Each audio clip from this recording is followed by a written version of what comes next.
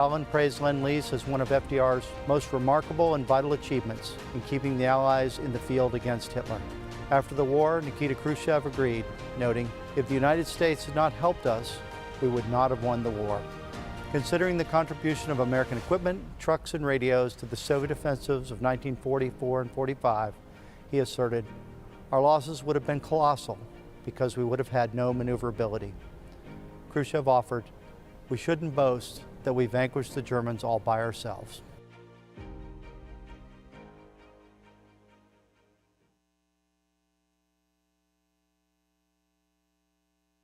The most surprising part, which ultimately led to my capstone project, was how the Second World War exacerbated the racial indifference in the United States. Once white Americans came home, they had phenomenal opportunities to return home to.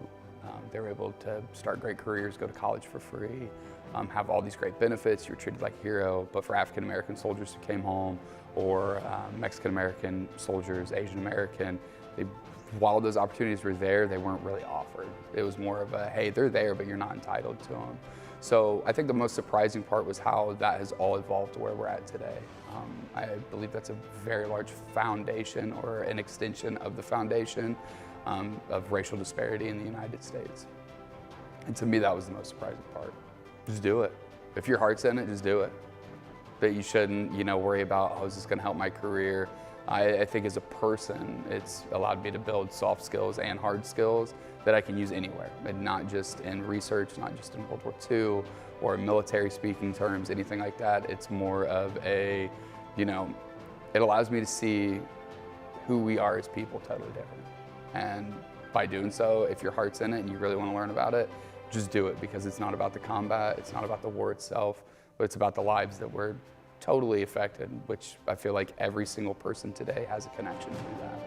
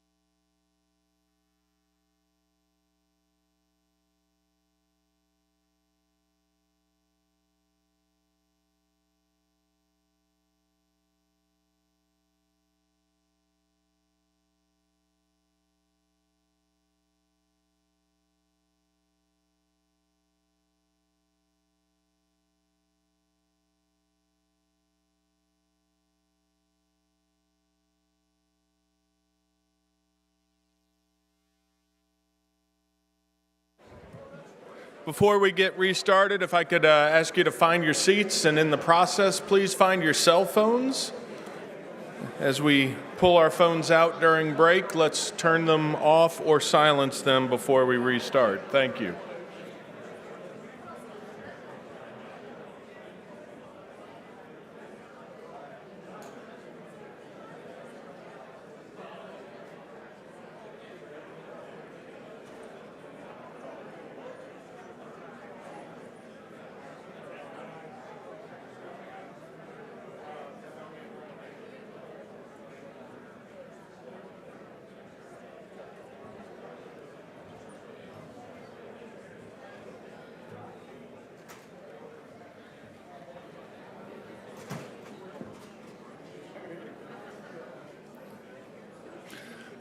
Welcome back.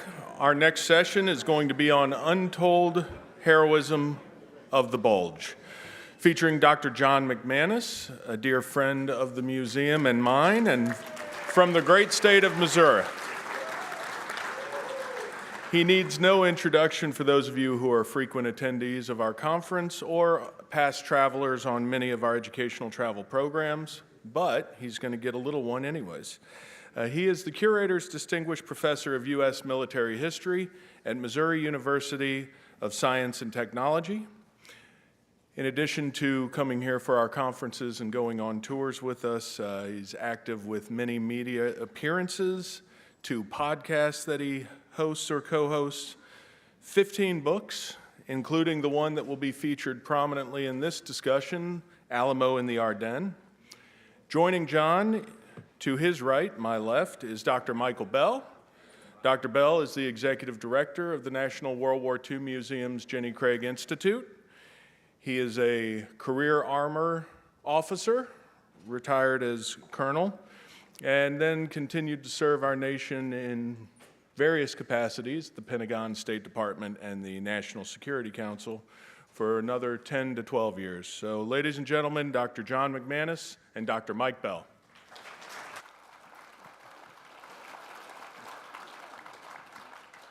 Hey, so thanks, Jeremy. We're going to dive into this period, 16 December to, right before Christmas, 1944.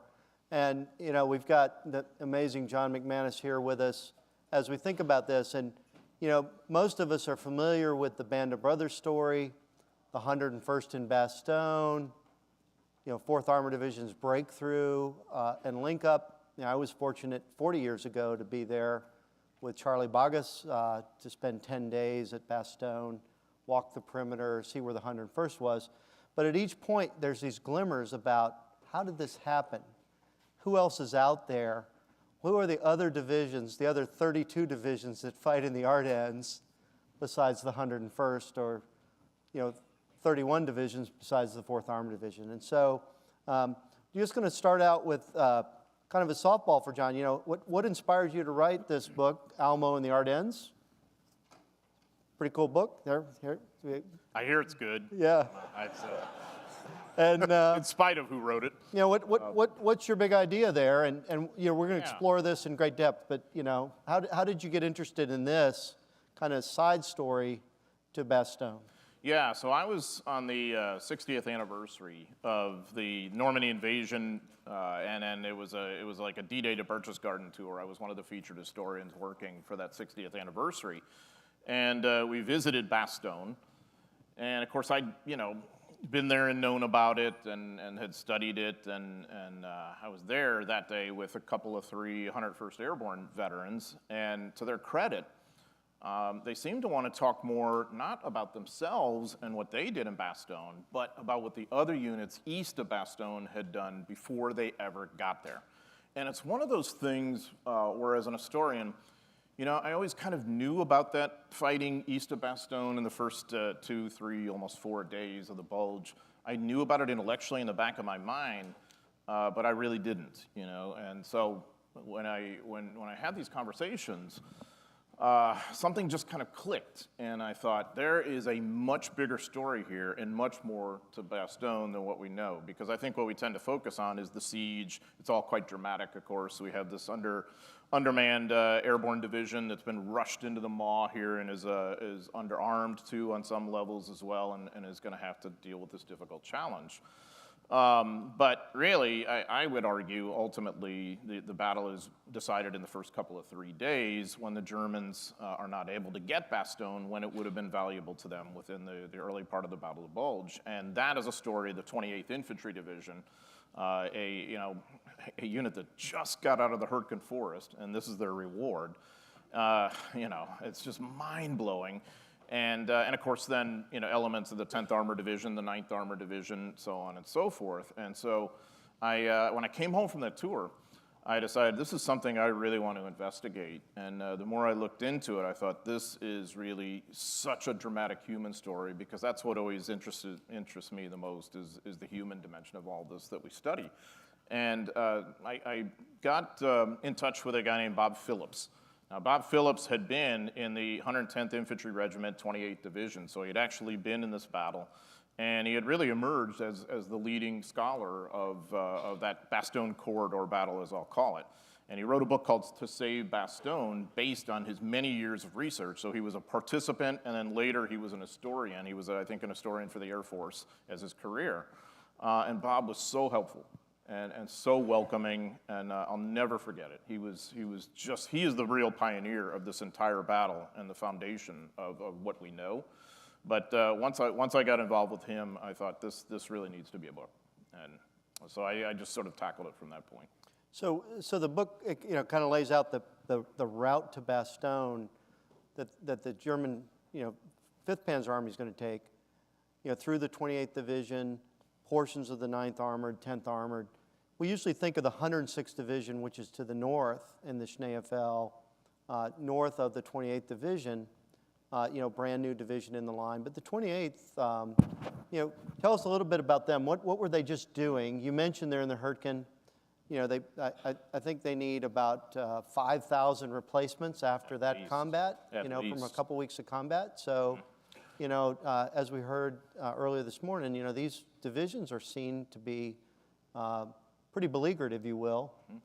So tell us a bit about them and what they're expecting in the line, and then how they're disposed, if you would. Yeah, so the 28th Division had a really tough go already in World War II. It starts as a Pennsylvania National Guard unit. Of course, Omar Bradley was the original commander of it and kind of whips it into shape, before being deployed overseas. They see their first combat in the Battle of Normandy. That's in July 1944, and that was a pretty tough go. They have a wonderful moment, which is really, on balance, their best moment in World War II, when they get to parade in Paris.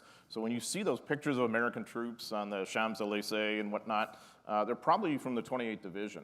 But the bad news was they were just passing through, and they weren't going to get to stay there, unlike the 4th ID, which got to stay a little bit longer and had a little bit better time. But the 28th ID then moves on to deal with the Siegfried Line. So they're fighting that battle circa September, portions of October 1944, and that is no easy go, let me tell you. So they've been degraded already in terms of their casualties. It started out as, like so many of these National Guard units do, they start out as a kind of state identity or whatever, and then eventually they're like any other unit in the sense of people being fed in as replacements, and they're from all over. So the 28th then, of course, famously is thrown into the Hurtgen Forest in November 1944, and they suffer something on the order of about 6,100 casualties to gain nothing. Think about what that does to a unit. And of course, we know among those casualties, most of them are happening in the rifle companies, in the weapons companies, at the point of the spear, that 5,000 to 7,000 who are doing most of the real fighting for the division. So it had been absolutely decimated. Its command at the junior level really destroyed. It has an interesting division commander whom you all know, I'm sure, Norman Dutch Coda from D-Day fame, who had been the assistant division commander of the 29th Division on D-Day and eventually does well enough to get his own command, and so he's the division commander. So he has been sent to the Ardennes sector east of Bastogne, which is supposed to be quiet. Famous last intentions, right? And so this is, I would argue, a byproduct of the reality we're facing. I think one of the great myths of World War II is that we win because we just have so much more people and stuff, and it was just going to be inevitable in that sense. We were actually running out of combat manpower at this point. And so there's a crisis point, and the 28th is sent in there to a sector that's much too large for it to hold. At Bradley's level, he's had to take what he calls a calculated risk, where he's going to let the terrain do some of the defending for him because he doesn't have enough people, because we've got these other ongoing operations too happening all along the front. What that means for the 28th as a division is it's covering a sector designed really for 2 divisions instead of 1. And what it means is that in the run-up to the bulge, we are under strength in our platoons and our rifle companies, probably by a factor of 30 to 40%. And so it's a bit of a race against time to feed new people in there. It's a bad situation. And I think in making it more challenging for General Cota, he has to keep one of his regiments in reserve or the Corps. So he's now covering what would have been 2 divisions with 2/3 of a division. You know, and while you're trying to reintegrate folks. And real quick, let's kind of give them a sense of the regimental commanders, because there is another key figure from D-Day that's in a regiment that you wouldn't associate necessarily with a Pennsylvania Guard unit. And then a bit about Colonel Fuller. Yeah, so the commander of the 109th Infantry Regiment, which is one of the 3 regiments in the division, is none other than James Earl Rudder of Pointe-du-Hoc fame, who had commanded the Rangers to take Pointe-du-Hoc. Obviously, you know, a famous Texan and infantry officer who has led them extremely well. Well, he has ultimately then gotten a promotion, and he is in command of this infantry regiment. This is sort of Hurtgen-ish after, and so his unit is on the southern side of the 28th Division sector.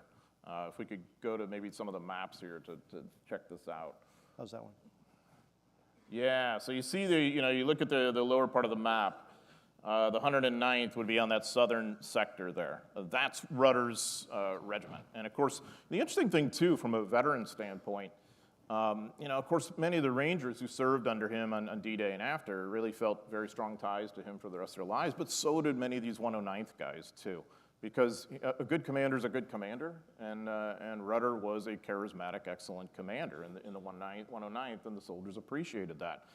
Just to his north, right in the central part of the 28th Division sector, is the ultimate bad luck bird of this entire story, is the commander of the 110th Infantry Regiment, Hurley Fuller, who was just taken over shortly before this. So he's post-Hurtgen. And I don't know if we can do the laser pointer, but so he's got glasses on. You see the defendant standing there with his, very properly at sort of parade rest, I guess. The guy who's glowering at him with glasses on, right in the central part, so he's the 3rd from left, is Colonel Hurley Fuller, who's about 50 years old in 1944.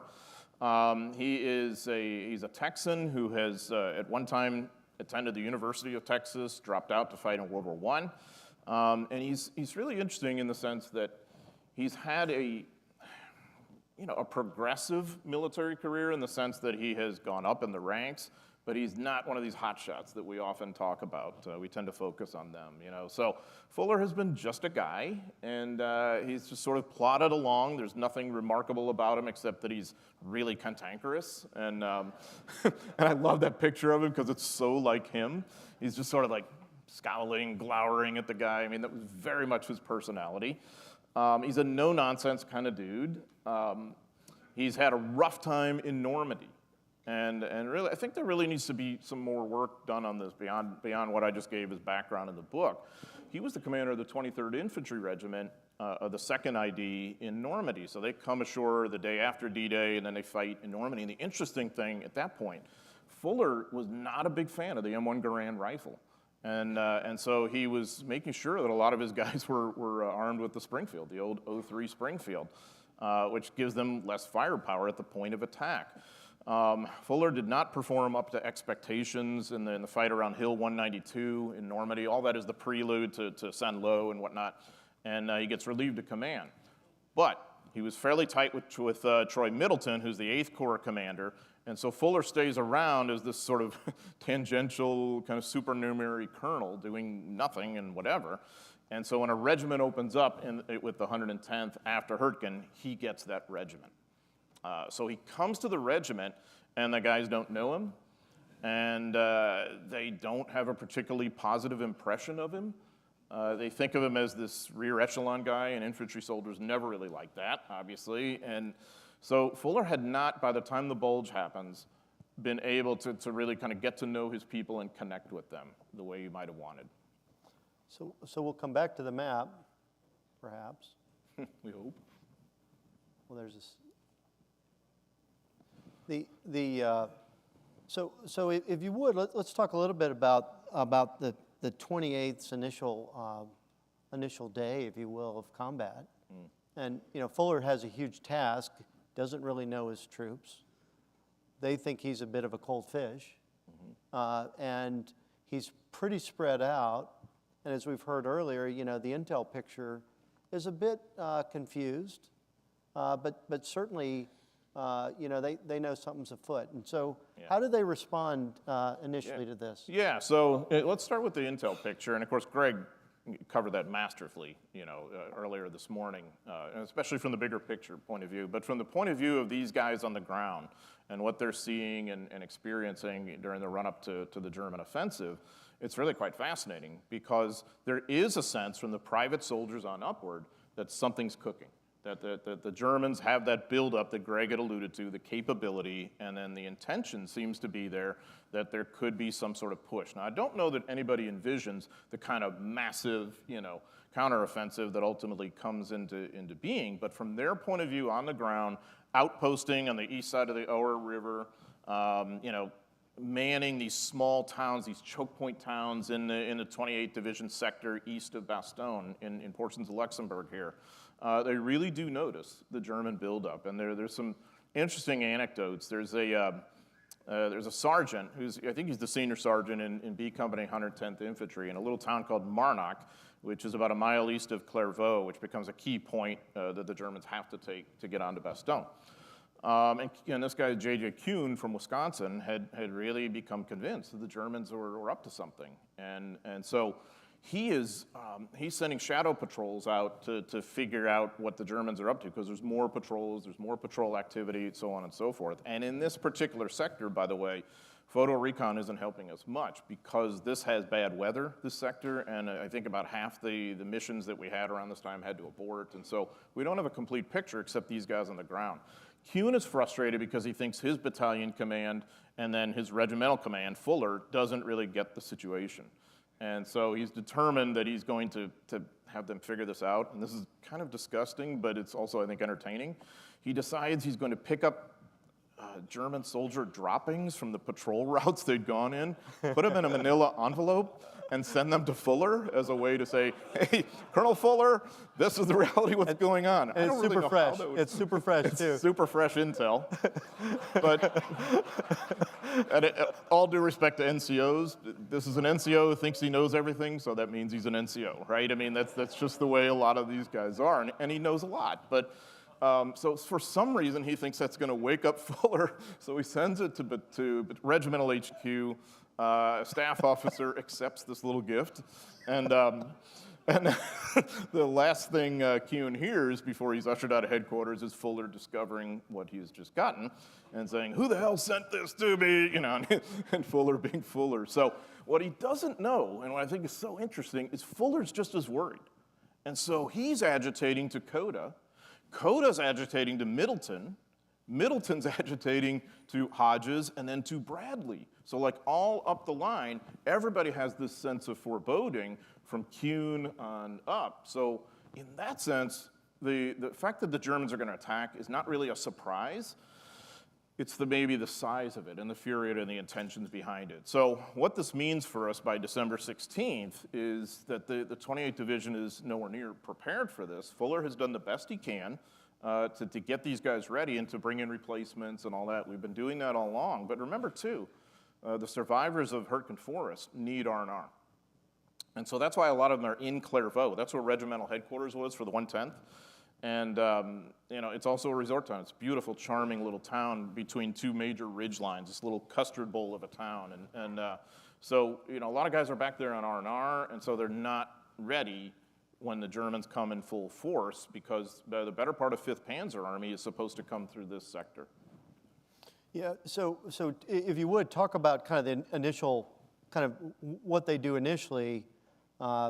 you know, there's a sense like with the 106 is they're rapidly surrounded by these Volksgrenadier divisions, and then after a couple days they'll surrender. And I think you see a different story as you come south to the 28th. And then, you know, and then maybe add, you know, how are they helped by Corps with engineers, which are super famous in the Bulge. But maybe a little bit about what combat's like for these folks on the first day and a half, and how we can sense that. Yeah, so the general pattern is that the rifle companies are parceled out on the main towns, the choke point towns that you see there. And so what we've got defensive positions outside of the town on any approach, and of course we've got roadblocks too, and you know, you're talking about very constricted roads. And once they go into the town, that really does tend to choke point it. So you'd have like the company HQ in the town, and then you'd have fallback building positions where a lot of these guys would be sleeping at night while maybe, you know, 20% of our manpower is out there on outpost or, you know, something like that. So this has been the pattern. We've had patrols out too, including patrols the night of December 15th that are picking up the German presence, but don't know really what to make of it. And of course, it's really roundabout right before dawn that the fury and violence of the offensive happens. So, and if I could jump in too, if you know, we had already, John described it, they're over this extended front, and so you don't have the ability to have a continuous defense. And so the decision realistically is made, you know, we're going to defend these key intersections with strong points, and then we just, you could patrol in between, or, you know, and so certainly the German Volksgrenadiers are able to come through these, you know, the gaps between these company strong points in this piece. But you can kind of see, you know, on one level you kind of go, why did they just defend like that? Well, you know, it's a pretty logical piece as how they set that up. yeah, and of course also what's defending the gaps too is our artillery. That the artillery can kind of make up that gap somewhat if you don't have the infantry manpower to cover, which we clearly don't. That the artillery can perhaps restrict German movement or whatever, and certainly they're going to leave a bite on those Volksgrenadier units that are filling those gaps. And so the idea is we're going to hold them off if they ever do come that way, whether the artillery filling the gaps and screen patrols, but also these towns are tough nuts to crack. You know, at the choke point there, because of the prepared positions, because of the buildings, because of the road net tending to narrow and constrict in there, which makes it difficult for enemy vehicles and even troops to move through. So the idea is you're gonna buy time. And so this is precisely what the 28th Division does, especially the 110th, which is really in the vortex of this whole thing. The 110th is one regiment. I mean, I don't want to give incorrect numbers, but I'm talking about, you know, anywhere from 5 to 8 to 1 on the other side at this point, because you're right at the point of advance. If you look at the map there, you've got to get to Clairvaux, and you got to get to Clairvaux to get to Bastogne. What is the purpose and value of Bastogne? It is all those roads that converge on it, which you can use as a pivot point to go north, a resupply point, a communications point, on and on it goes. And the argument I make is Bastogne is extremely valuable to the Germans within the first 48 hours. And Manteuffel, the 5th Panzer Army commander, understands this. But the longer time goes on, the less value it has, because speed is everything for the Germans. So if you can cost them time, you can cost them success. And so the 110th, especially the 28th Division writ large, is going to cost them time through these little fights that happen in and around the various towns. One example I'd give is at a place called, we call it Weiler on site, they often call it Weiler. This is where I Company 110th Infantry is, and it's the pattern I described, but you have one squad out there on outpost under a 19-year-old sergeant named Bill Meller. They don't know what is happening, they just know they have to dig in and fight the best they possibly can. And Meller is losing people one by one, but he's running this squad-level fight, and it may not seem like much, but he and his guys hold out really for the entirety, almost, of December 16th. That's a very big deal, because it's a position the Germans should have had within an hour or so, and those hours matter greatly. So Meller and his survivors ultimately get captured, but you can imagine just what a traumatic fight that was for him and his people, and that's a microcosm. So, and then there's a combat command, armor combat command that's committed as well in this initial piece. Typically forgotten, and maybe you can talk about why we just don't know their story at all. Yeah, so, we know the larger pattern in the Battle of the Bulge from Eisenhower on down, of course, is to react to this to get the reinforcements there, and obviously that takes some time. So we're seeing that in the 28th Division sector. We're trying to cost them time. All these various rifle companies are doing precisely that. In the meantime, Middleton, running at corps level, is having to grab anything he can get to go in there and help the 28th. And, Coda's screaming for reinforcements, as you might imagine. His headquarters is at Wiltz, which is, about 10 miles behind the major front lines there. And, Middleton ultimately is going to be in, in or near Bastogne and whatnot. But so he's laying hands on any kind of mobile formation we can get to affect the situation here. And the first major armor, now you've got the 707th Tank Battalion that's in play for the 28th Division. Fuller's going to use them in an initial counterattack on December 17th, and you can imagine what that's going to be because you're running up against a lot of the 2nd Panzer Division, and so you're just throwing these guys to the wolves. But Combat Command R, or Reserve of the 9th Armor Division, is the closest in the neighborhood, and so they are going to be sent in to defend a absolutely vital crossroads at a place called Antwerp. And what it struck me in studying that fight was just how similar that dusty, little forlorn, almost nothing crossroads, how similar it was to Chancellorsville. Chancellorsville was just a nothing place with an inn, but it becomes this sort of pivot point for the armies in 1863 fighting this major battle there. Well, this isn't quite as protracted a battle, but Antwerp is an absolute vital crossroads the Germans must have to get to Bastogne. If they don't have it, it's going to cost them more time. CCR is sent in there, I'm not, without being too dramatic, they're sent in there to fight to extinction, to buy maybe 12 hours for other units to get to the Bastogne area, most famously the 101st, but also other armor from Combat Command B, 10th Armored, who are a little bit luckier than CCR. CCR is absolutely decimated. They lose most of their tanks. They lose many of their people. Some of the survivors gravitate westward and hook up with those other units.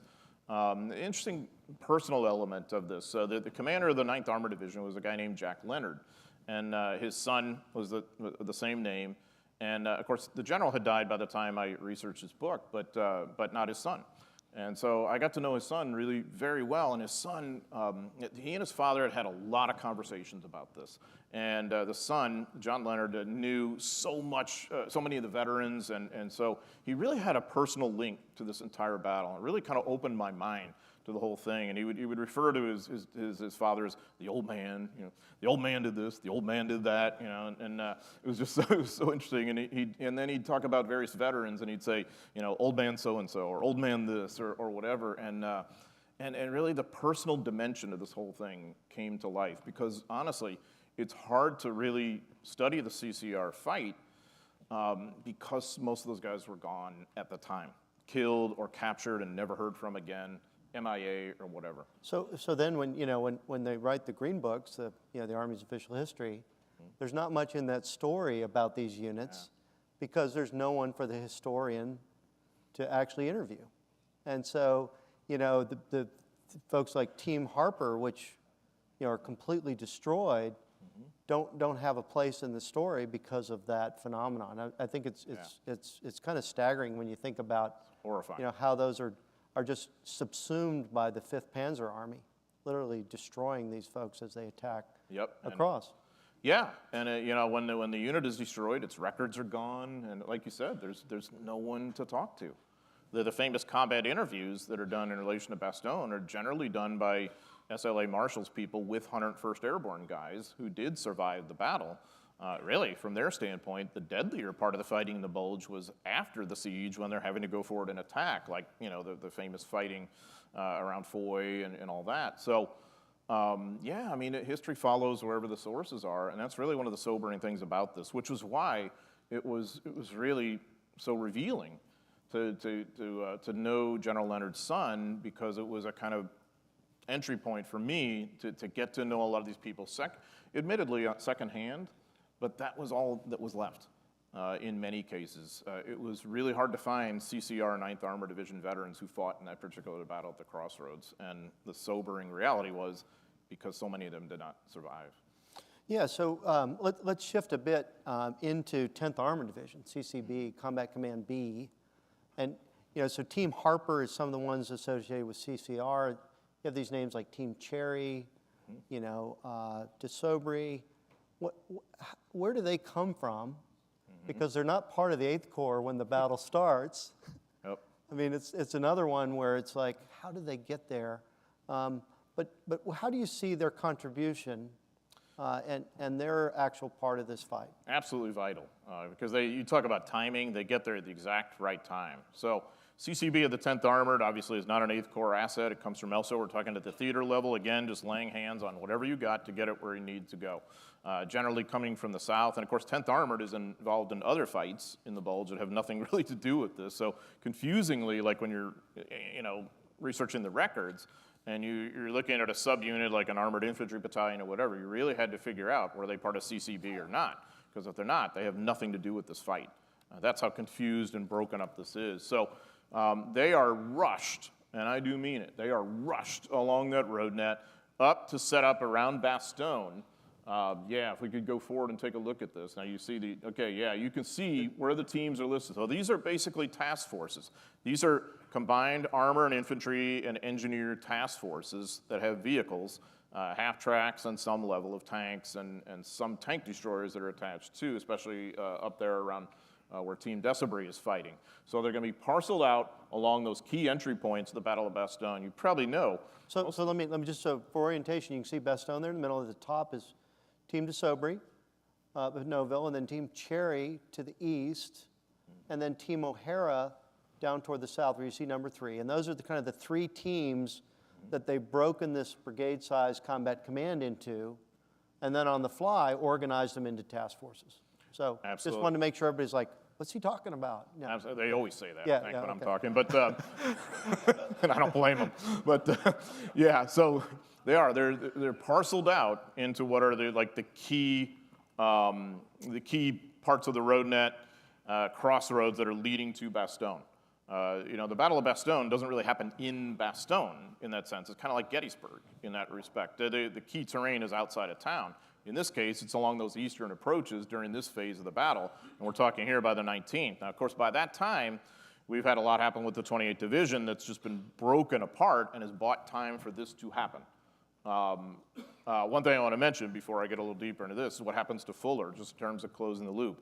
Yeah.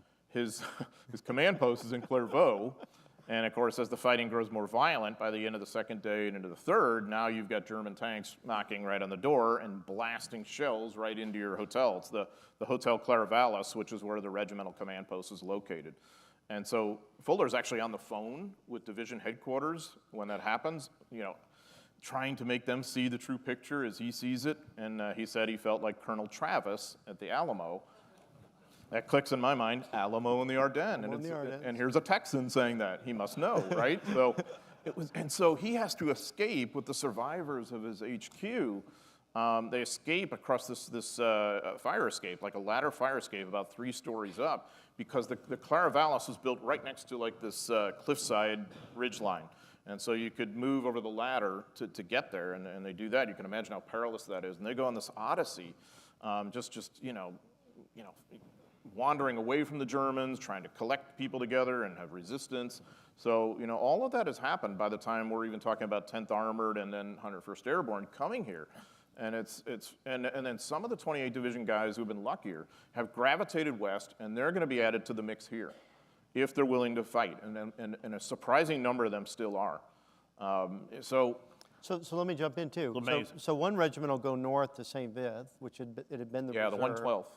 Some of them will gravitate to Bastogne. Others, will kind of go south and west. So Colonel Fuller is going to be captured. The German will hit him over the head. And tell us about his story, and then the confusion about who the real regimental commander is. Oh yeah. So this is the other thing, and it's a byproduct of Hurricane Forest. So. The previous commander had been a guy named Strickler, who was very, very highly thought of and was a very, very courageous infantry officer. He'd been badly wounded in the Hurricane Forest, so Hurley Fuller had taken over for him, but he figured, I've done nothing wrong. I had to come back and take over my regiment. So technically, he's the XO, but Fuller has this kind of shadow commander in a way. they're kind of frenemies in a way. They get along okay, but there's never really deep bond of trust there. And so Strickler is kind of doing his thing too, because he's been ejected from the headquarters and all this, and he's with his own group wandering around and getting under tension. And Fuller has his own group as well, and Fuller's not as lucky. He ends up getting captured, clocked by the Germans and all this, and so he's a POW the rest of the war. And ultimately, I think, is liberated by the Soviets on some level. He never liked the Soviets the rest of his life. Fuller did survive to write about his experiences, and I think pretty well, fortunately. And it's really an insight into the trauma he faced. I think for all of his warts, he did the very best he could in a really bad situation. And the tragedy of the 110th is they never got the recognition they deserve from the Army because of the lack of understanding at the historian level, from SLA Marshall and then above, about what had really happened. They had a sense it was like the 106 Division, where these guys just surrendered and that was it, and bummer, you're there and whatever. No, what had actually happened is the 110th fought basically to extinction to buy time for all this. So we don't have a siege of Bastogne. We don't have those legendary events without them doing their thing. We just don't. Yeah, you have some on that, and if you think of the regiment has about 3,200 soldiers in the battle. They're going to lose nearly 2,800 of those. Yeah. They killed, wounded, missing. I mean, Yep. And so there is nobody. There's no regimental headquarters. Of course, even the Germans are confused. Who's the real regimental commander? Definitely. Yep. It really, but it's an interesting aside for historians where what is else going on that you don't have records for? What is it that we've missed because of this, phenomenon on the battlefield in this case? Heck of a lot. So it's a pretty incredible one.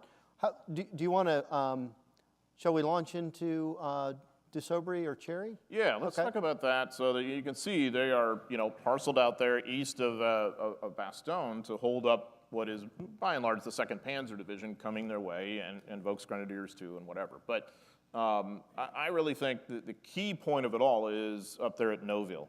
Now, that's about a mile north of Bastogne.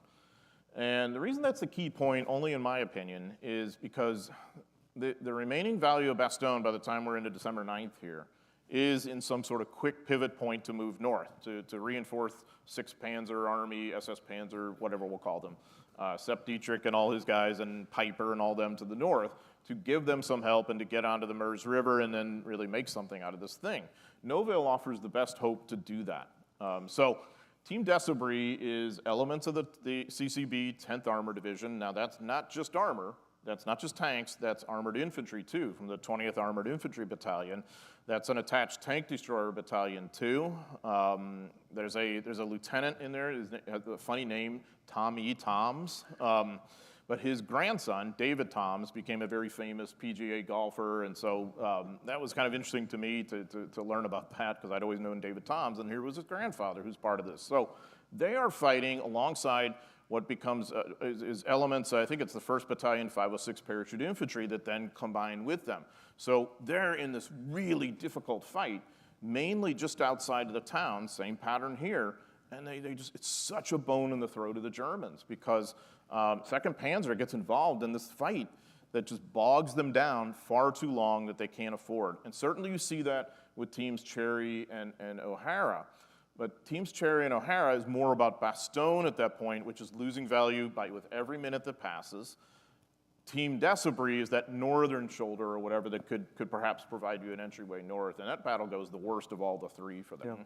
In some cases, confusingly, joining the fight or becoming part of the battlefield. But you can see the timing of this, literally by hours, hours of difference really would have changed the course of this battle. Absolutely. Hours are so vital here. And so by the time this has happened, by the time we're at the end of the day on December 19th and getting into the 20th, in that sense, the Germans have already lost in terms of Bastogne is anything valuable to them, I would argue. Now, it doesn't mean there isn't still very heavy fighting and that we don't respect the siege and the courage of all those who are penned now into Bastogne, but it's a different kind of fight.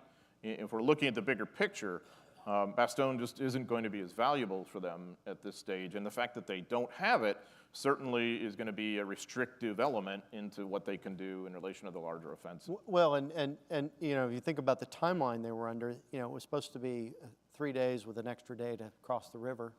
You know, we were already at day 4. Yeah. You launched the attack with 3 days of fuel and 3 days of ammunition. Okay, you know, so now you already have an overextended German logistics system, you know, trying to, you know, make up for this. And, you know, and then the other side, though, is these are essentially battalion-sized units defending against a division attack. Absolutely. Which, you know, to your point about, you know, 8 to 1 or whatever against you, it's a pretty sporty battlefield for these folks. And It is. you know, so that sometimes we just think, you know, you see the German newsreels where the German troopers are kind of going by this American equipment that's burning. You know, what equipment are we talking about? Well, some of this. And it, you know, you get an impression that either they didn't fight, courageously or hold on. And in many cases, you know, even the Germans believe this is an American counterattack, or, you know, they see it as a much larger force than it actually is. Yeah, I mean, they're surprised at the level of resistance and violence they get from what they thought were just scratch forces, and they kind of are. But yeah, I mean, you're exactly right, Mike. I mean, battalion-level forces fighting, you know, division size, or at least regimental size, or battalion plus size formations, wherever we happen to be talking about here. This is a really difficult battle, and I think nowhere more than Noville, which you end up with this 2-day fight, and the Americans ultimately lose the town. But by the time they do, the Germans have been so badly damaged that it's a bit of a Pyrrhic victory for them. And eventually, of course, the Americans are going to come back later during the Battle of the Bulge. There's I think a really interesting element of the whole Noville fight is one of the guys I interviewed was a guy named Jack Pryor, and he was the surgeon in the 20th Armored Infantry Battalion. And I think it really got a window into the reality of the fighting there from his point of view. He's collecting wounded in this tiny little bar area, and then they have a headquarters in a schoolhouse where some of the wounded are going, and you know, he's really worried because he's got too many wounded people near the window that leads into this bar, and he's worried about the glass shattering and getting on the wounded, and that happens, and it's just one crisis point after another of wounded men piling up, and ultimately he's got to figure out, how am I going to evacuate them? So you kind of see the fight evolve. Initially trying to pick out where you're going to deal with wounded, and it's all very normal and clean, and then just this absolute mess that you've got probably 4 or 5 times as many people in there as you should. And, you know, the sanitary conditions and how Pryor himself is going to get out of there is a window into how this fight develops over the course of about 24 plus hours. He and some of the others do, you know, get out, but not everybody did. Well, and then as you cover in your book, you know, a number of the folks who do get out are evacuated into Bastogne, and they're now in the, you know, the little field hospital there. What happens to the field hospital that was the 101st Field Hospital? Yeah, so this is the northern part. I mean, it's just one of those things that happens in war. They end up, the better part of all the medical assets, the field hospital, the airborne medical company, and the 101st Airborne, runs into a German column and is captured for the most part. So I think that adds to the medical dimension in Bastogne to make it much more difficult. And this affects Desabry too. This young commander, he's 26 years old. Imagine yourself. He's an alumnus of Georgetown, and he's gotten badly wounded during this fight. He's had half his face torn away. He's in wounds elsewhere, and he is part of this whole medical mix. And he hears, you know, the German voices and all that. I mean, fortunately, he does survive the war, and he becomes a general ultimately. But it's really just an absolutely chaotic situation. So by the time we have the siege, the 101st Airborne Division, the remnants of CCB 10th Armored, and all the others who are in there don't have anywhere near enough medical supplies and support. Ammo's a big enough problem. Socks are a problem, of course, other kinds of winter gear. But I would argue the medical side is as acute as anything for a few days. Yeah, I thought that was an interesting dimension because you usually don't think of that. And you know, suddenly, whether it's the breakthrough or the relief by airdrop or gliders suddenly become crucial when you realize that, you know, that there is no evacuation. There is no, there's no divisional capability left you know, because you think, well, they're going to treat them at their level, and that's gone. They've been captured. You know, de Sorbry wakes up and thinks he's in the 101st, you know, little hospital, and instead he's a POW. Yeah. And, you know, a lot of life-changing moments in those couple days of combat. But Yeah, absolute life-changing, incredibly traumatic. And the weather hasn't even gotten all that bad yet. I mean, that's the other part of this too. I mean, the weather's about to get much worse, much colder. During that initial 4 days in this part of the Ardennes, it really wasn't that terrible. It's not good, but you know, almost anybody who fought there was deeply affected by it. And this was a book that, you know, certainly it was a deep dive into the records and all that, and on-site research and all that, but especially the veterans themselves were a big part of the identity of this book. And there was nobody who I could tell wasn't really affected quite profoundly by being involved in this on some level. It was really very, very moving. so a little bit, you know, the 101st will get a unit citation for Bastogne. Why do you know, maybe comment a little bit, why do we only think of the 101st as opposed to some of the others? Because even General McAuliffe is going to say, you know, give credit to these other units, but that kind of then seems like a footnote that trails off. What's your sense of that? Yeah, and I think it's so unfortunate. And, you know, and to the credit of the 101st veterans, they're the ones who woke me up to this, you know, so they were beating this drum, not trying to take all the credit for themselves. I mean, that's what they were like, you know, they wanted to give credit to the other units. They saw these guys. They saw the guys from the 28th Division who were retreating and had come into their lines and had really been through hell, and I think that made an impression on them too. I think it's maybe just an easier and tidier story, and it's kind of a dramatic story of an airborne division besieged, and of course, the 101st Airborne is the 101st Airborne anyway. It's just plain fascinating, isn't it? Here we are at the seat of the Band of Brothers, right? But and of course, for the upcoming Army-Navy game, you know, predictably, the Army's going to wear uniforms of tribute to the 101st Airborne at Bastogne. I think that's all great, but I wish that we'd have this sort of two elements of the same story, like two chapters of the same fascinating book, because I think the 28th Division, the CCR 9th Armored, CCB 10th Armored is all part of the same thing. They're partners of these guys, and I think it's almost as if we're starting at the end of the book rather than the beginning in a sense, and so I wish that maybe we'd revise that. Now the reason it goes in terms of the citation is, of course, Marshall and his historians did these remarkable interviews with the 101st Airborne survivors, the combat interviews, and you could definitely see how well the division had performed. There was no question about that. But as I said, he just didn't, he had a bit of a myopia. He didn't know what had happened for the 110th and the 28th Division sector. And you can't know everything. I mean, you're a combat historian trying to document all these small unit actions, and it's overwhelming, you know. So I mean, I guess that's maybe why, hopefully not obnoxiously, I bang this drum all these years later, is I think now as latter year historians, we can maybe have a little bit of the broader picture. And I really do think the 28th Division especially has to be a crucial part of this conversation. If we're just talking the siege, we're really not talking Bastogne on many levels. So just one segue on that too, because there's 7 engineer battalions thrown into here as well that usually don't have much notice either because they're not part of a division. So they don't have a 101st or even a 28th Division patch. You know, these are Corps and Army level ones, and give us a little sense about what the engineers do as well, because they're, you know, certainly heavily involved both here but on the North Shoulder. Any thought about the engineers and what their role is? Absolutely. So these are generally, you know, Corps and Army level assets, but like anything else, the commanders, you know, are just throwing them into the maw. So as an engineer, you're now in a situation in a lot of parts of the Bastogne corridor where you are going to have to fight as infantry, as like roadblock infantry. Now, you certainly have some weapons at your disposal that can enhance your mission, obviously mines and the ability to develop and build these roadblocks or fortifications that are very hasty or whatever. But in the end, that's pretty much what you're doing, is fighting it as infantry. So units like the 35th Engineer Combat Battalion and many, many others end up as this scratch infantry, again, to buy time. And many of them end up in Bastogne, and also artillery units too, wayward artillery units as well that are going to constrict in Bastogne as well. The engineers are absolutely vital in winning that time. It's especially like at the Coda level.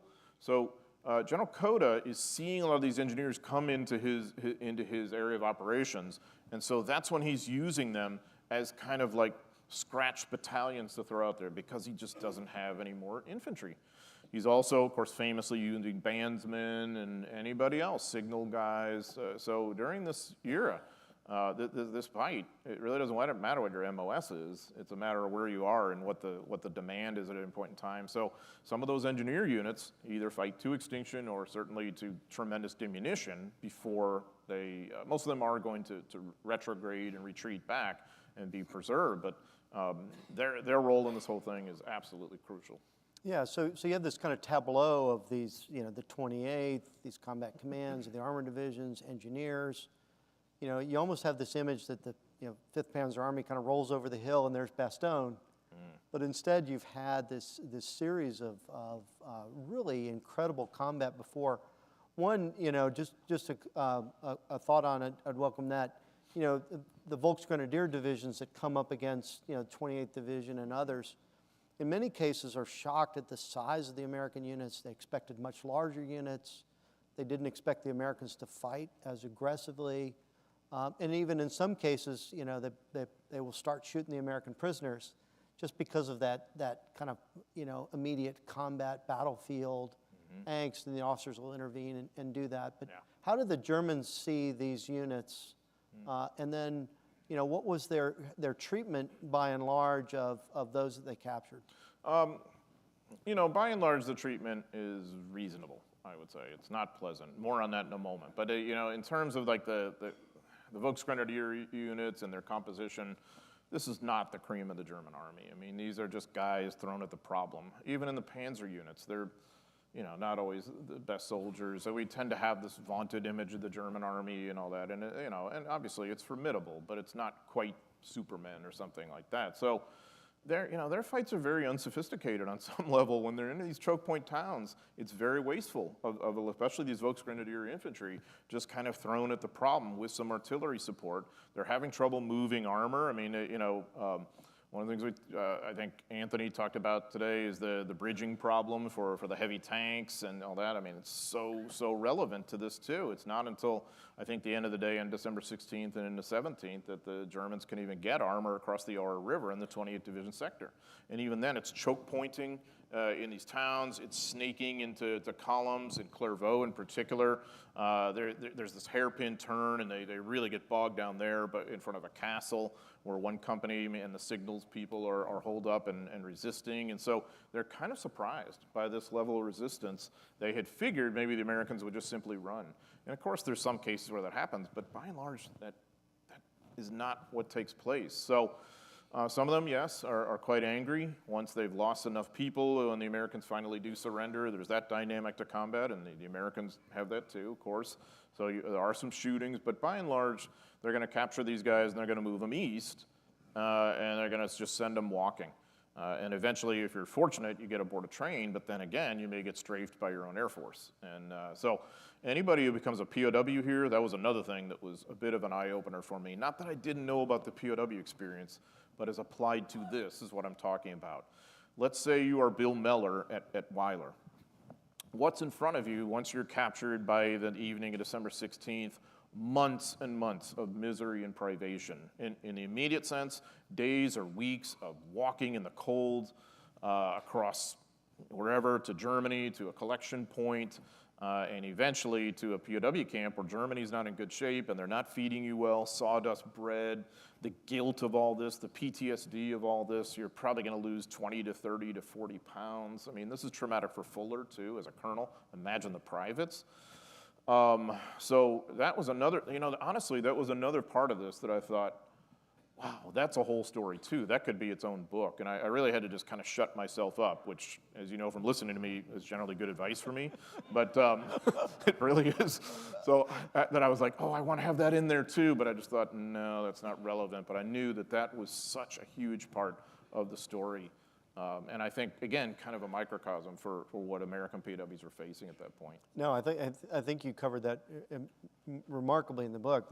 Here's this experience, and then, this transition is difficult. The transition from being a fighter into a prisoner, is an incredibly dangerous period. Yep. And even you have where, as they're captured, the Germans would take the Americans' boots. Yep. So, you know, now, okay, yes, you're walking for days. I kind of had the question in mind, you know, what are they wearing on their feet, you know, at this point? In some cases, that their boots have been taken, all their valuables, their watches, you know, a lot of them hit on the head like Fuller is. But, you know, this is a pretty grim reality as opposed to a kind of, you know, smooth transition, if you will. And a bit out of the blue, too, because as, you know, you heard Greg talking about, and Anthony before him, I mean, you know, we think the war's over in a sense. I mean, no one would expect this could happen. So if you're one of these guys here, you wouldn't think that you're going to be captured by this time next week. And, you know, it's difficult to come to terms with mentally. And so I think there's a tendency on the part of many of them, at least from what I observe, to kind of blame themselves. We did something wrong. This is a, you know, we surrendered. We didn't do our jobs, sort of thing. And I think that's so unfortunate because I think they did do their jobs the best you could possibly do. The order they were getting on and on and on and over and over and over again from December 16th onward, hold at all costs. And when you read that, it's easy to breeze over it, but if you actually strip it down and think about what it means, let's examine it. At all costs. So what does that mean? That means you and I are toast. That's the cost. We're going to stay here and we're going to fight it out and die, or we're going to be captured. Either way, it's a really bad outcome. And so these guys have had to be in the middle of that through really no fault of their own. And I really think they did the absolute best they possibly could. And what you detail is time and again, the commanders will recommend that they withdraw back. I can disengage, I can pull back. If I stay, I'm going to need ammunition, medical support. And so, no, you can't pull back, and no, you don't get medical support, reinforcements, ammunition. You know, so it's even more grim than hold at all costs because you think, okay, they're going to get the reinforcements. I'm going to get ammunition. And in each case, it's not available. Not available. We so can't get that to you. Your task is just to fight until you can't resist any further. And that's what Fuller kind of has to come to terms with by December 17th, by that evening, that this isn't just any normal German attack or something, that this is something much bigger that means, like you said, we're not getting any of the reinforcements to you. And he's convinced the higher-ups don't really know what's going on. They do, they just can't do anything about it. And that's really, I think, somewhat even worse. It's like, we know exactly what's going on, we can't help you, good luck. And when he comes to terms with that, that's why he makes that Colonel Travis comparison, and then he has to live that. Yeah, what I think is amazing is in this incredibly desperate situation, you find this tenacity and heroism at every turn. You know, that they still fight incredibly hard, even though the possibility of you know, a good outcome is clearly in their minds, not even in the cards. And that it's really a testament to the American fighting man in this case. Yeah, it really is. It's amazing. Big part of what drew me to it. Yeah, we used to hear many years ago that, and I think quite erroneously, whenever the Germans and Americans fought on anything like equal terms, the Germans always won. I'm still searching for where that really was, because you look at this situation, those are not equal terms. The Americans did extremely well, and they cost the Germans in the larger strategic balance of this thing. And so it mattered on that larger level, not just a sort of, gee whiz, these guys are brave. No, it really does have an impact on why the Battle of the Bulge turns out the way it does. Now, granted, it's always a tough go for the Germans to get what they want out of the Battle of the Bulge. It's not a good concept, and they're probably going to lose. But at the same time, it's easy for us to say that here, and it's another thing to live it and to make that happen are two radically different things. These guys are the ones who actually made that happen by, quote, holding at all costs or whatever else. Thank you, gentlemen. Round of applause for John McManus and Michael Bell.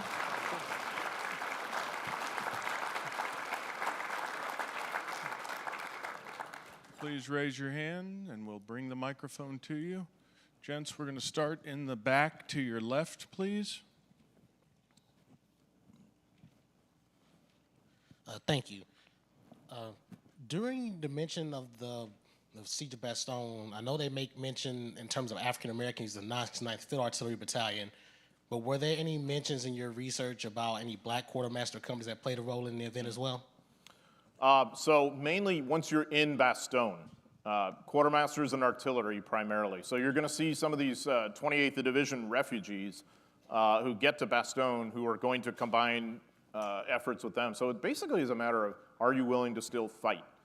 And I think that's true for everybody once they're collected there. So this is a diverse fight, not at the very beginning where 28th Division is pretty much all white. It's at the later stages by Bastogne where you have African American units involved there that are having interaction with the 28th Division and with the armored units too that have collected in the town and are gonna be part of that siege. Yeah. We're going to go towards the front to your right, gentlemen.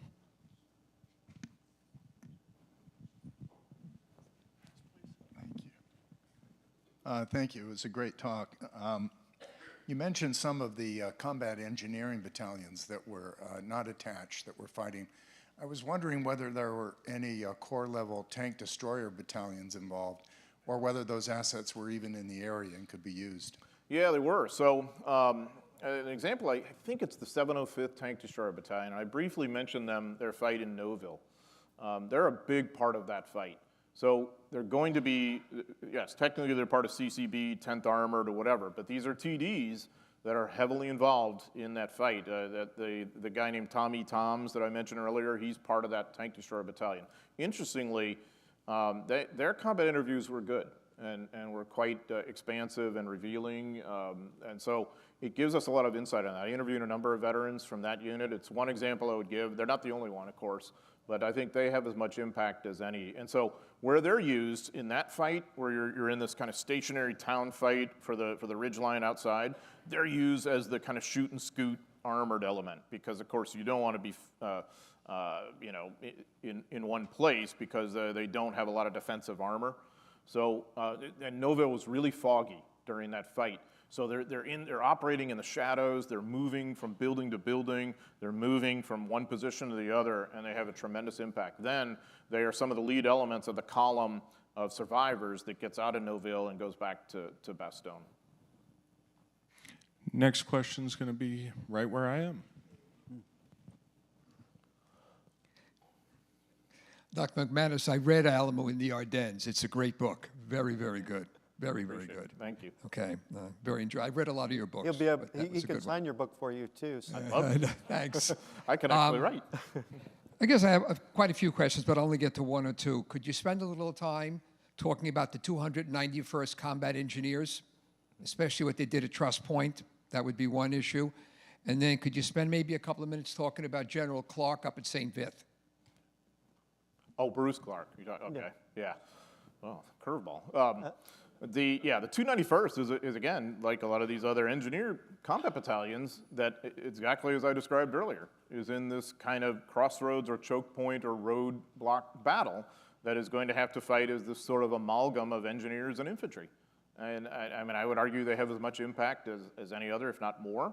They're going to employ mines. They're going to fight, though, as infantry is what it comes down to. I mean, the level of commitment and valor, I mean, honestly, these guys on the cover, these are engineers. So the 291st, similar to the 35th or others, absolutely. So Bruce Clark, that's a different animal in terms of the fighting. That's the Northern Shoulder fighting, and of course, my friend Greg Fontenot knows far more about Bruce Clark than I do, and he knew him personally from his own explorations many years ago. But Clark is basically one of the combat command leaders in the 7th Armored Division, who's going to fight near St. Vith and in the Northern Shoulder, fight alongside Matthew Ridgway's 18th Airborne Corps, be part of it. And of course, the game there is as he sees it, to have a mobile defense. And so he will criticize Ridgway much later in life for wanting to hold on to ground too tenaciously and losing valuable armored assets.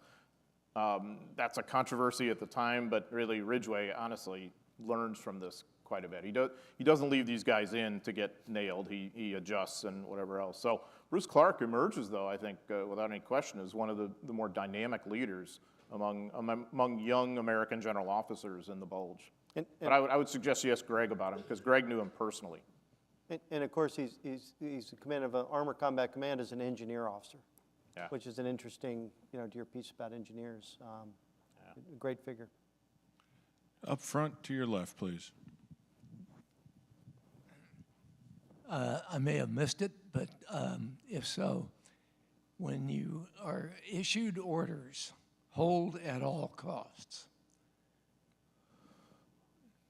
was there any kind of coordination between the holding at all costs of the infantry and how about the people who have, in other circumstances, called in artillery on themselves?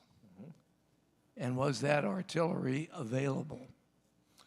The artillery is initially available because it's in fixed positions where the 28th Division was, and of course it's designed to cover those gaps between the towns and whatever else. But of course, as the situation got more chaotic, units are retreating and all that, artillery then becomes less and less available. In many cases, they're trying to get out of there. There's a famous instance of the 687th Field Artillery Battalion that ends up in this cafe and crossroads fight against large German forces. So they're affected just as much as anybody.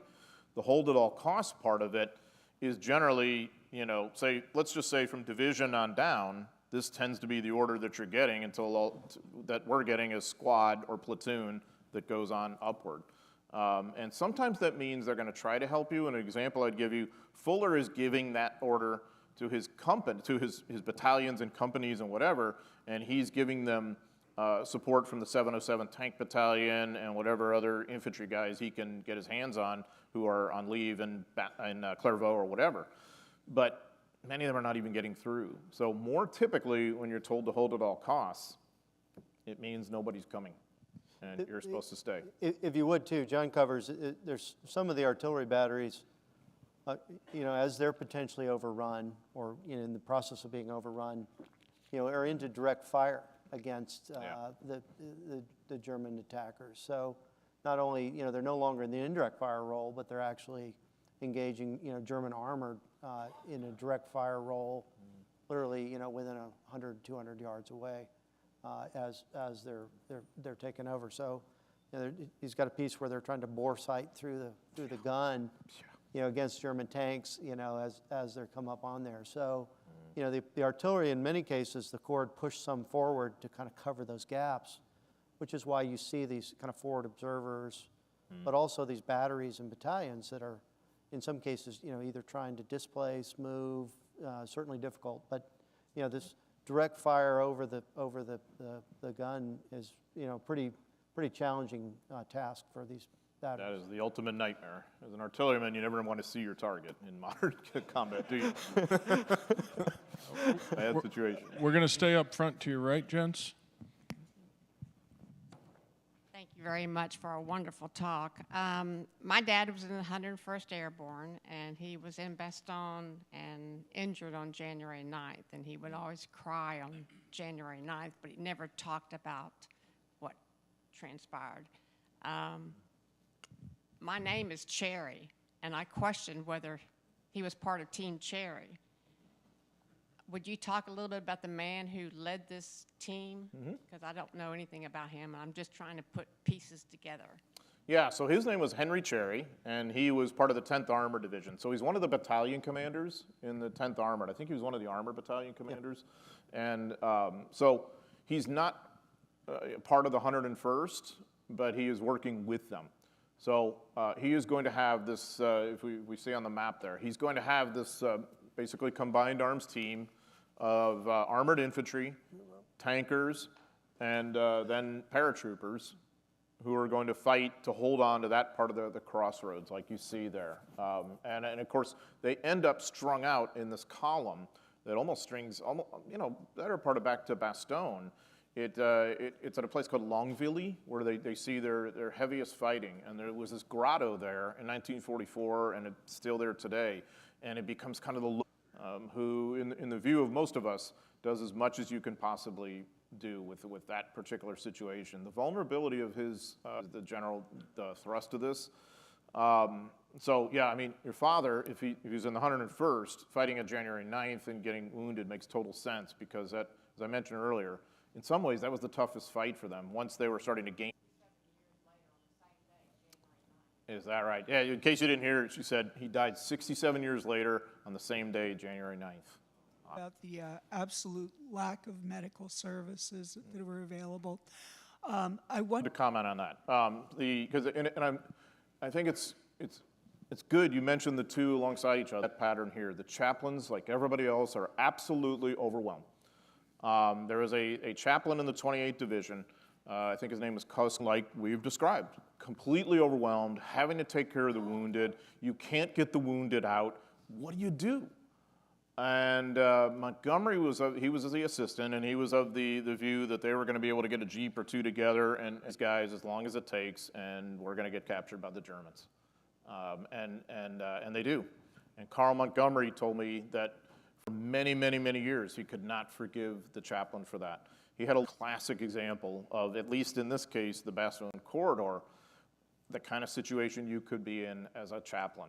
It was incredibly tragic, and to make that call, very difficult. We'll stay in the back with Connie.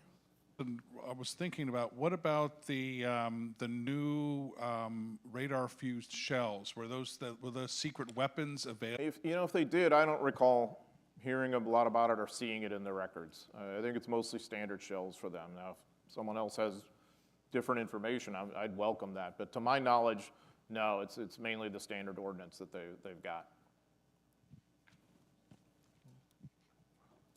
We're going to go in the front to your left, gents.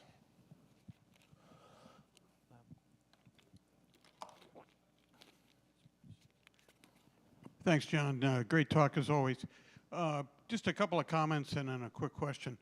So one of the things I found on YouTube recently is the Army produced some films in the mid-'60s that are absolutely superb. One is on the Battle of St. Vith, narrated by Robert Taylor with accounts with Manteuffel and Clark and Will Rogers Jr. That's just amazing.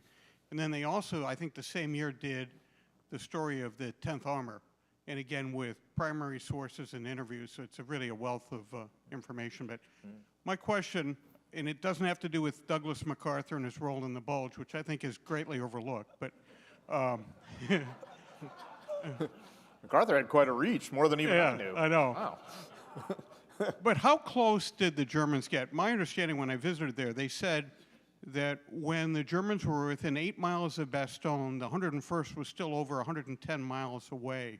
What did your research show? I mean, I didn't really look at it that distance level, but if that's true, the 110 miles is going to be making up within a few hours or so, because the 101st is able to get to Bastogne more or less unmolested by the Germans. So they're on vehicles. The Germans, in some ways, at that point in the fight, being 8 miles away is almost like being 80 miles away, because they're immobilized to some extent in these kind of choke point town fights, which at that point, Clairvaux is sort of the central part of it, the whole thing with Fuller that I mentioned. And even when Fuller's headquarters goes down at the Clairvaux, the castle holds out for another day.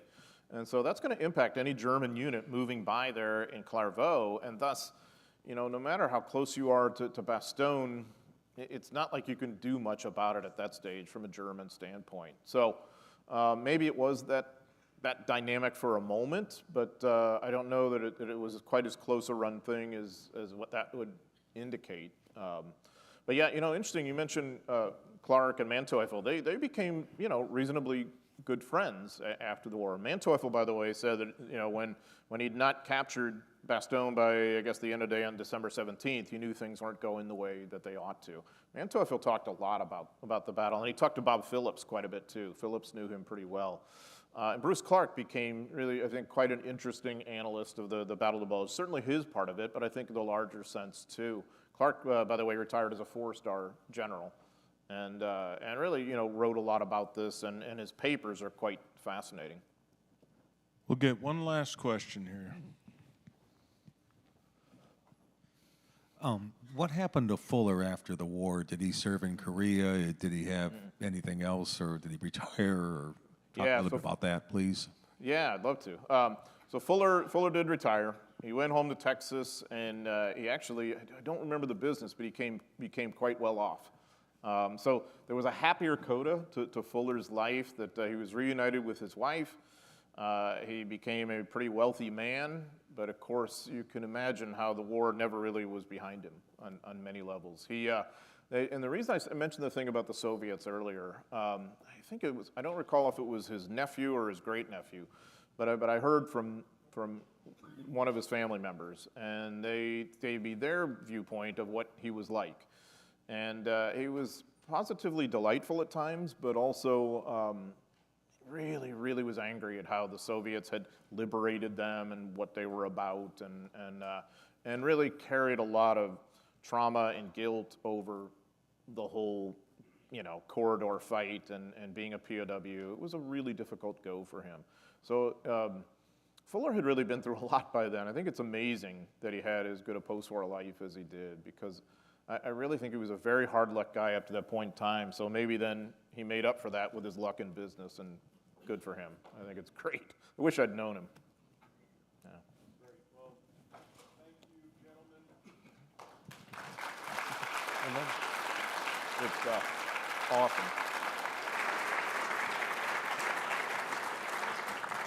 This now brings us to book signing, but also lunch break. We'll get John out to the retail station where you can overexhaust his wrist. And we will be back at 1:15 for our next session of the day.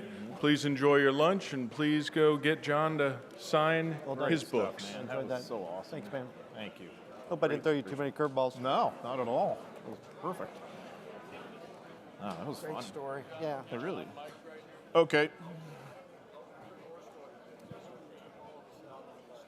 I owe you a Oh, mic. did he really? Thank-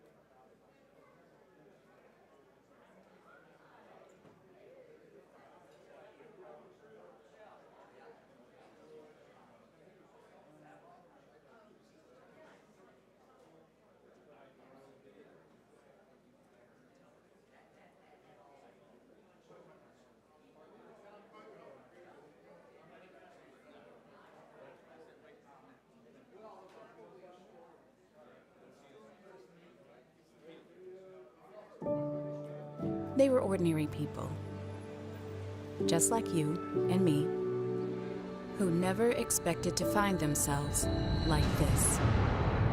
But they found courage. They found grit, grace. They found strength in each other. And in their stories, we find strength within. The National World War II Museum. Find the extraordinary inside. I shall return. That was the promise General Douglas MacArthur made to his men and to the public after he was ordered to leave the Philippines in March 1942. In October 1944, that promise became a reality when MacArthur made his dramatic return to the islands. This is World War II in 2.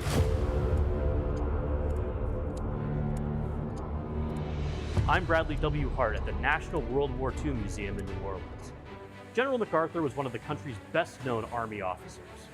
He was in charge when the Japanese attacked the Philippines, first by air and then by land in December 1941, after the attack on Pearl Harbor.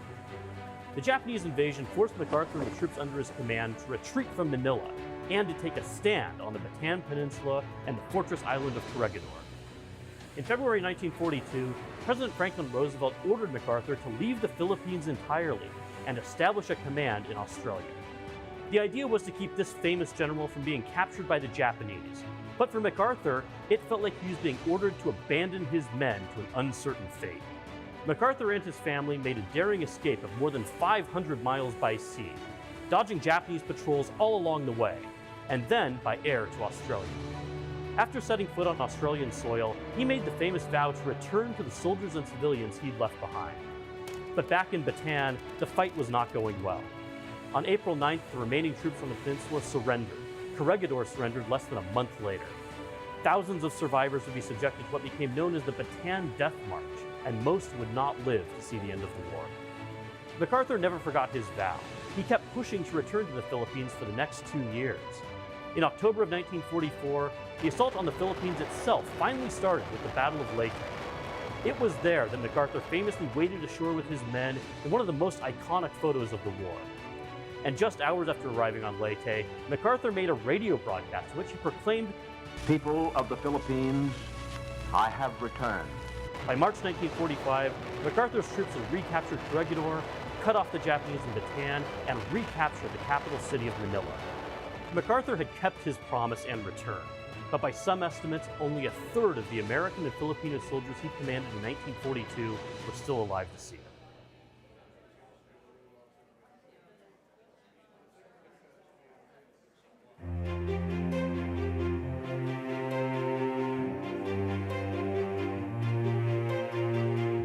I first participated in the conference in 2006, which was the first of the conferences.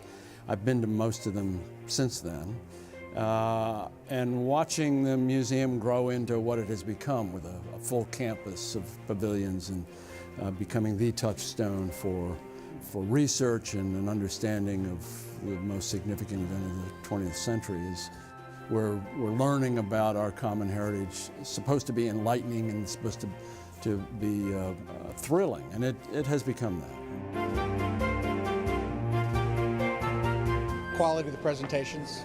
Every year I think they get better. I think the quality of the researchers and the people you bring in, plus now the facilities are second to none. So this year is our first year here, but it is clearly the place to be. I was here at the first conference in 2006, and I was just so enthralled by it. I just fell in love with World War II history and the museum. An extraordinary collection of some of the best minds in the business, and the thing that I'm looking forward to is actually learning from them. Even though I've been working on certain aspects of the Second World War myself, nobody can know everything. And if you bring a couple of dozen world experts together to share what they know about their particular area of expertise, it's like having a living encyclopedia of dozens of people who really do know the answers to some of the most important and complicated questions about the war. It's great for me as a teacher. I'm usually in send mode. I'm usually talking to people. It's great to be in receive mode and hear from all these fantastic people who are here and get new insights, not just the scholars, but the guests who are here as well. And just to be able, like I said, just to shut off the send part of your brain for a little while and sit back and learn about some things maybe you haven't thought about. and just fell in love with it. And I've been coming back ever since. So it's the right place to be. When you can get with 500 other guys and gals that are interested in history, it's just the place to be. It's just one of those conferences that just keeps on giving to the history of our country.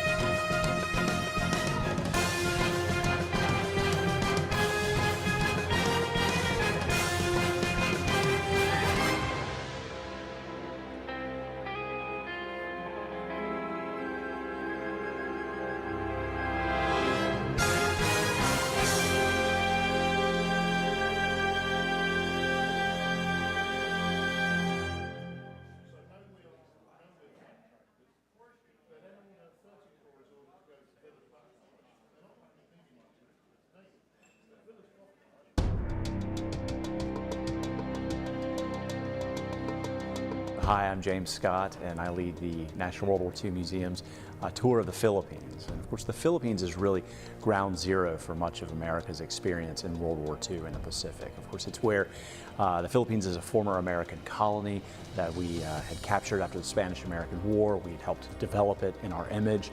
And of course, it also provided for the United States a sort of a jumping off place for all of our business interests in Asia in the lead up to World War II. Of course, all of that ends with the attack on Pearl Harbor and America's entry into World War II. In the Philippines, we visit, for example, the Bataan Peninsula, where, of course, the notorious Bataan Death March took place. We follow in the footsteps of the first kilometer of that march, where the Americans and Filipinos endured incredible suffering. We visit the fortified island of Corregidor, which is home to more artifacts, tunnels, and guns than anywhere in the Pacific.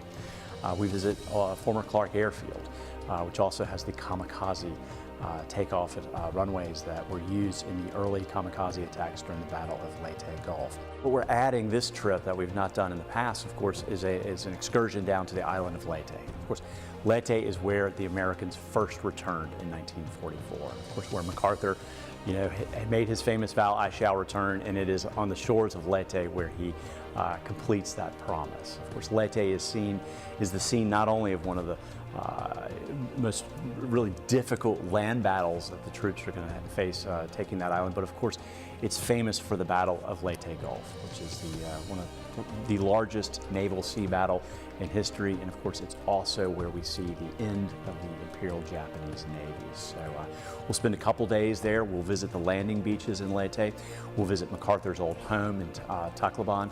We'll also travel up to Breakneck Ridge, which was the scene of all the Japanese defensive fortifications in which American troops not only had to battle dug-in Japanese, but they also had to battle typhoons, literally 30 inches of rain in a matter of just 10 days, all while they're trying to defeat the Japanese there. So it's really, Leyte is it's an incredible piece of American and Filipino history that we're super excited to be able to bring onto this trip this time out. We spent a good bit of time as well in Manila. Of course, Manila was ground zero for the worst urban fight in the entire Pacific War.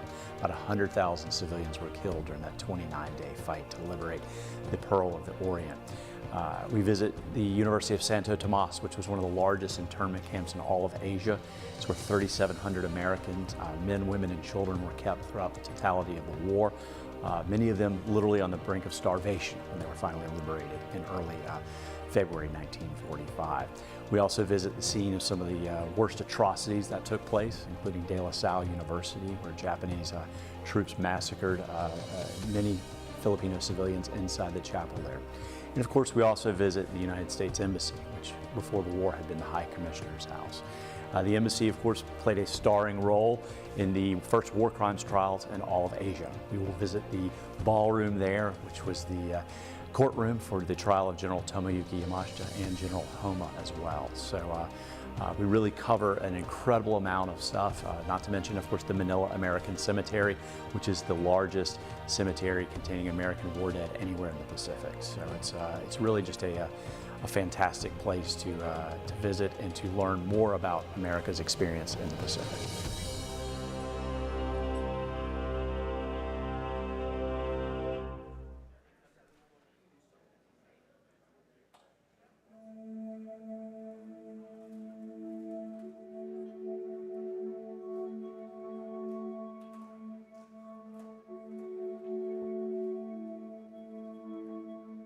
We write no last chapters. We close no books. We put away no final memories. An end to America's involvement in Vietnam cannot come before we have achieved the fullest possible accounting of those missing in action. Why keep searching? The answer is simple. You never leave a fallen American behind. The mission of the Defense POW MIA Accounting Agency, or DPAA, is to provide the fullest possible accounting for our missing personnel to their families and their nation. Strategically located in Arlington, Virginia, with major facilities at Joint Base Pearl Harbor, Hickam, Hawaii, and Offutt Air Force Base, Nebraska, the more than 600-person newly established defense agency is jointly manned by soldiers, sailors, airmen, and Marines, and Department of Defense civilians with specialized skills. Researching, recovering, identifying, and ultimately returning an individual to their family begins with analysis and investigation.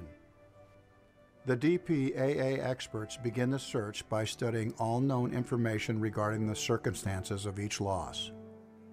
Historians and analysts gather information from U.S. veterans, foreign witnesses, archival records, and other sources. They then create a case file for each unaccounted for American. This file may include historical records, official correspondence, maps, photographs, daily activity logs, and medical and personnel records of the missing person. These files are continually updated until an identification is made. Once the research has been done here, and we get the command's approval, we send out small teams. It could be up to 2 people, it could be a 10-person team, conducting interviews at a villager's house, at a district office, or in a combination of going to the site first and then conducting the interviews on site. Once all available information is analyzed, a decision can be made to disinter individuals buried as unknown or conduct field investigations. During a typical investigation mission, personnel interview potential witnesses, conduct on-site reconnaissance, and survey terrain for safety and logistical concerns. Teams also try to generate new leads that may result in future recoveries. The main goal of the investigation is to obtain enough information to correlate or connect a particular site with one or more missing Americans.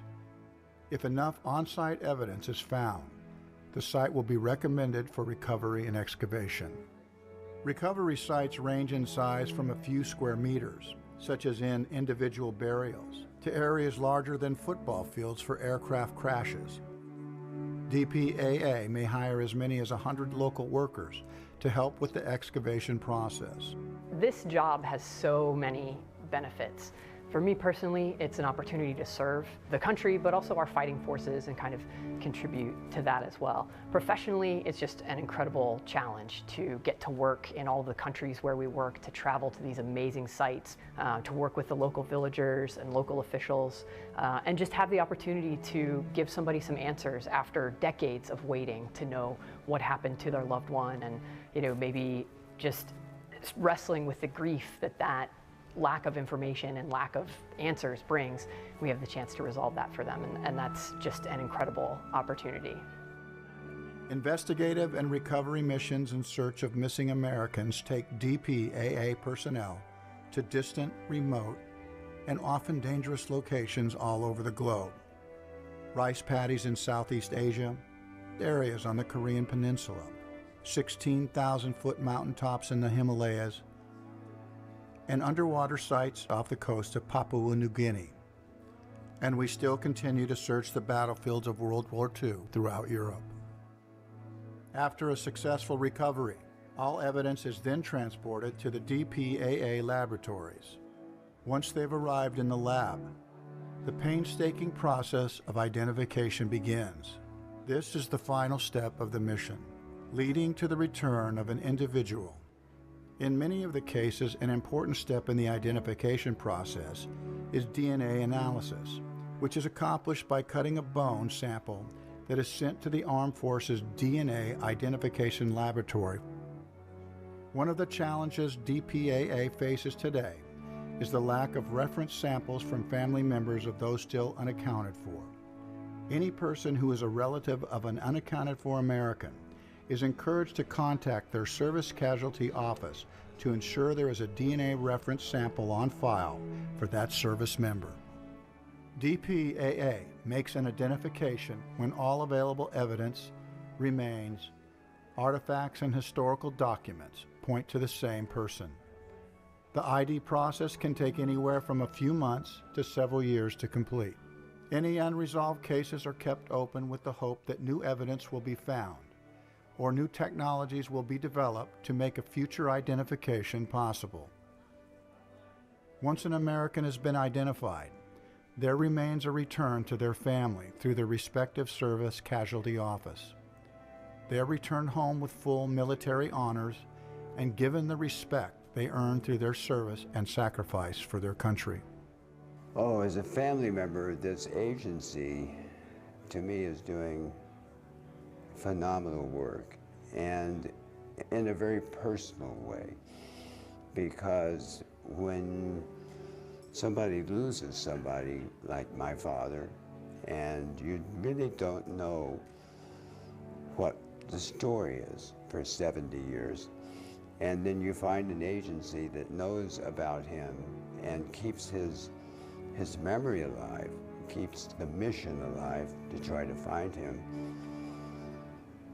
It's very meaningful in a very personal way, because it means you're not just doing this yourself alone. You have a whole body of people who are concerned about finding your dad and bringing him home. That says something about how we honor our dead, particularly those who have served this nation. I'm very grateful to all of the DPAA and related agencies and the military in general, as they've pursued this in our government, and for our citizens, because they think it's an important enough mission to continue. And the way we value life, and very few nations, I don't think any other nation to this degree does this. Which, you know, makes me proud to be an American. I just wanted to yell openly to everybody out there, he's home, he's home. I couldn't believe it. And when I went up and touched his name, I thought, you're home, you're home. It's unbelievable. I'm glad I live in the United States of America and that we have this attitude. Leave no man behind. We're so fortunate. I want you to know, and I know from my own experience, that if something's happened to you, we will be looking for you. The men and women of the Defense POW MIA Accounting Agency are united in their effort to recover and return as many of our missing personnel as possible. One more patriot return, one more family that now has answers. One more step in fulfilling our nation's promise.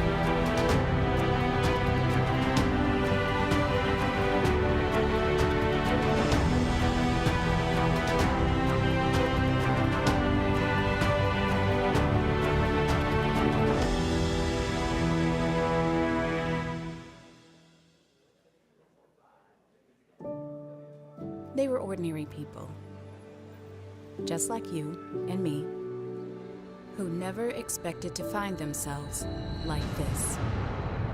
But they found courage. They found grit, grace. They found strength in each other, and in their stories, we find strength within. The National World War II Museum. Find the extraordinary inside. In November 1938, Nazi mobs rushed down streets, destroying Jewish-owned businesses, setting fire to synagogues, and arresting Jewish men in their homes. This is the story of Kristallnacht, the night of broken glass. And this is World War II in 2. I'm Dr. Jennifer Putnam at the National World War II Museum.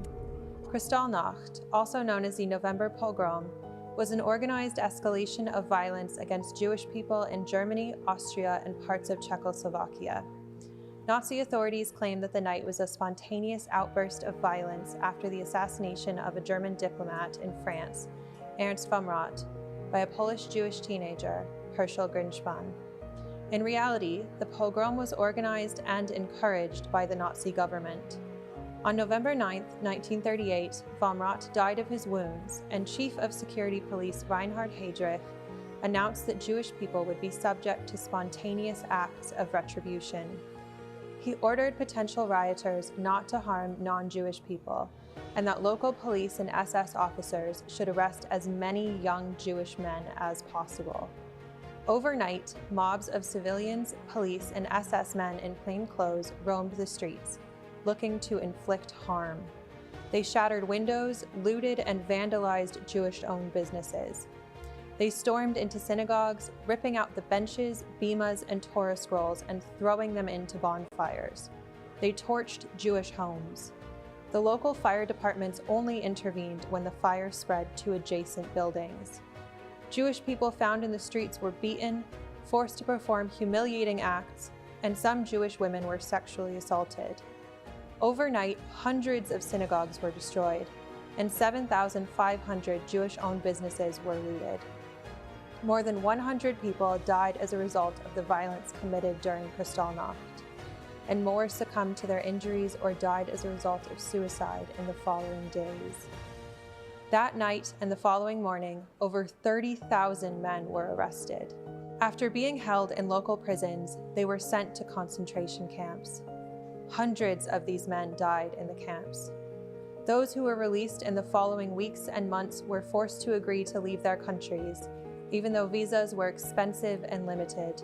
This was the first time during Nazi rule that Jewish people were imprisoned based solely on their perceived race. But it would not be the last.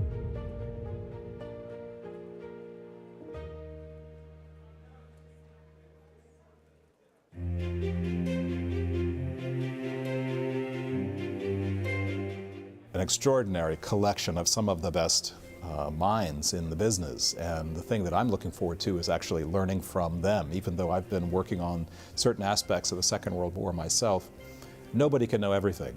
And if you bring a couple of dozen world experts together to share what they know about their particular area of expertise, it's like having a living encyclopedia of dozens of people who really do know the answers to some of the most important and complicated questions about the war.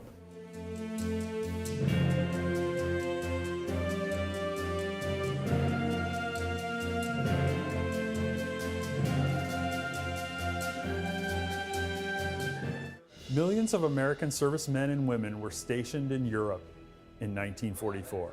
Most relied on the military mail system to connect with loved ones back home. When the volume of emails and letters became overwhelming, the women of the 6888, a unit made up primarily of black women, stepped in to untangle the mess. I dug into our collection of letters to find evidence of the mail getting back on track. And look what I found.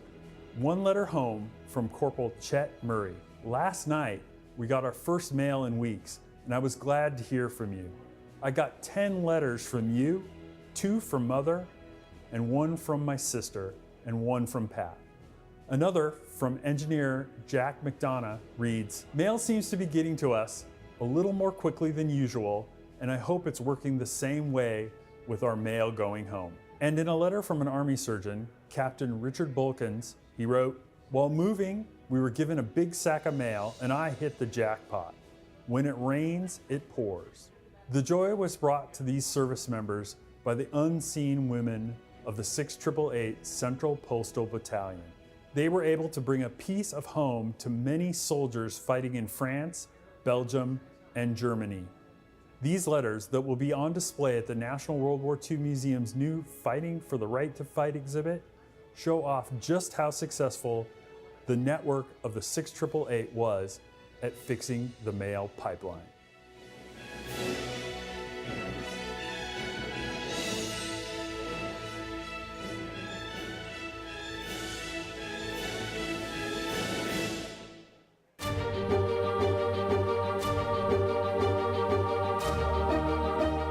So let's talk about the bombing of Dresden and what took place there. Who wants to start? Yeah, I mean, Dresden was it was known as the Florence on the Elbe because it's such a beautiful city, a Renaissance city with these incredible artworks and architecture and really gorgeous. It was part of the grand tour of Europe. People would always make a stop in Dresden. It survived most of the war intact because it was really on the edge of where the British and American bombers could reach to, and they didn't see. The reasons why they didn't bomb it is a whole other story. But anyway, it made it through till February 1945, and then the decision was taken to bomb it.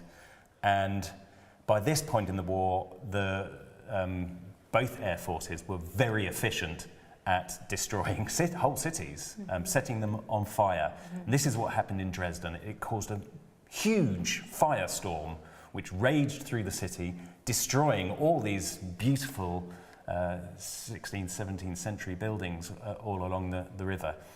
Famously, the Frauenkirche, the Church of Our Lady, was the fire went through there, weakened the whole building, and it collapsed in on itself. After 1989, they decided to try and rebuild the city centre as a kind of an exact replica of what it used to look like.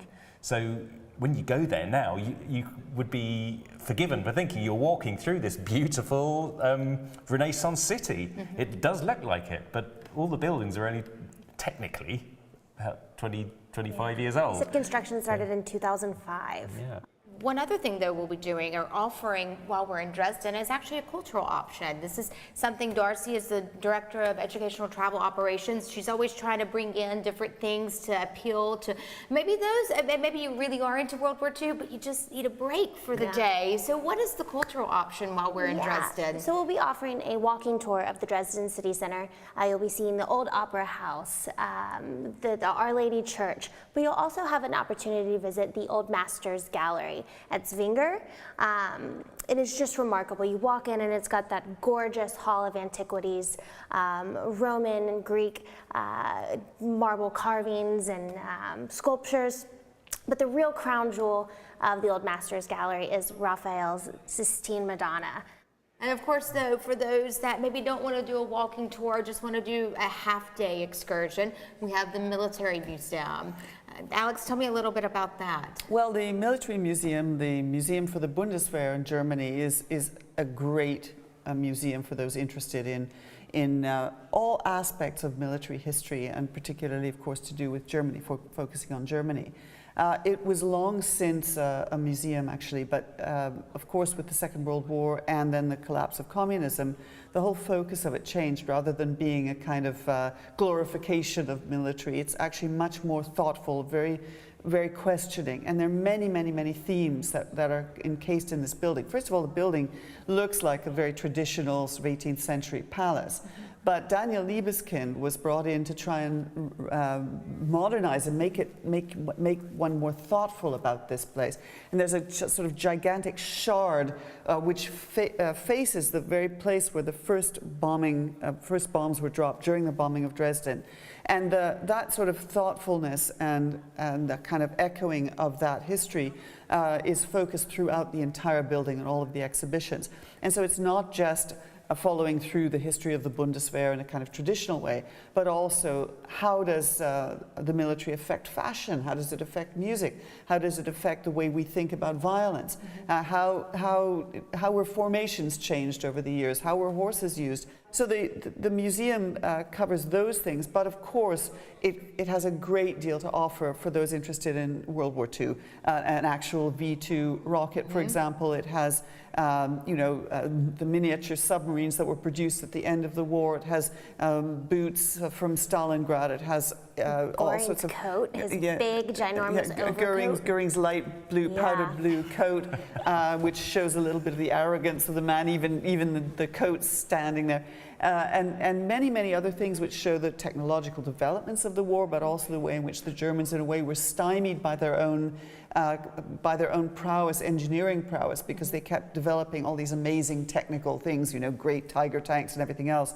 But they never had the chance to test them properly. They were over-engineered. They broke down, whereas the T-34 didn't, or it could be repaired. And also they started to run out of fuel and so on. So it tells the story of the German experience of the Second World War, but through many, many different facets. As I said, cultural, but also technological, purely historical. And so, one could spend hours and hours and hours in that museum. And I think we offer a choice as to whether or not people can go for a longer time or not. But nevertheless, it's certainly a must-see for anybody who's interested in the history of the military generally, and particularly World War II history.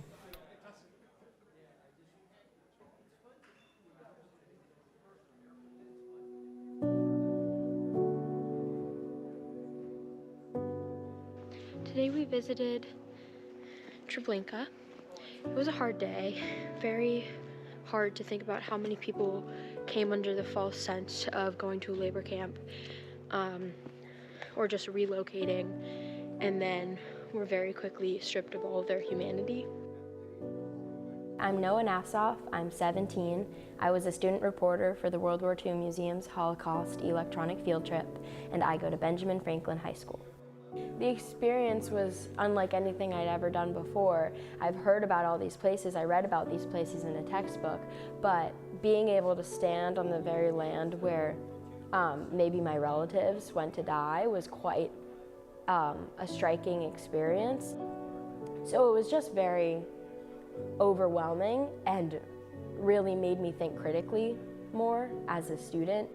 Currently there's less than 120,000 American veterans still alive, and they're passing away at a steady rate. And so, it's difficult to imagine that 10 years from now, there will be any American veterans still alive. And our ability to get personal testimony about the war, to get their perspectives, and also to understand their views and the importance of the war itself, that responsibility passes to us as this generation passes away. Sacrifices were made years ago, 80 years ago now, to preserve the freedoms and values that we consider so dear. One of the veterans of the Great War of World War II, that great worldwide conflagration, said this: "We did not defeat the enemy, we just took away their guns."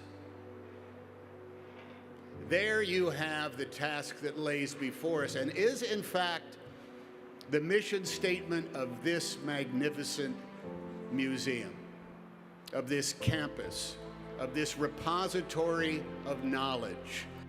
I got to one point when I said to my wife, I'm sick of my story. I've heard it so many times, I'm through with it. And I don't want to remember it, I don't want to recall it, it's not pleasant. I'm going to hang it up, I'm through. And she said, you can't. You have a duty and an obligation because you were there and you experienced it to pass along your knowledge to successive generations. I just wonder how this video might be able to reach classrooms around America and around other places in the world so that other students who may not have that personal tie to the Holocaust can still take what they're learning and apply it to how they look at the world around them and what kind of change makers my generation is going to be.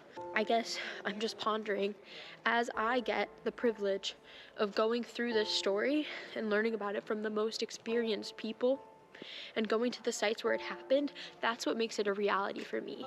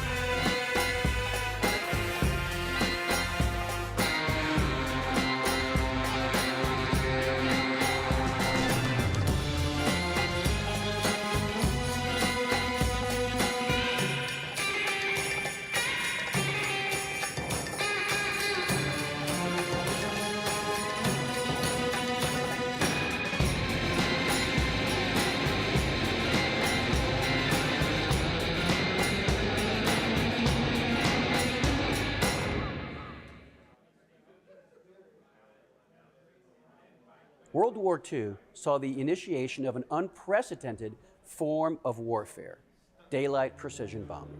This aerial campaign resulted in stunning losses, but also produced stories of bravery and heroism, with members of the 100th Bomb Group becoming some of the most highly decorated and devastated units of the 8th Air Force. This is the story of the Bloody 100th, and this is World War II and II.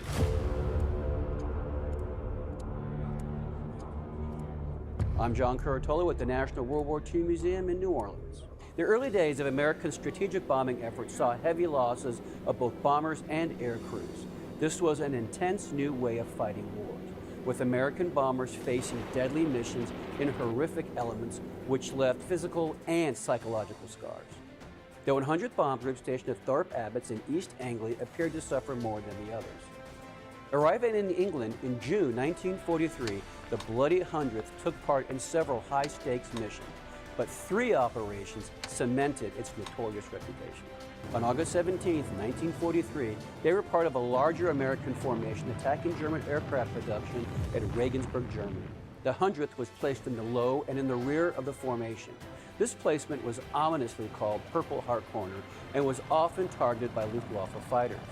Of its 22 planes on the mission, the 100th lost 9, a staggering 40% loss rate for one mission. But the story doesn't end there. One B-17, crippled and falling behind, extended its landing gear as a signal of aerial surrender. German fighters reportedly began escorting the bomber when its second engine came back to life. The crew then supposedly opened fire on the German aircraft, breaking the rules of aerial diplomacy. In response, the Germans retaliated, shooting down the bomber. The incident started rumors that the Luftwaffe was then specifically targeting the 100th Bomb Group. Despite this false premise, the tale spread rapidly. The group's bad fortune continued weeks later on an October mission over Bremen, when the unit lost 30% of the plane's sortie. But the myth was firmly established with the 100th mission over Munster on October 10, 1943. Flying into the heavily defended Ruhr Valley, the group lost 12 of 13 planes. Only one B-17, piloted by First Lieutenant Robert Rosenthal, made it back to Thorpe Abbotts. The saga of the 100th over Munster became legendary. Nearly 80 years later, the story of the 100th Bomb Group is still being told, a testament to their mission, tragic losses, and a powerful symbol of brotherhood and resilience.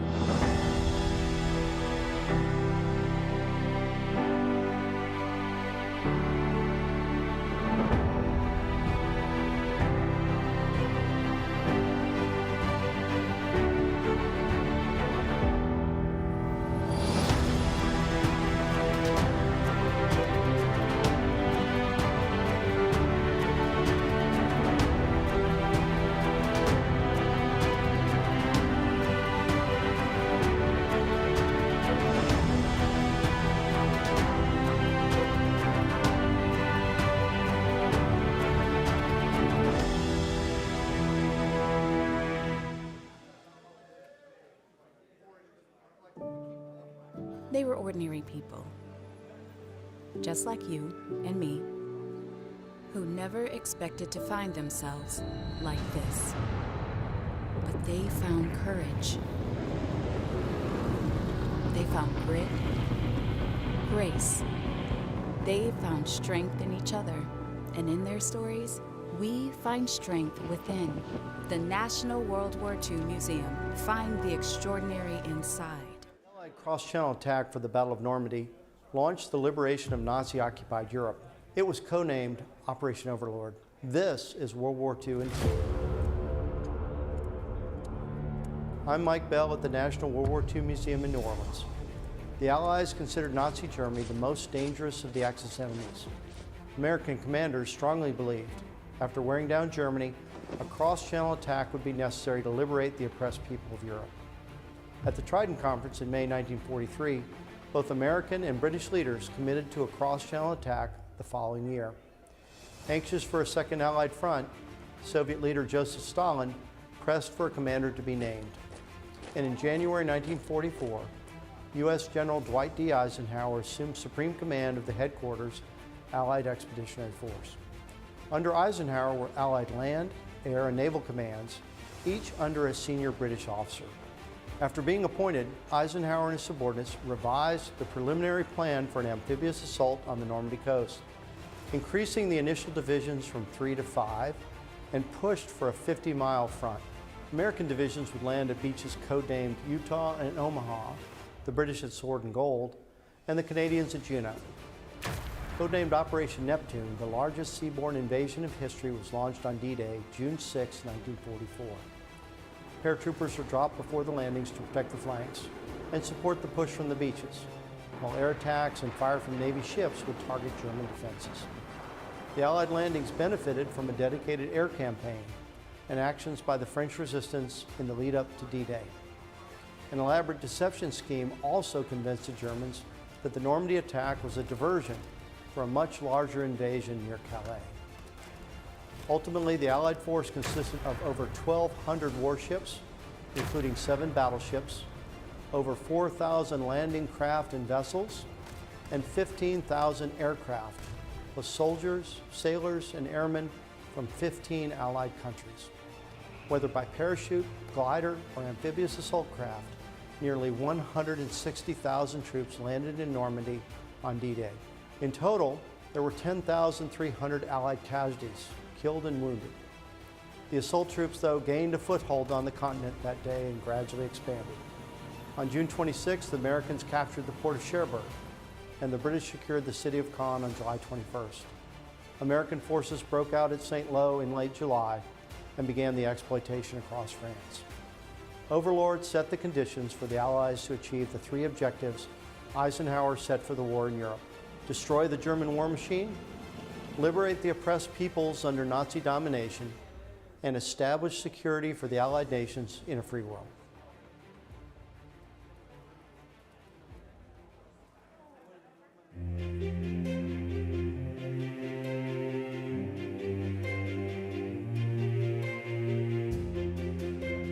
Quality of the presentations. Every year I think they get better.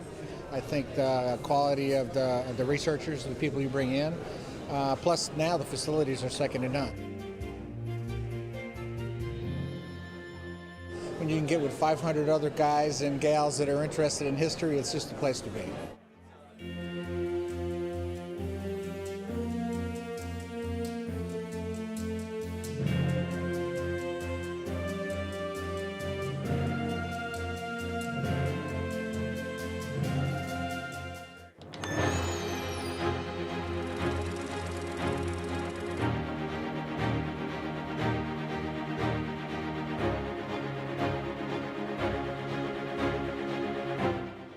I'm Kim Geis, Senior Curator and Director of Curatorial Affairs. I'm Laura Frizzell, Archivist at the National World War II Museum.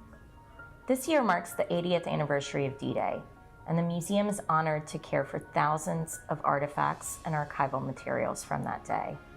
Some of the most personal items in our collection are letters written between service members and their families. Some of these letters, sadly, were their last communication home. like this letter, written just days before D-Day. Gordon Osland of the Army Coast Artillery Corps wrote a letter home to his wife, Chickie, telling her to remember the date, June 3rd. In the letter, he wrote, "I don't know exactly how or what to put in this letter, but I'm going to violate some of the rules of censorship, because when you receive this, it will not matter too much. It is almost midnight of June 3rd. I want you to remember that date. I'm going to get my first real test as an officer very shortly, sweet, and I don't know just exactly how I'll react to it, but at the present, I'm very calm and not the least bit nervous. As I said before, when you get this letter, it will be old news, and you will know what the score is. I've been in several air raids, and they were not bad compared to some of the things to come." He continued to describe the men in his outfit and the cities he'd seen. He made sure to express his love for his wife. "I'm just about run out of news, sweet. Just don't forget that I love you and no one else will ever take your place. I'm glad I married you before I came into the service and have since kicked myself for not doing so earlier. It was signed, yours forever, your husband, Gordon." On June 9th, the Secretary of War sent a telegram to Mrs. Osland expressing, quote, "deep regrets that her husband, 2nd Lieutenant Gordon R. Osland, was killed in action on 6 June in France." Weeks later, on July 28, 1944, a member of Gordon's outfit, Jack, wrote a letter to Chickie. He said, "Gordon was killed the afternoon of D-Day by part of a German shell fragment.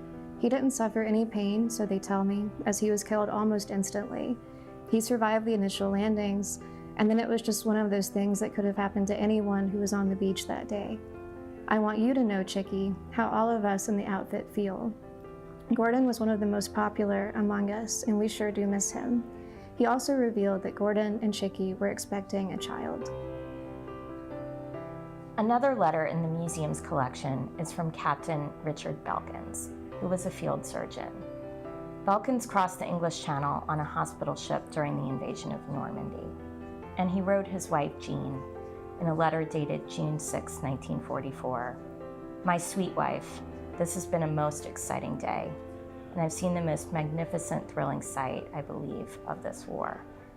Later on soon, we may see horrible and terrifying things, but at present it is awe-inspiring.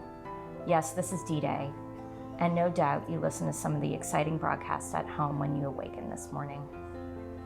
Captain Belkins survived the war and spent the remainder of his life as a doctor in Grand Rapids, Michigan, with Jean and their sons. Another letter found in our collection is from Eugene Don Briere, a paratrooper with the 506th Parachute Infantry Regiment, 101st Airborne Division, who played a critical role in the invasion of Normandy. On June 10th, he wrote a letter home to his parents. "I don't know exactly what to say now that I am able to write you a letter. I have so much to say, but I don't know how to begin. The only thing that is wrong with me is that I need a bath, and I'm getting a little tired of K-rations. Everything is going well and according to plan. All the natives are very happy to see us and try to hand us a bottle of wine everywhere we go. Without God's help, I wouldn't be alive right now, because I have had many narrow escapes. Of course, we have lost some, but we have had less casualties than any airborne operation in history. Initially, we have had complete success, but there is a great deal left to be done. The little French I could speak saved my life and many others several times." And he signed this letter, "Much love, Don." Briere was honorably discharged on December 19, 1945. He graduated from Tulane Law School 5 years later and was a civil defense attorney for 51 years. These personal letters are just a small part of the National World War II Museum's vast collection, but they serve as a lasting human connection to World War II. Through these precious archival materials, we're able to uncover and share news stories of the war 80 years later.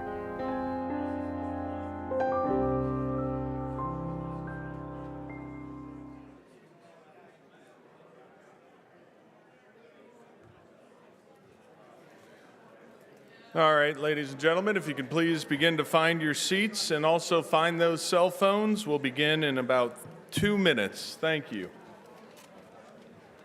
Everybody's got water. Brian, I'll take that cup from you. Yes, sir. Thank you. Sorry. I'll make 2 minutes.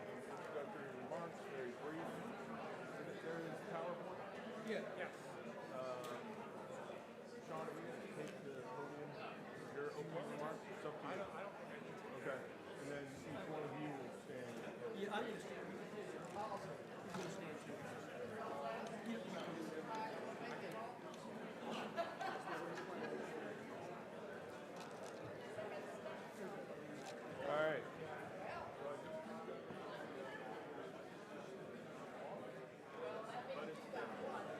See if we have a different one.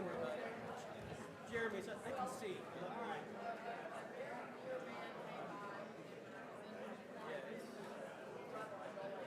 That's what helps have something back to your left.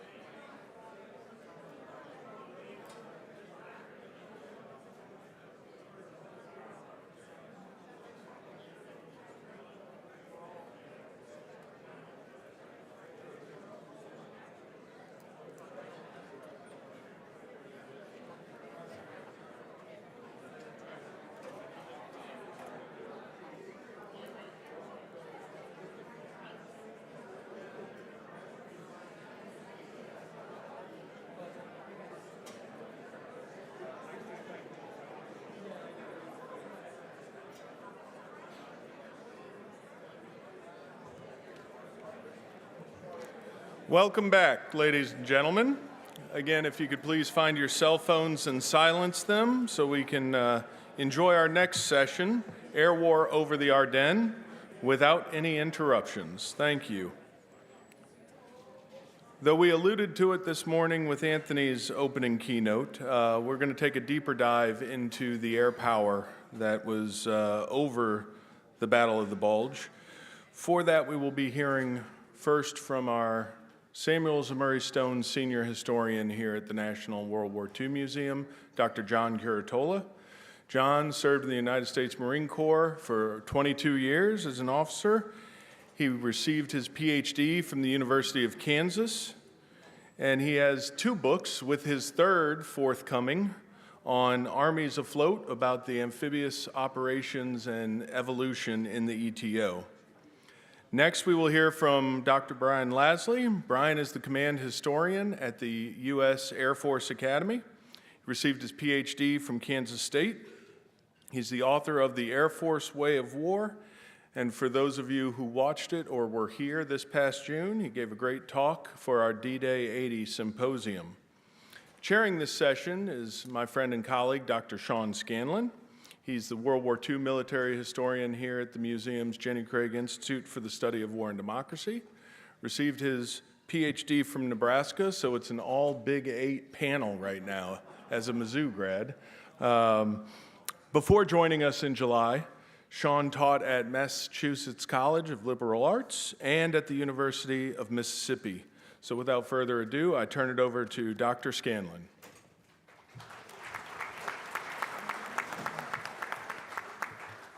Brilliant. Well, thank you very much, Jeremy, for that introduction, and thank you all very much for joining us this evening.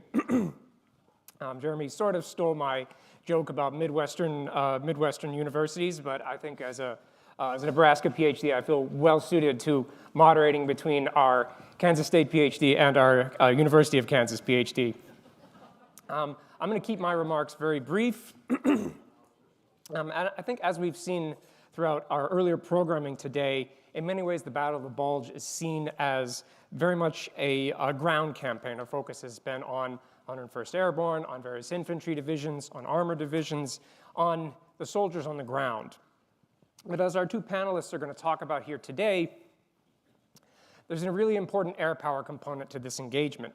And first, I'm going to turn the mic over to my colleague John Curatola, who's going to talk about the German side of the air campaign, and then I'm going to turn it over to Dr. Brian Lasley to talk about the Allied side. So without further ado, John Curatola. Thank you.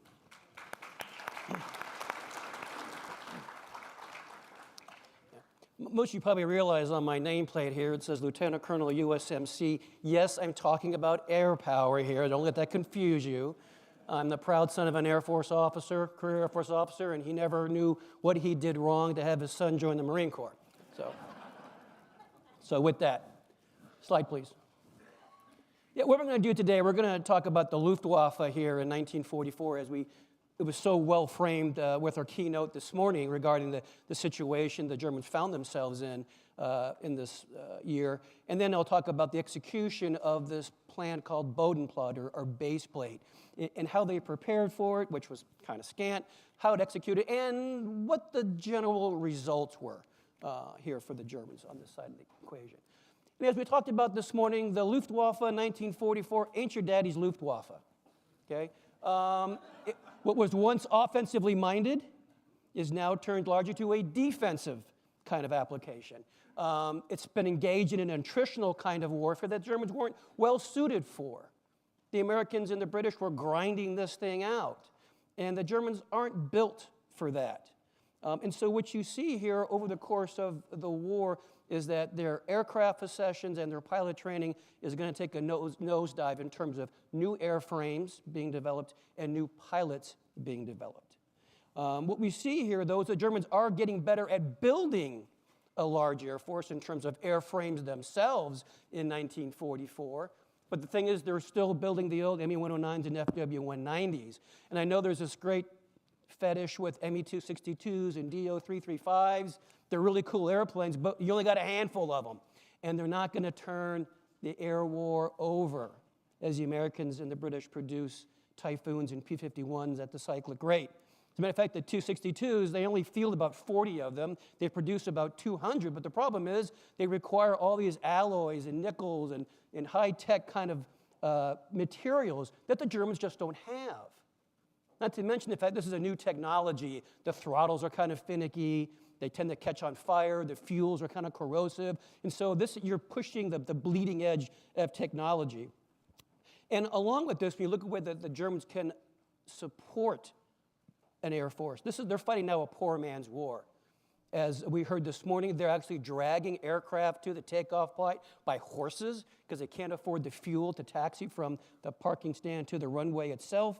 Personal travel is forbidden for pilots. As a matter of fact, all the bombers now are mothballed because they just don't have the fuel to support those things. And recon flights, while they do have them, are kind of being cut back, so you don't have as much.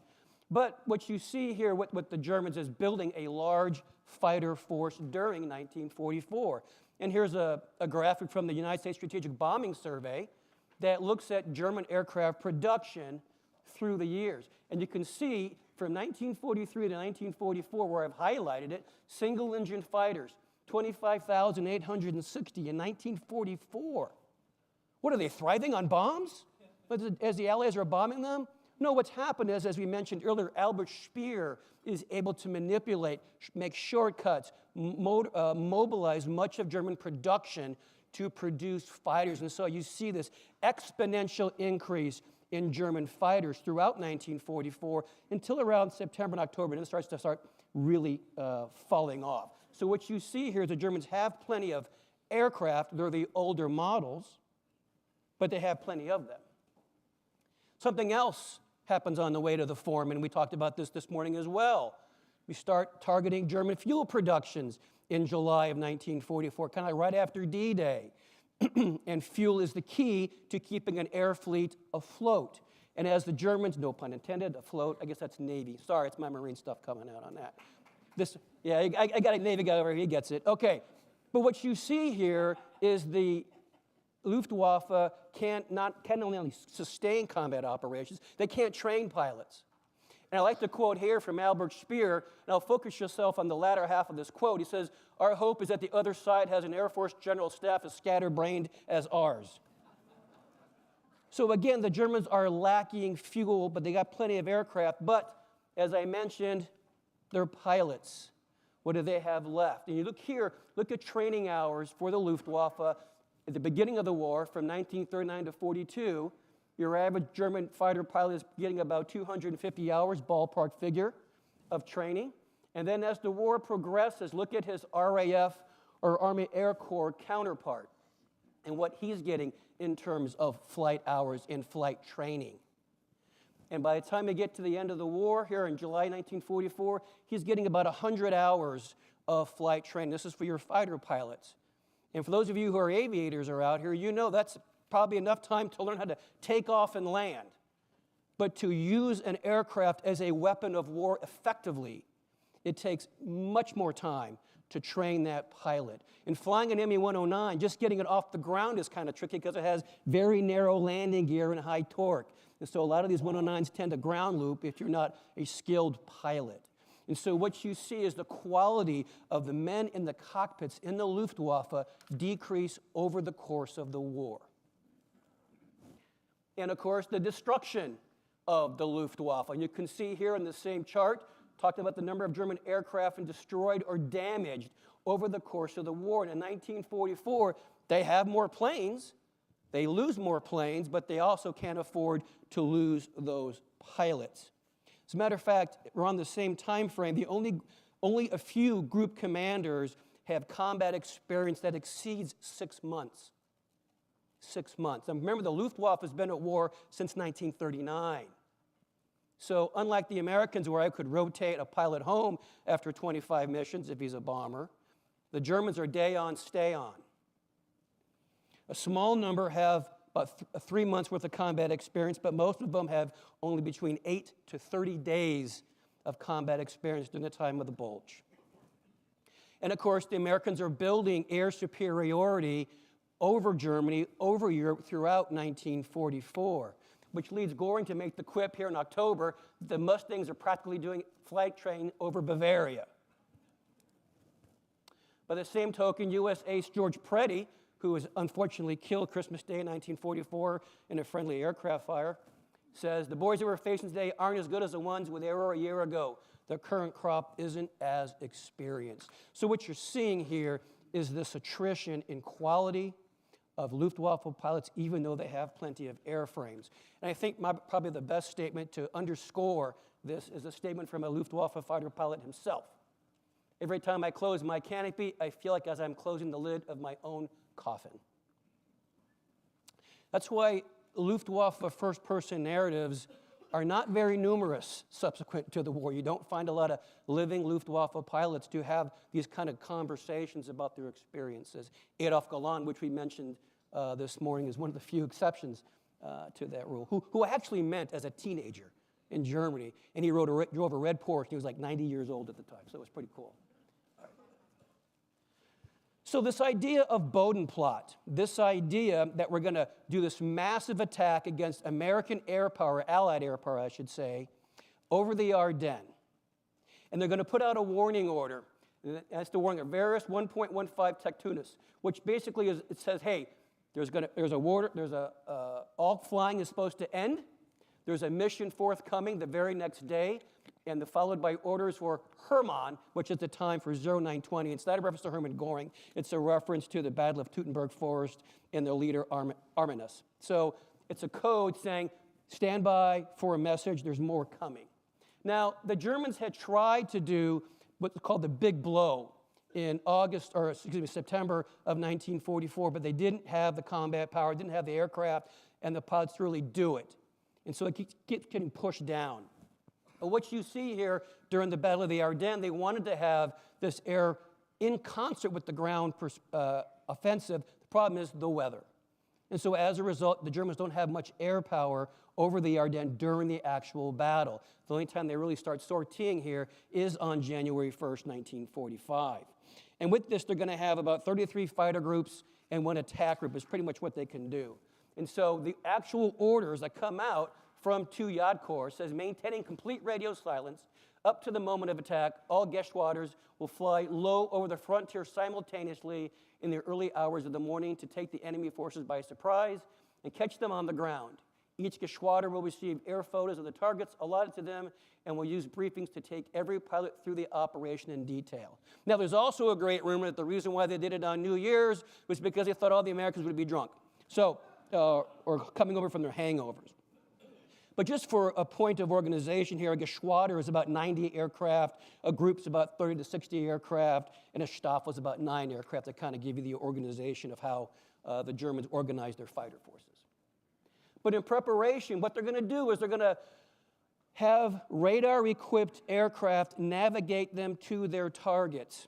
Why? Because German pilot navigation skills are so poor in 1944. They need somebody to lead them to the target. So they're going to take some of these night fighter aircraft that have radars on them, that have navigators on them, to lead the fighters to their respective targets. And what they're going to try to do is avoid the flak batteries that are there, because the Germans have a flak arm as well, while they're maintaining radio silence going en route to their respective targets. So as I said, these night fighter units are going to lead them in, and then they're going to drop what's called golden rain, which are flares, and they're also going to drop ground markers as well to help the fighter pilots find their way to their respective targets.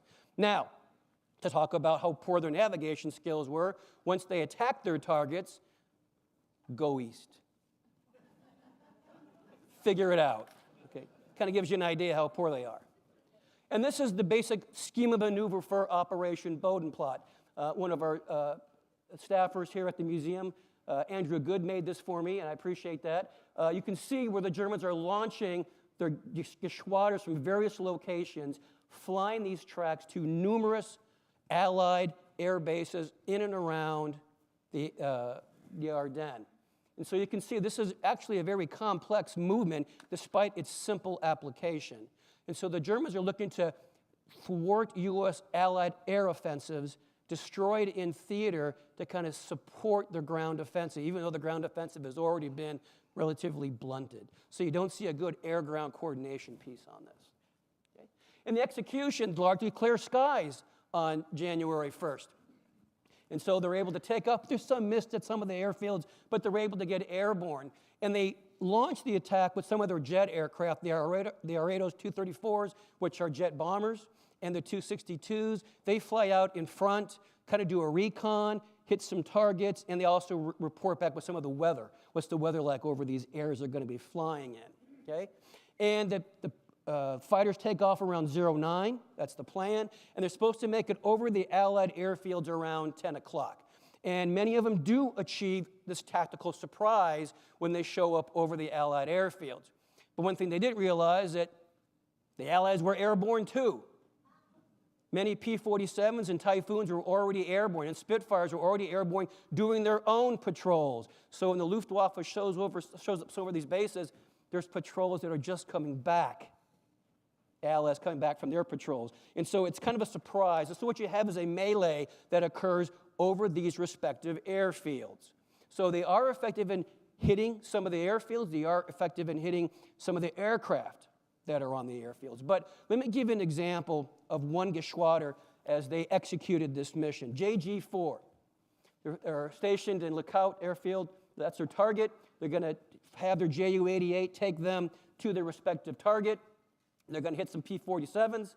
Well, the problem is they can't find A-89, which is their airfield. They wander around the area.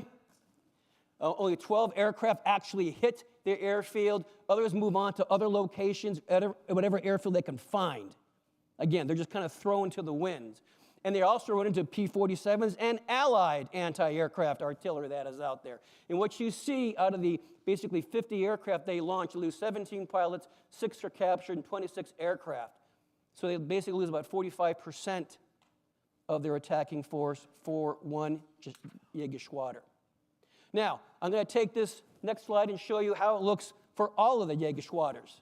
You see the groups all the way on to your left, and over all the way onto your right, what you see is the grade that's been given regarding their effectiveness at these various locations. And you can see it looks like my high school math grades. D, F, D, C. Every now and then I got an A, I pulled one out, okay? B, D, D. They're not very effective, okay? One, you have poor pilots. You have the Allies are already airborne. You have these fur balls with the anti-aircraft gun going on at the same time. So the Germans' effect over these airfields is relatively poor. And they're going to lose a large numbers of pilots, and a number of them will end up being missing in action. And here's the results. Just what the numbers are kind of squishy. Depends on what source you look at.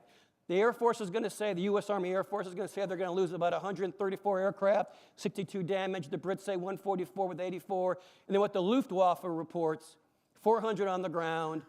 Oberkommandeur der Luftwaffe says 402. Some of the AG divisions say 389. Depends on who you want to believe regarding the effect on the Allies.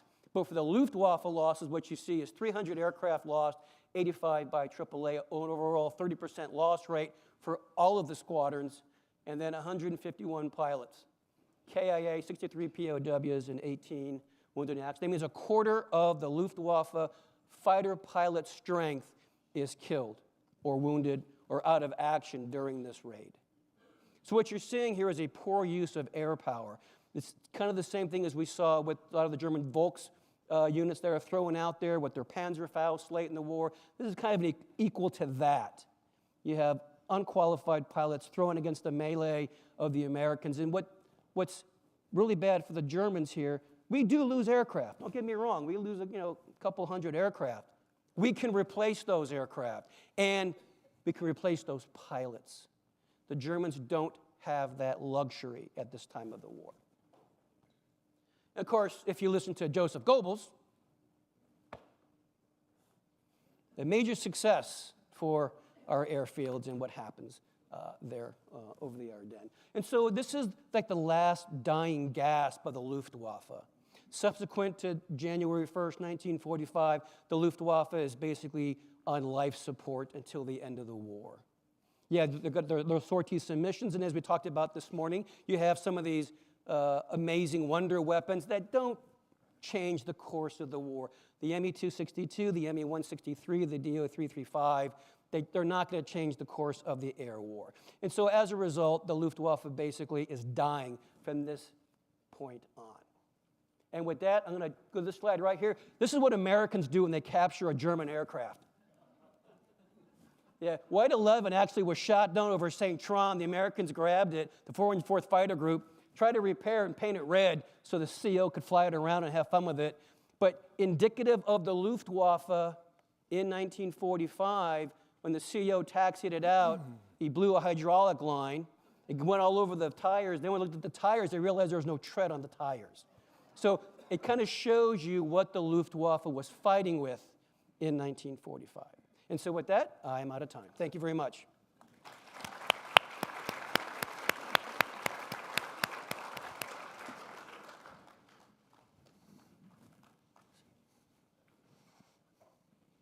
I was talking to Jeremy this morning, and I told him that I wasn't going to be here for the entire conference because I have to leave early tomorrow because I'm heading to Disneyland.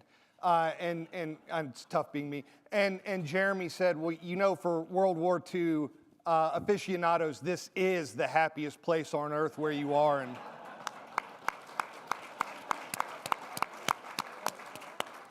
so I stand very much corrected there. You know, John said that, you know, by 1944, talking about the Luftwaffe, he said, you know, this is not your daddy's Air Force anymore. When you're talking about the Allied Air Forces by 1944, this is your daddy's Air Force. I mean, it is one of the largest air armadas ever assembled in the history of humankind. And I'm curious what your first exposure to the Battle of the Bulge was. Now, chances are it comes from one of two places depending on your generation. There is 1965 Henry Fonda's Battle of the Bulge, and then there is 2001's Band of Brothers, or as my kids call it, that movie with the Jimmy Fallon cameo. Blink and you'll miss it. Now, neither of these films rely heavily on, and it's not their purpose, what air power did in the Battle of the Bulge. Now, I'll give a point to Band of Brothers. They do show aerial resupply, and we are going to talk about that here in a few minutes. And I think if you miss what Allied air power does during the Bulge, you miss a very important component of that particular campaign. Now, again, not to take away from Bastogne, not to take away from the infantry or the armor, but to fully understand the battle, you have to add that air component into it. So I think the first question is could the offensive have worked? And I think we've heard enough from folks today that kind of leads us in the direction of no, all right? Really, under no circumstances was this going to be a successful operation. I think maybe Goering and Hitler might be the only two people on the planet that thought that this was going to work. The U.S. Army Air Forces in World War II, they produced a massive 7-volume set. We typically call it Craven and Kate. And it says that there does not seem to have been an expectation on the part of any of the German planners that the offensive could have possibly led to victory or another Dunkirk. They simply wanted to halt the Allies' advantages at that point. Now, when you are a military planner, it is not the best option to go into your battle plan with, this ain't ever gonna work, all right? But that's kind of where the Germans were at the end of 1944. Now, what's the key to this? And we've heard it time and time again, bad weather, all right? The Germans were relying on two things, bad weather and surprise. Such was the American air dominance, the Allied air dominance, forgive me. The Germans knew that if there was clear weather when this operation began, it was going to be over before they could get it started. So they really relied on that surprise element, and they really relied on that bad weather to cover what they were doing.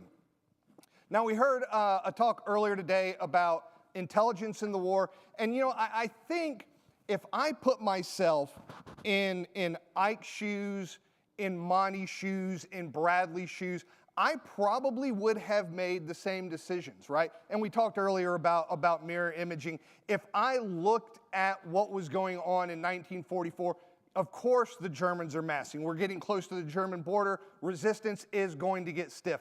Of course they're not going to launch a major offensive. The roads will be bad. The weather will be bad. It doesn't make any sense for them to do that. So I think if I were a senior Allied leader, I would have made the same decisions. Now, please remember that you are also listening to the guy that went on national TV in 2019 and said there will absolutely, positively never be a United States Space Force. So take that for what it's worth. So let's talk really quickly. John did a great job talking about the German air commanders at the time. And obviously, it all kind of comes back to Hermann Goering at this point. Now, Goering was starting to fall out of favor with Hitler.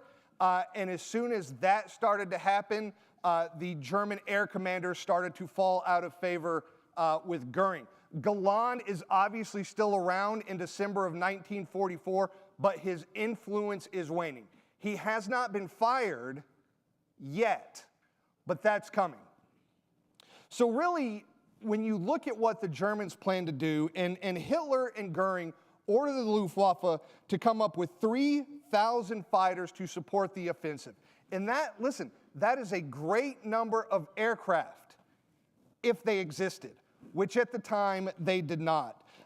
German Air Force Command West noted that they had no more than 2,200 aircraft of all types, not just fighters. When you put in light, medium, heavy, reconnaissance, whatever you wanted, German Air Force West could come up with no more than 2,200 aircraft for this offensive, a far reach from what Hitler and Goering wanted. In addition to that, only 1,376 of those aircraft were combat capable or operational at the time. Worse still, and as John mentioned, most of the German pilots by this point in the war lacked even elementary operational experience. Not only had they not been in combat, they simply were not trained enough to operate the high-performance aircraft that they were being called upon to do. Now, when you look at the other side of the coin and what the Allies brought to the fight, Patton called Otto Wayland, Opie, to his friends, called him the best damn general in the Air Corps. And I think that's a fair assessment, but I think when you look at the air commanders that are in Europe at this time, they pretty much are the best damn generals that the Army Air Forces have to offer, and that's across the Americans, the British, the Canadians. All of the Allies are really bringing their A game at this point. Hoyt Vandenberg, Mary Conyngham, Pete Casada, Opie Wayland, all of these are the best that we have to offer. And most of them now have experience having come up through North Africa, through Sicily, working on those coordination measures with the Army. So it really was our A team. Now, in addition to that, if you look at the bottom right of the slide here, this is the best map I could find, show you where our operational airfields were. So if you want to orient yourself, there's Calais in the north, there's Portsmouth. But you can see how many airfields we had operating in France, in Belgium, and across the European theater at this time. We are able to put together 4,000 frontline fighters for this engagement. That means that we have 4,000 P-51s, P-47s, P-38s, whatever it is you want, Army Ground Command, or whatever it is you need us to do as the Army Air Forces, we will be able to do that. So we're familiar with this map by this point, but this kind of gives you a sense of what the air component looked like. Ike essentially draws a line right down the center of the bulge. He puts 9th TAC in charge in the north. He puts 19th TAC in charge in the south. That's Wayland, that's Patton's Tactical Air Commander in the south. Then you've got the 2nd, the 19th, and also the 29th TAC not shown on this. By the way, 9th TAC also, or 9th Air Force also got to borrow an entire bomb division from the 8th Air Force. So when you look at the amount of air power that we are able to put up for the deep penetration raids over Germany later in the war, the 8th Air Force has 3 bomber divisions. One of those is essentially loaned to 9th Air Force for this operation. And so when you look at the air response day by day, and I don't want to go too deeply into this because I could stand up here and talk about this unit attacked here, this unit attacked there, but I think what is important to note is that you have the period of confusion, which is really the opening 48 hours of the operation. You have the period of bad weather, which lasts the next 5 days. But the weather breaks on the 23rd. My understanding is this is due to Patton's chaplain, right? He made right. So Patton's chaplain prayed and the skies cleared and Allied air power was able to ply their trade. When the weather breaks, 9th, 19th, 29th TAC, and 2nd Tactical Air Forces all go into action. Now, obviously the commanders had not been sitting around for the 5 days of bad weather hoping for good weather, right? They were planning what they were going to do. And it really comes down to three things. That's aerial resupply, strategic attack, and then tactical attack. Yeah, perfect. So aerial resupply, and this goes back to Band of Brothers. If you remember the Bastogne episode, you actually see the C-47s flying over Bastogne and dropping dropping supplies. But it went farther than that. Gliders were able to get in and around the environment, and those gliders brought in doctors, surgeons, and medics. We were able to drop 169 tons of supplies delivered by 269 C-47s over Bastogne. And so that aerial resupply, and again, as someone mentioned earlier this morning, bringing in things like artillery rounds to help that city hold on, was no small part of the reason that they were able to do that. When you look at strategic air power, so let's back up even from the immediate environment here, you can see the heavy bomber line where 8th Air Force is going to bomb, and then you can also see where the 9th Bomber Division that's going to be borrowed is going to bomb. And so on 24 December, the day after the weather breaks, 1,800 bombers, and they are escorted by over 800 fighters, begin bombing German communication centers in the tactical area. The RAF begins attacking marshalling yards at Koblenz. And then the P-51s, the P-38s, and the P-47s begin the more tactical work in the actual Ardennes area itself. So what I think is important to note here is what role does air power play in this battle? Well, it keeps the Germans from doing three very important things, all right? Number one, the Germans can't move. All right, they can't maneuver once the weather breaks. And again, as someone mentioned earlier, you've got these very long lines of German armor that stand out great against the snow when there are clear skies. The Germans, after the 23rd, can only move at night. So they can't move. If they can't move, it means they can't resupply. So all of the things that we've talked about that an army needs to continue to go forward can't get to those troops once the weather breaks. So the Germans can't move, the Germans can't resupply, and without the Luftwaffe being able to put up an offensive air capability over the battle area, the Germans can't adapt. They are very much a week into this operation into a reactive mode. So what does air power net you after December 23rd? The bad guys can't move, they can't resupply, they can't react, and that enables the forces on the ground to be able to go in there and do what they do. And that is it. So I guess we move on to questions now. All right. Great.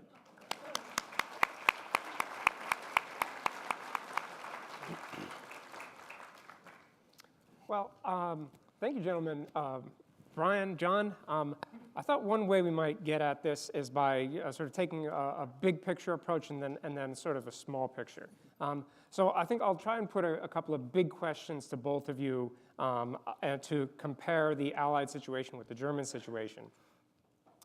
So from the big picture, I'm really interested in the sort of societies and the economies behind these air forces, because certainly the American and British situations and the German situations reflect the battlefield realities, but they also represent the sort of economic capabilities of their respective countries. So I'm wondering if you could talk about the sort of economic forces behind German aircraft production versus Allied production. Like, what are the big picture factors that make these situations possible? Yeah, one of the things people tend to forget is when the Germans entered the Second World War, the sting of the First World War is still very vibrant. Those of you who've been to Germany, you've seen almost every small town has a monument to the First World War. Why? Because we almost won. We're that close. It's a lie. Doesn't matter, though the people buy it. And so what Hitler is very sensitive to is the home front, and keeping the people at home with what we call guns and butter. That's the term that they use. And so the Germans don't fully mobilize their factories and their manpower until it's really too late in the war. Around like 42, they start slave labor. Everybody's in on this thing, a war-footing economy, which is a problem for the strategic bombing campaign because they assumed that it was already at 100%. And it wasn't. It was about 75% ballpark figure. And so what you saw was the Germans are lagging in terms of production. Now, when Speer comes around, he makes some shortcuts. He's able to make it more efficient. Slave labor gets involved. They mobilize the whole masses. But by that time, the jig is already up. They're sitting with their older airframes. The head of the Reichsluft ministry, the guy that they started off with the war, a guy by the name of Milch, he's a little bit of an alcoholic. and he's suicidal, and he's not very good with managing the Reichsluft Ministry. And so what happens is their procurement of new airframes, powerful, being able to be fielded in numbers, they're lagging. But you think about the American P-51, the plane is designed during the war. The basic airframe is put on paper in about 104 days. Correct me if I'm wrong, Brian. Think about that. And the fact that the Germans cannot compete industrially because they're trying to balance this guns and butter. And by the time they do it, it's too late. And so their designs are lagging. Their ME-210, the ME-410, they're messes. They're complete engineering fiascos. We talked about the over-engineering of the tanks. Their aircraft are the same way. The HE-177, their strategic bomber, they call it the flying coffin because it tends to catch on fire, which is kind of bad if you're an air crewman. The ME-262, well, the great jet, it's got a lot of teething problems. And so these airframes that they have that are going to be new aren't going to make a difference. The ones that they have are legacies, and they haven't built a training system, as I mentioned in my brief, to support the number of airframes they are producing. Whereas the Americans, as you saw on my chart, the Americans and the Allies, our pilots get better and better as time goes by, and we have more of them. Right. So this sounds like an exam question. Please compare and contrast the economic diversities. I am a teacher after all. Yeah. When I think about this, and I think about, obviously the 8th Air Force typically sucks up all the oxygen in the room when it comes to the books that have been written and all that kind of thing. And so we tend to focus primarily on the long-range, high-altitude precision daylight bombing and the strategic bombing campaigns of the B-17s and the B-24s. I think one of the important points is that, again, after World War I, when you look at trench warfare and you look at what happened at places like Verdun, the idea of going over and not through is very, very attractive. The idea that we can take the war to the enemy, that we can affect their economy in certain ways, obviously makes a lot of sense. So there is legitimate reasons for why American air power advocates tended to think that way. And we build tens of thousands of B-17s and B-24s, but we build thousands upon thousands of P-51s, P-47s, P-38s.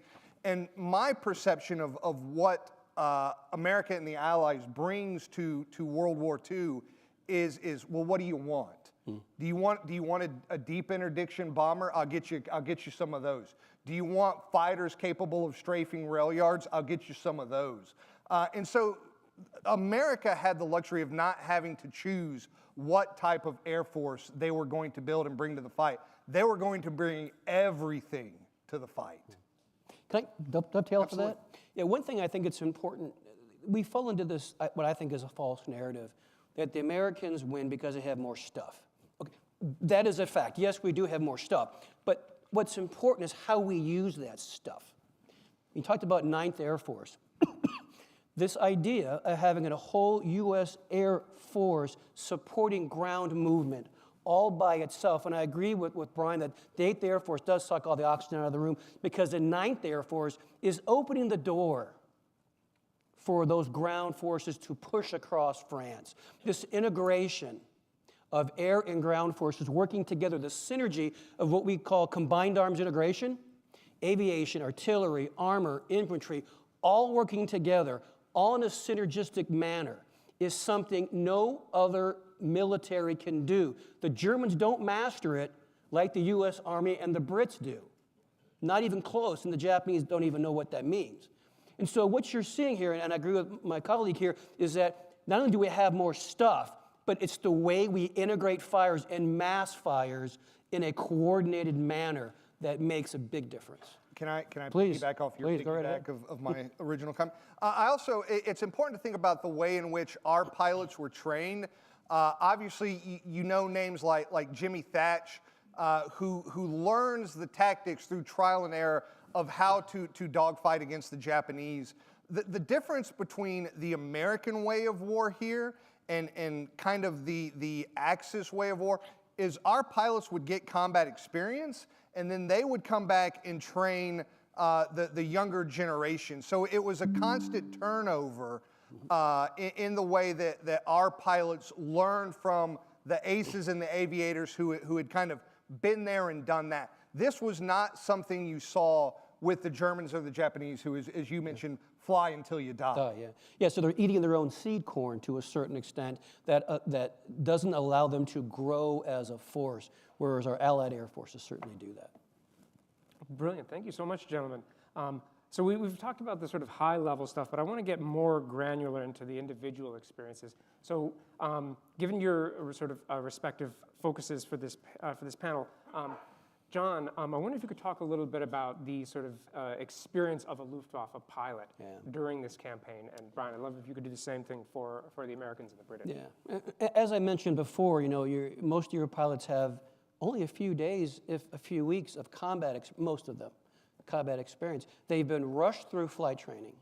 So, as I mentioned, about 100 hours of flight time. And again, that allows you to take off, land, maybe do some basic aerobatics, those kinds of things. But again, to take a weapon like an ME-109 or an FW-190 and use it as a weapon system, not just fly the airplane. I can fly my Cessna around and burn gas. That's easy. But to use it as an actual weapon system is a whole other skill set that they don't have. And so to dovetail for your dovetail, this idea of the American fighter pilots learning from those who went before them, have more skill, have more hours. And so when they're taking on a German pilot in an ME-109 who knows how to take off and land and maybe drop a bomb and fly back, if it gets into a firefight or a dogfight with a P-51 or a P-47, he is outmatched already, at least by the pilot himself. And so when you look at what these pilots are doing, they're not that they're not brave and not that they're not dedicated to, fighting for their homeland. They are, and they're motivated. The problem is they don't have the skill sets, and they're increasingly younger and younger. 17, 18 years old. And again, what you're seeing here is a lack of quality in regard to the pilots, even though they have a huge quantity of older airframes, but they can't match the newer airframes that the Allies have. And I don't have the numbers of how many training hours Americans have going into combat overseas, be that the European or the Pacific theater, but it is substantial. If you are an aviator in the room, you start off on a small training aircraft. You learn navigation, you learn fuel consumption. And this is built upon and built upon and built upon this building block approach until you learn how to fly and handle high-performance aircraft, be that a very large 4-engine bomber or a single-seat, single-engine fighter. So our pilots, by this stage in the war, are very well trained. In fact, what we are seeing now in the publishing world is we are seeing now stories of folks who spent so much time in training that were kind of held in reserve, who never got into Europe or the Pacific. I mean, we had entire air forces of B-24s that were going to be used in the Pacific theater that we never ended up using. So again, I think the amount of training that our air crews, not just the fighter pilots, but the air crew as a weapon system went through really cannot be overstated. And even in theater, when a new minted Army Air Corps pilot showed up in theater, he was put in some training before thrown into the mix to get some method. They asked Kurt LeMay, at what point in the air war did sufficiently trained pilots arrive in the European theater? And his answer is, that never happened. The only way Kurt LeMay can say that. But because they had to take these guys and train them in theater, have them work with a experienced pilot to kind of grow their ability and capabilities in theater before they were thrown into the fray. So even in theater, they're getting trained and getting better prepared. Luftwaffe, no such animal. So I'm curious about what the Operation Bodenplatte really means for the rest of the war. So given the German losses in late 44, early 45, what does this mean for the Luftwaffe for the rest of the war? Like, is Luftwaffe able to continue operating, and at what level? Yeah, it's in its death throes. It's onesies and twosies. They can still launch a couple of 262s. They can still launch a couple of fighter raids. There still is a presence, but air superiority has firmly been established by the time the bulge occurs. The Army Air Corps and the RAF own all the air there. And so what you see is the Luftwaffe operating in a very small scale, and they will operate all the way to the end of the war. However, it's in small penny packets of air power, nothing in an organized fashion. This is the last major operation that the Luftwaffe is really going to be able to field. And while the Me-62 is great, and it can shoot down a couple of bombers here and there, it's not going to change the air war. Yeah, I think by something like late December, the Allies can put up thousands of sorties every day, and the Luftwaffe is lucky if they can put up 200. I mean, the disparity there is just too great to overcome. Yeah. And I think to take this to the next level and get back to your question, how does it reflect Germany? The Germans can build an army that can go to France, and it can build an army that maybe can take Poland. But they don't build an army that can go all the way to Moscow and sustain it and continue combat operations. They don't think logistically, which air power is a system of which the pilot and the aircraft are only the most visible aspect of that system. It requires airfields and maintenance and fuel and oil and bomb dumps and all the other logistic support trail to put that one airplane in the air. And the Germans don't have it. They don't think of robust logistics like the Americans and the Allies do. Highly trained mechanics, yes. too. I mean, yes. We're not talking about fixing a Ford or a Chevy engine here. I mean, these are guys that can tear down a B-17's engine in a matter of hours and have that aircraft flying again. Yeah, even as early as 1942, when the Germans are still in North Africa, they are already having problems with fuel, tires, oil. When the Americans take over the Gerbini airfields in Sicily in 1943, they find hundreds of aircraft sitting on the ground, German aircraft sitting on the ground for lack of what we call organizational maintenance. First echelon, stuff that's supposed to be done at the squadron level because they don't have the supplies or materials to keep those aircraft in the air. Well, gentlemen, this is a fascinating discussion. I think we could keep going, but I think we'd love to get some questions from the audience. So I think we've got some folks out there with microphones. Thank you to Brian, John, and Sean.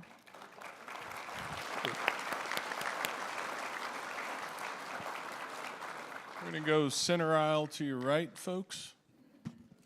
When you talk about the Germans losing all their pilots, when they attack onto the Allied fields, it was my impression, some of the stuff I've read, that we were able to save a lot of those pilots. That even if they were shot down, we were able to save a lot more than the Germans were. Is that correct? Yeah, we do capture a number of those pilots, and make them prisoners of war. Which, if you're a German pilot in '45, not a bad deal.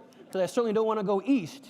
We all know what I'm talking about there. So, yeah, there are a number of, because they're over Allied lines, so when they bail out. Now, some guys do trapped back to Germany on foot, but a number of them are indeed captured, and, good for them, actually. We're going to stay to your right, about halfway back, gents.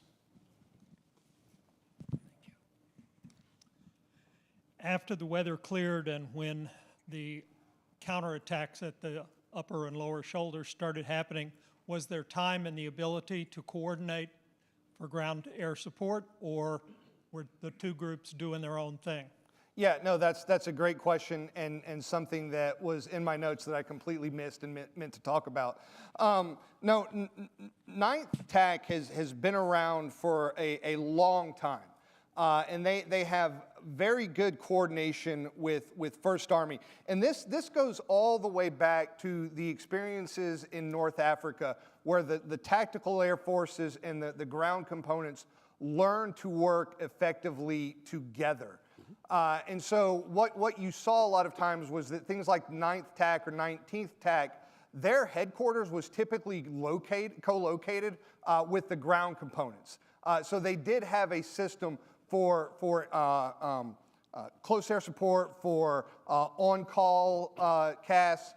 They worked really well together. So the Army, and at least the American Army and the American Army Air Forces by this point in the war knew how to function together as a cohesive unit. Yeah. If I may dovetail off of that, I agree 100% with what Brian said, because what we see in the Mediterranean is the Army, Navy, and the Army Air Corps start to figure out this idea of combined arms integration. They figure it out. And they do it on their own. They don't wait for a doctrine to come from DC to say, here's how you're supposed to operate. And here's an example I will give you. On Operation Husky, when the Americans go ashore in Sicily, the tactical air forces are too busy going deep and going long with battlefield air interdiction, hitting rail lines and supplies depots. There's no close air support for 1st Infantry Division when they go ashore at Gela. However, 2 months later, when the Americans go to shore at Salerno, the Army Air Corps is over the amphibious objective area. They are spotting naval gunfire. They are being called in to hit German armor as it's trying to pierce the beachhead. And this happens in a short span of 2 months. So it shows you the fact that the Americans are figuring this stuff out of how to work all the domains of air, land, and sea together. Yeah, and they had been doing that again since North Africa. I mean, most of the people I showed you, 9th, 19th, 2nd TAF, all of those individuals were, or many of them were veterans of North Africa, Sicily. They had been with the Allied machine for many years, so they had been working on this. And on top of that, we look at the Germans with their Blitzkrieg and what they do in France in 1940 and the Luftwaffe providing close air support, and they do. But what you don't have in 1940 are Luftwaffe pilots talking to armor commanders on the ground. Here, we have Army Group Commander or Army representatives in the air in L4 spotter planes and air guys on the ground, and they're talking to each other, what we would call today a 9-line, calling in for air support, and this is happening what we would call real time. The Germans don't do that until like 43 in the Eastern Front, and then by that time it's too late. The Americans figure out that you have to work together and in a coordinated fashion and talking to each other with representatives of all the respective services talking on the same nets. And I think that multi-year, those engagements had built relationships too. I mean, Wayland and Patton were tied together at the hip. There's a great photograph of Pete Casada flying Eisenhower around. Monty and Cunningham was a different story. They were not, shall we say, simpatico, but for the most part, these Allied air commanders had now spent years with their ground equivalents. Next question is going to be to your left with Connie, please. Hi, fascinating talk. One question I've always been curious about, in 1942, the ME-109 with the F model, it's reached its end. You've got factories with trained workers. Why didn't they retool it to do like more Focke-Wulf 190s? I mean, the Focke-Wulf 190, you've got, even like the TA-152 is an evolution. Yeah. You're at the cap of the 109, and you're still at that whole point of, we're not bombing German cities to the ground in 1942. Is it political? I mean, what's the reason why? It's actually somewhat similar to the same problem they had in the First World War, what they call the America Plan in the First World War. They're producing their fighters, but they can't really innovate because they don't have the heavy industries in the First World War, so they produce a lot of what they have in 1917 and 1918 for the Germans. And it's the same problem they have in 43. They can't retool and refit those factories while they're engaged.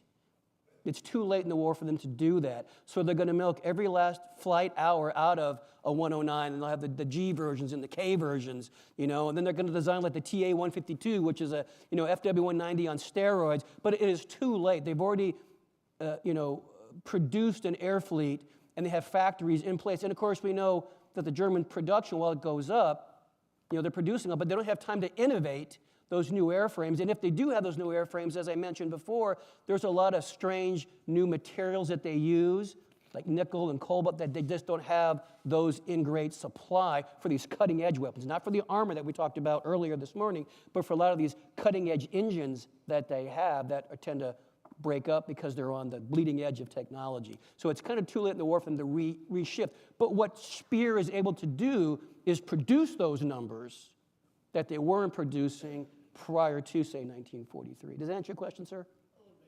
We can talk afterwards. Yeah. Next question, center aisle, halfway back to your left, please. Thanks, guys, for a great presentation. You talked about assets being applied where they're needed. The surgical group that was glider dropped into Bastogne is utterly fascinating. Was that a unique mission, or had we done it before or after that time? That's a terrific question. I think, and don't quote me on this, I'd have to go back and look, I think that was more of a, I mean, obviously when the 82nd and the 101 go in at Normandy, and again, learning lessons over time, learning lessons from Sicily and things like that, is going into combat with what you're going to need. But I think more or less the Bastogne situation, that was getting the required care forward fast. Let me jump in here real quick and go back a couple of questions. We talked about the integration of air power. At the D-Day 80 celebration, for those of you who are lucky enough to join us there this summer, one of the things I found out in visiting was that on D-Day at 21:45 that night, the first airfield is cleared by the Allies. It's an emergency airfield, don't get me wrong, but on D-Day, the first airfield is cleared so we can have emergency landings there. We just took a toehold. And then over the next 90 days, you'll see the proliferation of air bases that Brian was talking about. This is how much effort we put in. That requires engineers with graders and matting and all those things that come part and parcel. We put that package together, which allows us to force project. In the back center. A neighbor of mine in California turned out to be a Luftwaffe pilot. And of course, when I found that out, I didn't know how to get out of his house fast enough. Yeah. But it turns out that he was flying his plane over London when he heard the war was over. And he decided immediately to land that plane in American territory, which he did. I don't remember where it was, but when he landed, he was captured, which is what he wanted. He wanted to go back to America, not to Germany. And if you have time, I hope you go to the Smithsonian in Washington, the Air Smithsonian. His plane is hanging up there on the ceiling when you walk in. Cool. Thank you, ma'am. Next question, gentlemen, all the way in the back to your right, please.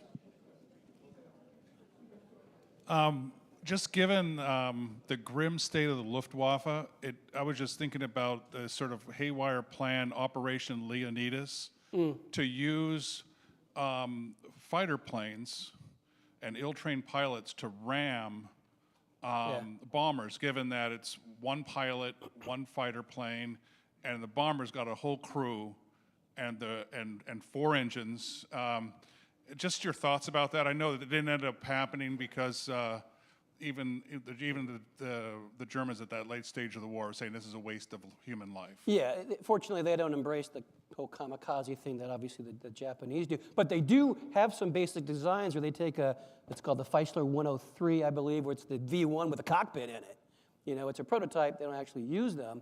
But the Germans don't embrace those ideas. They come up with some goofy ideas like Mistel aircraft, where they'll take a small fighter and they'll strap a big bomber on the back of it with a bunch of bombs in the bomber, and they'll launch it, and it's supposed to be remote control. You know, so they come with some really goofy ideas to try to counter the American or the Allied fleet of air power and armor as it goes deeper and deeper into Europe. But none of it really comes to fruition because it's a numbers game now. You know, and so there's mass. And no matter what the Germans can do, they can't match that, no matter how innovative they are, as we talked about this morning. You know, the V1, the V2, all these new wonder weapons are not going to change the course of the war. They're innovative, they're interesting from a scientific standpoint, and of course, they'll get us to the moon with the V1 and the V2, but it's not going to change anything. But they're kind of like last acts of desperation that you're seeing on the part of the Germans. In fairness to the Germans here, I mean, they are not alone in coming up with goofy ideas. No. I would like to point out that the Americans come up with kind of an early prototype of a drone, Operation Aphrodite, where we're gonna pack a B-17 with just a bunch of explosives, and then we're going to drone pilot that into targets, and it works about as well as you think it does. And one of the Kennedys is killed in. That's right. Flying that. That's correct. Next is going to be in the front row to your left, please. Yes, sir. Speaking of combined arms, James Holland, in his book about the North African Air, gave a lot of credit to Mary Cunningham for teaching the groups that we had over there fighting under the RAF about the combined arms from the air. And I just wanted to hear your comments about that. Yeah, SPATS creates the let me make sure I've got the acronym right, the North African Tactical Air Force, which is commanded by Cunningham, and then his deputy is Brigadier General Larry Cuter, who's an American one-star, one of Hap Arnold's right-hand men. And when you talk about doctrine not being written in D.C., so you have this tactical learning going on in North Africa under Cunningham. Cuter goes back and essentially writes the doctrine of how Army and Air Force units are going to operate together. After North Africa, he comes back and he becomes a doctrine writer of sorts. But it's very important. I mean, the relationships and the learning that is built in North Africa is going to pay dividends years down the road. Because we know that the Brits have been involved in this war for years. We're Johnny-come-lately to the war, so they have all this combat experience, so we have a lot to learn from our British brethren. We're going to stay with Connie in the front to your left, gentlemen. Thanks very much. So I'm going to ask a question more broadly about the Battle of the Bulge.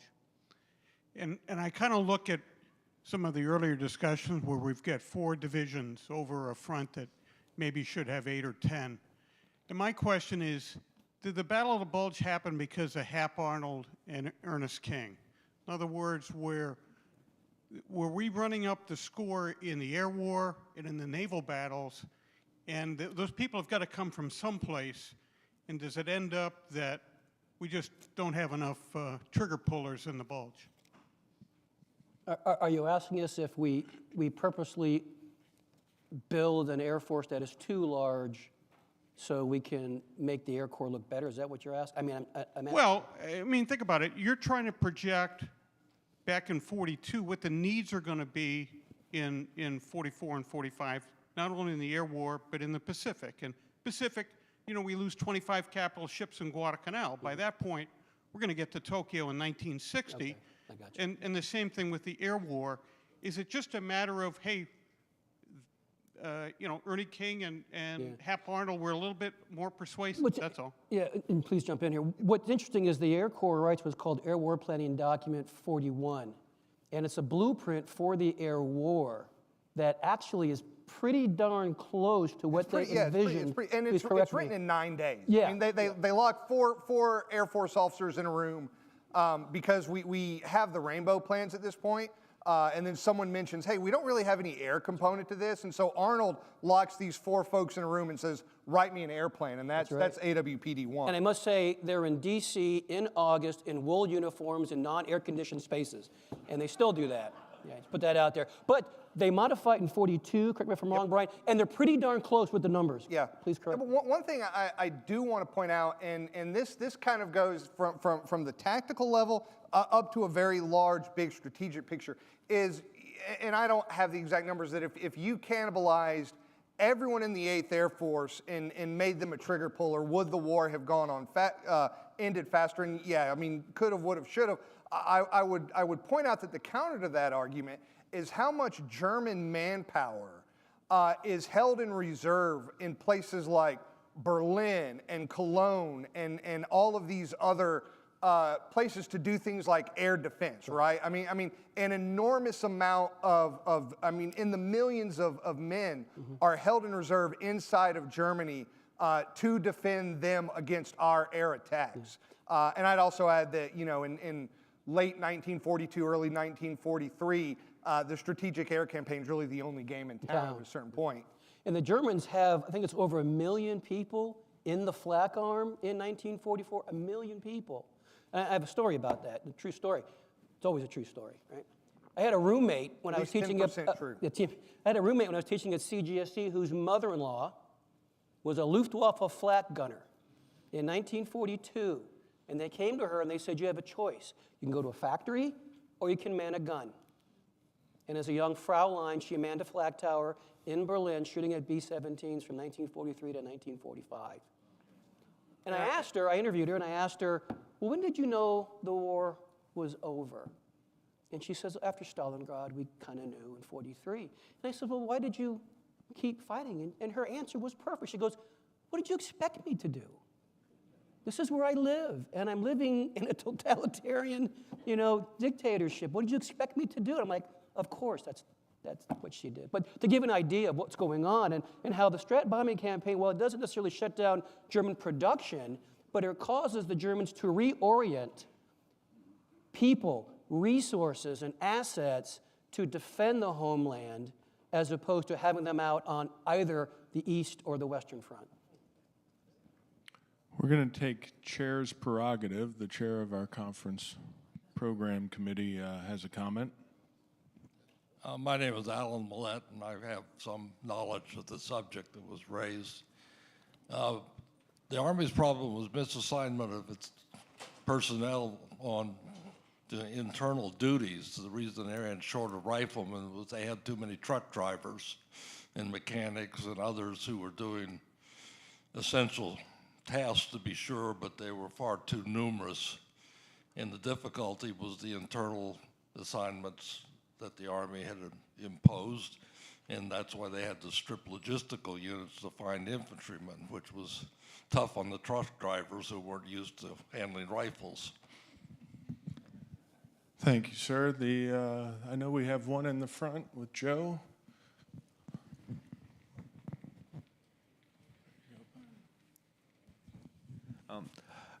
My question is when they found the abandoned German airplanes in Italy, did the Americans reverse engineer them or fly them and give kind of intelligence to the American flyers? Sure, but by that time, we're already producing or designing the P-51 and other airframes. So we do, and the Me-109 first flies in 1935. And so we're pretty aware of the design itself. The 600 series engine comes out shortly thereafter. And so we pretty much have an idea of what their airframes can and can't do. The FW-190 kind of throws us for a little bit of a loop for a while. But when the 51 shows up, nothing can match her. The 47s are relegated largely to close air support because they don't have the range and the high altitude where the P-51s can do it all. And so the 190 can hold its own with a 51. But 109 is kind of getting old. But we do have a good idea of air intelligence.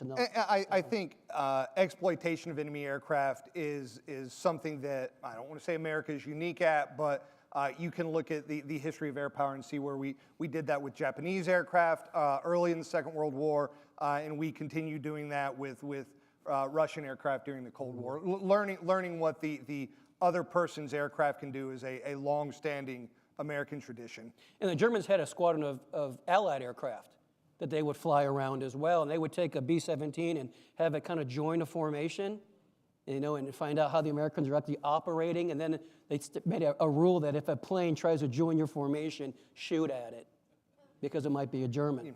Yeah. We're going to go with Connie to your far right, gentlemen. I enjoyed your talk. Did the Germans in desperation ever consider a kamikaze approach? They do, like I mentioned before, they do produce this Feisler F-103. It's a V-1 with a cockpit in it, but they've never actually used it, but it's like a concept aircraft.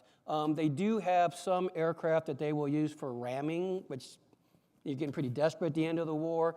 But what's really interesting is the Germans come up with what's called the Wild Sow mission. As the American bombers are flying over Germany, usually what would happen is the bombers would fly into a flak box, and the German fighters would get the hell out of the way because of the flak box. As the war progresses, these Wild Sow squadrons will follow the bombers into the flak boxes. While German flak is shooting at the bombers, they're in those boxes shooting at the American bombers. And so you see kind of a desperation in some of their applications with regard to defense. As far as kamikazes, the 103 is the only thing that I know about, unless Brian has nothing that. Yeah. I think what we all tend to talk about is the Me-262, right? That's gonna save the day. That's gonna change the game. You know, and then the great what ifs, if, you know, Yeah. if they could have had that earlier, if they could have built more of those, you know. It wouldn't have mattered. They do come up with what's called the BA-349, which is a rocket fighter. It takes off vertically, and it has like 24 rockets in the nose. And the idea is to shoot it up like 20,000 feet, shoot all of its rockets, and then dive back down, you know, and land. The problem is every time they test it, it kills the pilot. So they don't really use it much. We're going to go with our last question here with me. Great presentation, guys. My question, you made a comment about not too many of the Luftwaffe pilots were surviving the war. One that did, that I've seen numerous documentaries on, was Adolf Galland, okay? I've seen him on the World at War series, that great series that came out 40 years ago. Could you make a comment about Galland? Because he was quite a character. Yeah, he was. He's like your, and I'll give deference to my Air Force officer, he's like your stereotypical fighter pilot. Yeah, yeah. Devil may care attitude. Yeah, I mean, he writes this phenomenal autobiography after the war. Now, of course, I mean, the Germans who survive, you have to take a lot of what they write with a grain of salt, because they, you know, to a certain extent, you're trying to please your new masters. But Galland almost becomes a celebrated hero here in the United States. I mean, in the 1980s, the Air Command and Staff College began doing a series called Gathering of Eagles. They'll have all these great air power pioneers come down, and Galland was invited back time and time again. So you would have, you know, Chuck Yeager, Al Shepard, Neil Armstrong in the same room with Adolf Galland. He was. Yeah, he had 104 kills flying Me-109s. He becomes the general of the fighters, you know, and he is one of the guys who does speak truth to power, which is why he is fired, as Brian mentioned. But he actually survives the war, and he kind of carries the legacy of the Luftwaffe after the war. He's kind of the voice piece for it. Yeah, and when he's fired in January of 1945, Goering fires him, and then Goering calls all of the rest of his fighter pilot commanders together, and they actually stage kind of a revolt. In fact, I think it's called the Revolt of the Fighter Pilots. That's right. Yeah. Yeah, so he was held in very high esteem by the Luftwaffe, and then later he's held in high esteem by some in America. Yeah. When the British pilot Doug Bader is actually, you know, collides with a German fighter and he lands, Galland has him over for dinner, you know, to have a discussion, and they also make a deal to have 10 legs dropped over German territory, so Bader can have legs to walk around on. The problem is he keeps trying to escape every time they give him some legs, but, you know, that's the kind of guy that he was. But Galland really does burnish his reputation as a superior fighter pilot, a superior leader of men, and a man who had integrity with in his convictions in that rate. Like I mentioned, I met him like in 1979 as a young high school student, and he drove up in his red Porsche, and he had a substantially younger woman on his arm. So that's kind of Adolf Galland. Sean, John, and Brian, thank you very much. That was fun. It was had a good time. I thought Alan Noet was about to kill us. Thank you very much. Good job. Well, we have our speakers will be out in the retail area. Please join them out there for continued conversation. We also will be back at 3 o'clock for the final session of our daytime symposium. 3 o'clock. Thank you.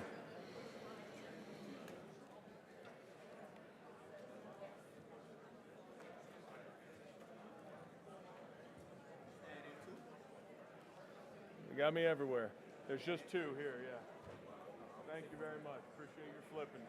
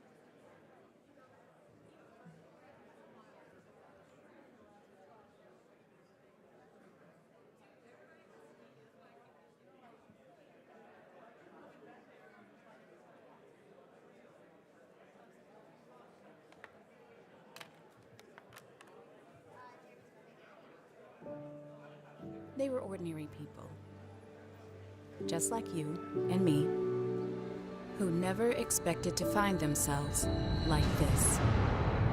But they found courage. They found grit, grace. They found strength in each other, and in their stories, we find strength within. The National World War II Museum. Find the extraordinary inside. The Allied cross-channel attack for the Battle of Normandy launched the liberation of Nazi-occupied Europe. It was codenamed Operation Overlord. This is World War II in two. I'm Mike Bell at the National World War II Museum in New Orleans. The Allies considered Nazi Germany the most dangerous of the Axis enemies. American commanders strongly believed, after wearing down Germany, a cross-channel attack would be necessary to liberate the oppressed people of Europe. At the Trident Conference in May 1943, both American and British leaders committed to a cross-channel attack the following year. Anxious for a second Allied front, Soviet leader Joseph Stalin pressed for a commander to be named. And in January 1944, U.S. General Dwight D. Eisenhower assumed supreme command of the headquarters Allied Expeditionary Force. Under Eisenhower were Allied land, air, and naval commands, each under a senior British officer. After being appointed, Eisenhower and his subordinates revised the preliminary plan for an amphibious assault on the Normandy coast, increasing the initial divisions from 3 to 5, and pushed for a 50-mile front. American divisions would land at beaches codenamed Utah and Omaha, the British at Sword and Gold, and the Canadians at Juneau. Codenamed Operation Neptune, the largest seaborne invasion of history was launched on D-Day, June 6, 1944. Paratroopers were dropped before the landings to protect the flanks and support the push from the beaches, while air attacks and fire from Navy ships would target German defenses. The Allied landings benefited from a dedicated air campaign and actions by the French resistance in the lead-up to D-Day. An elaborate deception scheme also convinced the Germans that the Normandy attack was a diversion for a much larger invasion near Calais. Ultimately, the Allied force consisted of over 1,200 warships, including 7 battleships, over 4,000 landing craft and vessels, and 15,000 aircraft, with soldiers, sailors, and airmen from 15 Allied countries. Whether by parachute, glider, or amphibious assault craft, nearly 160,000 troops landed in Normandy on D-Day. In total, there were 10,300 Allied casualties, killed and wounded. The assault troops, though, gained a foothold on the continent that day and gradually expanded. On June 26th, the Americans captured the port of Cherbourg, and the British secured the city of Caen on July 21st. American forces broke out at St. Lo in late July and began the exploitation across France.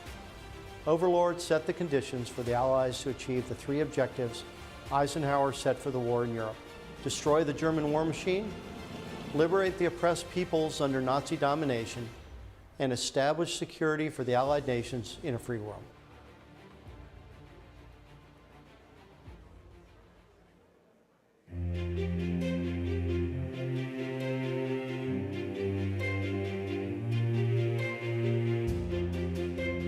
Quality of the presentations. Every year I think they get better. I think the quality of the researchers, the people you bring in, plus now the facilities are second to none. When you can get with 500 other guys and gals that are interested in history, it's just a place to be.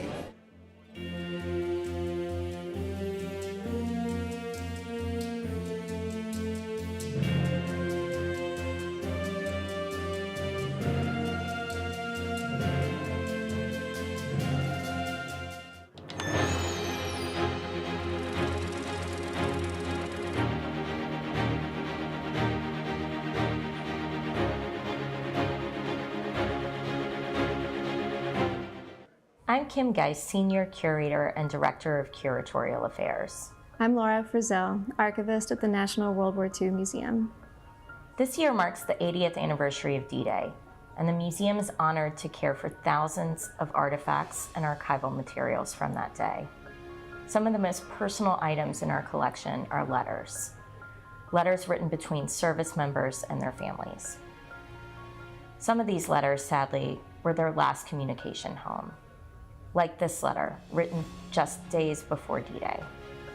Gordon Osland of the Army Coast Artillery Corps wrote a letter home to his wife, Chickie, telling her to remember the date, June 3rd. In the letter, he wrote, "I don't know exactly how or what to put in this letter, but I'm going to violate some of the rules of censorship, because when you receive this, it will not matter too much. It is almost midnight of June 3rd. I want you to remember that date. I'm going to get my first real test as an officer very shortly, sweet, and I don't know just exactly how I'll react to it, but at the present, I'm very calm and not the least bit nervous. As I said before, when you get this letter, it will be old news, and you will know what the score is. I've been in several air raids, and they were not bad compared to some of the things to come." He continued to describe the men in his outfit and the cities he'd seen. He made sure to express his love for his wife. "I'm just about run out of news, sweet. Just don't forget that I love you and no one else will ever take your place. I'm glad I married you before I came into the service and have since kicked myself for not doing so earlier. It was signed, yours forever, your husband, Gordon." On June 9th, the Secretary of War sent a telegram to Mrs. Osland expressing, quote, "deep regrets that her husband, Second Lieutenant Gordon R. Osland, was killed in action on 6 June in France. Weeks later, on July 28, 1944, a member of Gordon's outfit, Jack, wrote a letter to Chickie. He said, "Gordon was killed the afternoon of D-Day by part of a German shell fragment. He didn't suffer any pain, so they tell me, as he was killed almost instantly. He survived the initial landings, and then it was just one of those things that could have happened to anyone who was on the beach that day. I want you to know, Chickie, how all of us in the outfit feel. Gordon was one of the most popular among us, and we sure do miss him." He also revealed that Gordon and Chickie were expecting a child. Another letter in the museum's collection is from Captain Richard Belkins, who was a field surgeon. Belkins crossed the English Channel on a hospital ship during the invasion of Normandy, and he wrote his wife, Jean, in a letter dated June 6, 1944, "My sweet wife, this has been a most exciting day, and I've seen the most magnificent, thrilling sight, I believe, of this war. Later on soon, we may see horrible and terrifying things, but at present it is awe-inspiring. Yes, this is D-Day, and no doubt you listen to some of the exciting broadcasts at home when you awaken this morning." Captain Belkins survived the war and spent the remainder of his life as a doctor in Grand Rapids, Michigan, with Jean and their sons. Another letter found in our collection is from Eugene Don Briere, a paratrooper with the 506 Parachute Infantry Regiment, 101st Airborne Division, who played a critical role in the invasion of Normandy.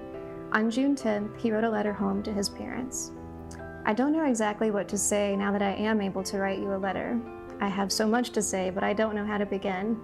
The only thing that is wrong with me is that I need a bath, and I'm getting a little tired of K rations.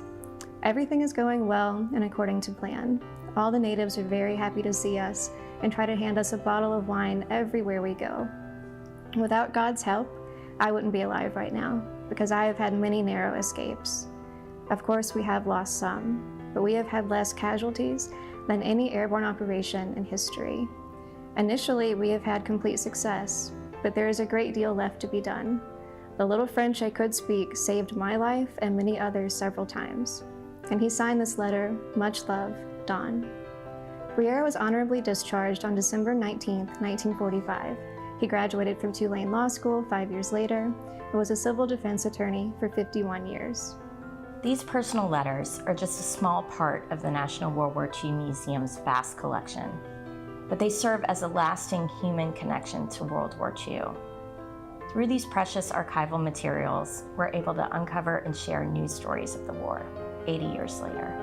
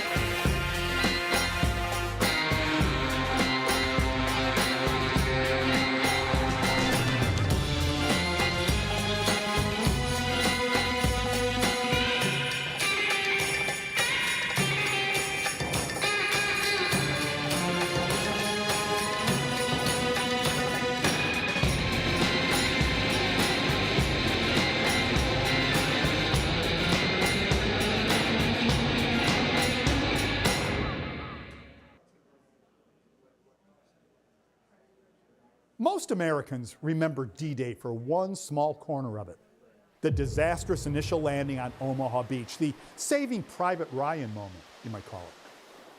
But while Omaha was a horrible fight, focusing on it can distort the true situation in Normandy on June 6th.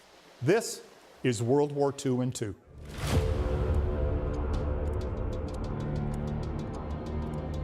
The Duke of Wellington once famously said that in war, it's impossible to know what's on the other side of the hill. In other words, you have a good idea of your own resources and you plan accordingly. But you never know with certainty what your enemy has, or where he has it, or what he intends to do with it. And never was that truer than it was of the D-Day landings. For the Germans, D-Day was an ordeal of being outnumbered in men, machines, and supplies. The Allies brought overwhelming military power to bear on a level the Germans couldn't hope to match. Pick any number you'd like. The Allies had 7,000 ships at sea. The Germans, just 31 light torpedo boats. In the air, the Allies deployed over 8,000 aircraft. The Germans, just 160. Manpower? There were 1.5 million U.S. troops in Great Britain. Adding British and Allied troops, let's call it 2.5 million. The Germans barely had 1 million, stretched out over 1,000 miles of coastline. Quality tells a similar tale. A big chunk of this supposedly German manpower wasn't German at all. It consisted of Osttruppen, or Eastern troops, units formed from Soviet POWs or volunteers from the occupied nations. But how much did these troops believe in the cause? The mental state of most Eastern troops was probably bewilderment, wondering what the heck they were doing in France. Beyond that, half the German units in France were so-called static divisions. They had no transport, no trucks, meaning they couldn't maneuver in battle. Their job? To shoot at whatever landed in front of them, and then die in place, which is exactly what happened to nearly all of them. Static divisions were meat against the fully motorized force the Allies were landing. By June 1944, the Germans knew they were fighting what they called a poor man's war. Their commanders knew it. Perhaps somewhere in his fevered brain, Hitler even knew it. Outside of a major storm blowing up at the last second, it's hard to imagine the D-Day landings failing. And that's the view from the other side of the hill.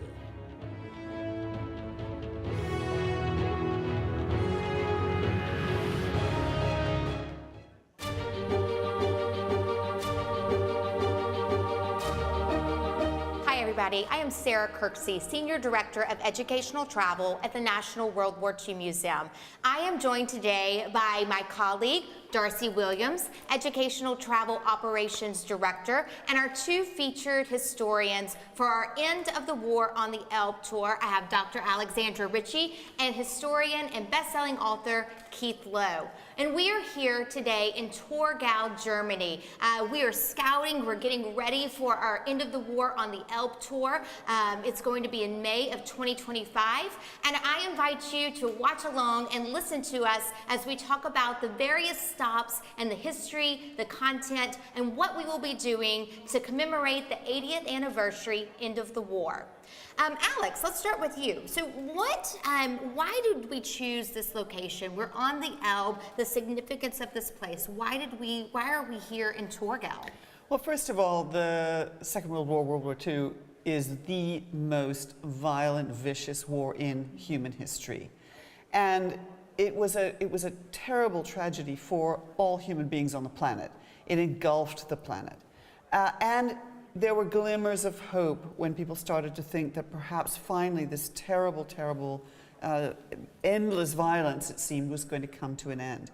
And one of the most important moments, one of the seminal moments of World War II, was the meet-up on the Elbe between the massive Red Army that had come all the way from Moscow and hit the Elbe River, and the American forces, and also the Western Allied forces as well. But the meet-up on the Elbe between the Americans and the Soviets was one of those moments on the 25th of April, 1945, in which people could look at this extraordinary event and say, yes, World War II in Europe at least is coming to an end.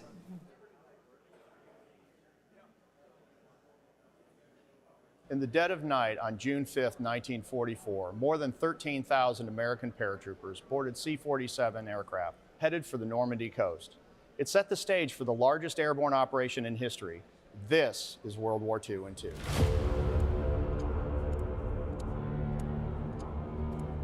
I'm Pete Crane at the National World War II Museum in New Orleans. The plan for the invasion of Normandy of June 6, 1944 was unprecedented in scale and complexity. 3 airborne divisions, 2 American and 1 British, would drop in the early hours before the Allied soldiers stormed the D-Day beaches.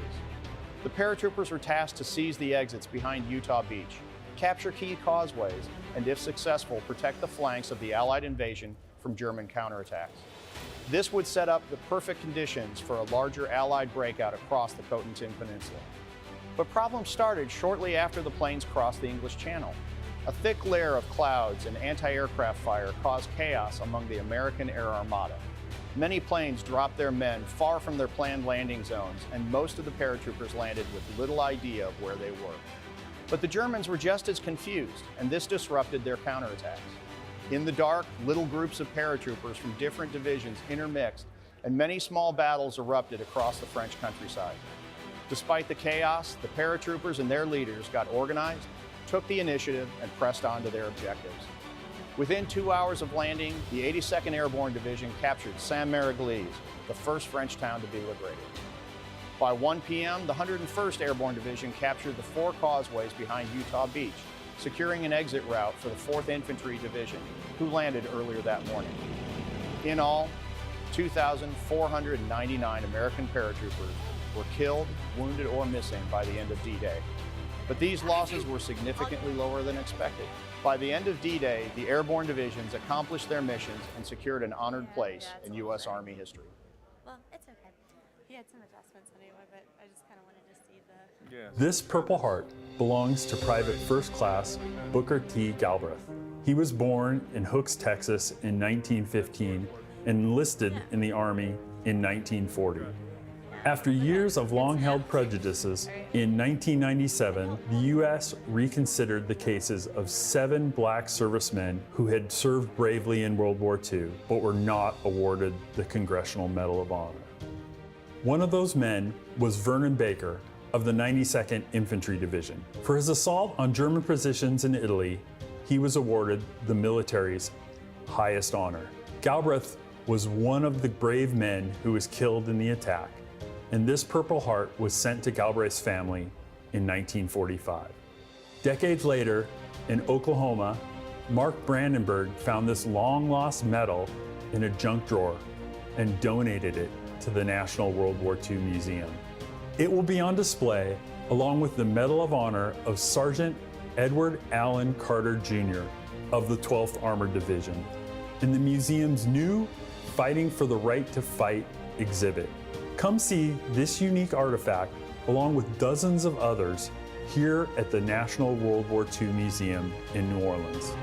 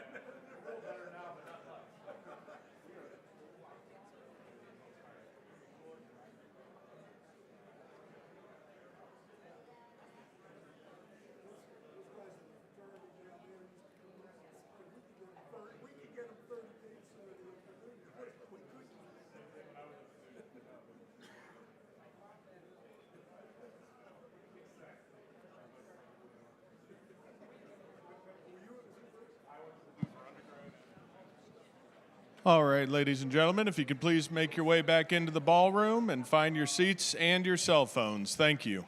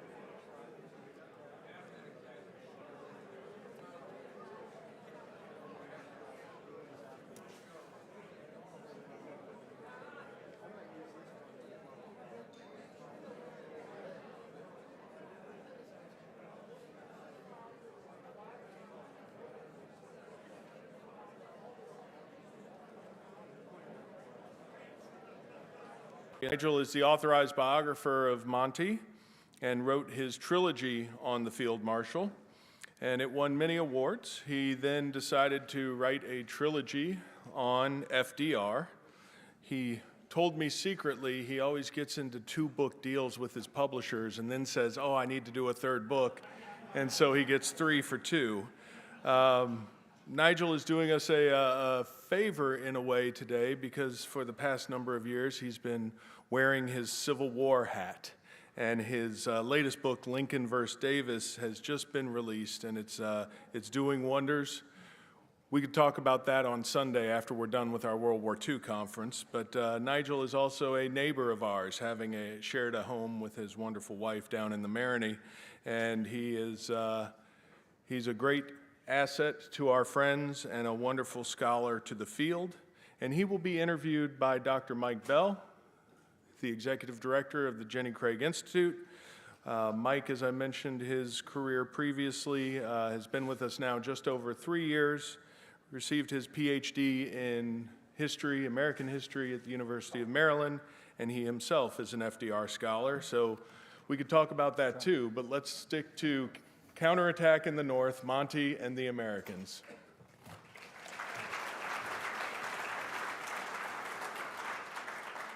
Well, thank you, Jeremy, and thanks, folks. Glad you could join us after lunch. I used to teach history at West Point after lunch, and I knew that was always hard because you're competing with lunch. But welcome, Nigel. This will be exciting. For those that aren't sure who Monty is, here's Field Marshal Montgomery. We got a little picture of him there, a cameo. But we're going to dive into this, and Nigel and I have been talking about this, and it's interesting. The American perspective usually has very little regard for Field Marshal Montgomery, I think safe to say, but also in the same breath doesn't appreciate his achievement in the North. And in many ways, Montgomery considers his offensive role. He's the ground land component commander for all forces for Normandy. Considers that as a great achievement in offensive war.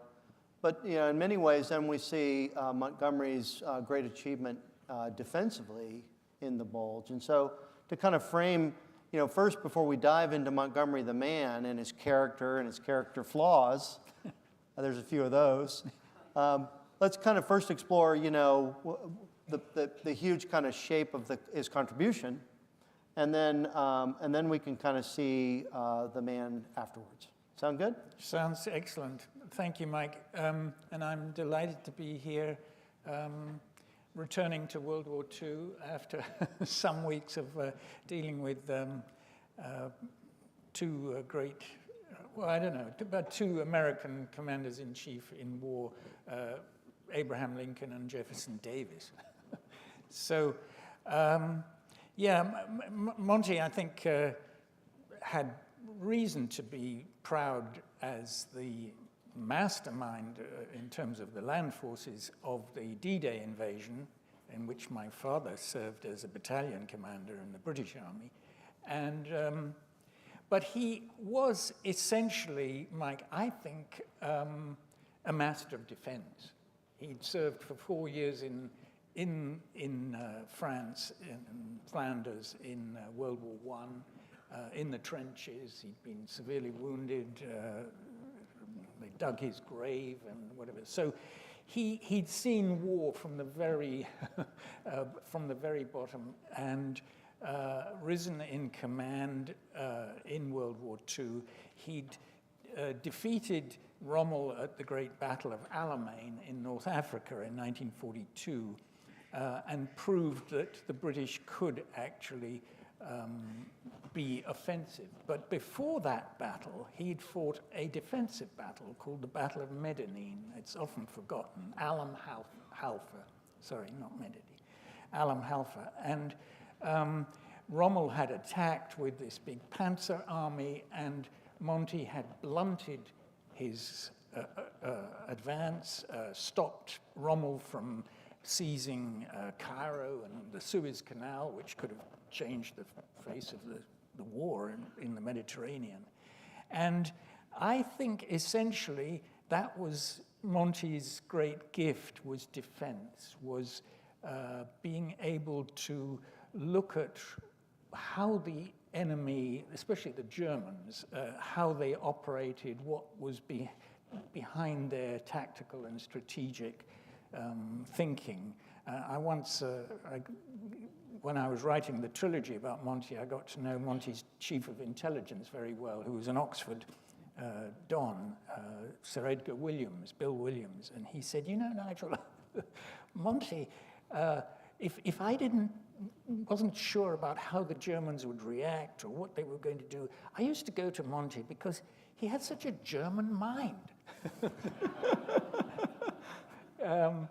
I think that in terms of the Ardennes, we should probably go back to the 1st of September, where Monty, who had been commander-in-chief of the two American armies in Normandy and the British and Canadian army, was in a sense demoted. He was given this prize. He became a field marshal, like Rommel, his opponent, but his two American armies were sort of, as he saw it, taken away from his command and given to General Bradley. And so in the aftermath of that, in December of that year, 1944, he later took great pride in the fact that he had been the first, probably the first general in military history who had he'd been asked to take command of two American armies in the field of battle and facing possible defeat. And I'm sure he said that in a way that stung a little bit too, right? Yeah, we can talk about his arrogance, but the truth is that is what happened, and that's what I think we're going to explore now, how that happened and how he did take over command of those two American armies on the northern side of the German breakthrough in the Wacht am Rhein. Yeah, so what we're referring to, you know, Eisenhower's going to make several decisions, and then we'll talk about the leadership and how Monty views it. But, you know, first he's going to commit the 7th Armored Division to come north, from the north of Simpson's Army, and the 10th Armored from 3rd Army to be committed to 8th Corps. And then the second decision is the commitment of his last reserve, the 18th Airborne Corps with the 82nd and 101st, you know, really on his intuition.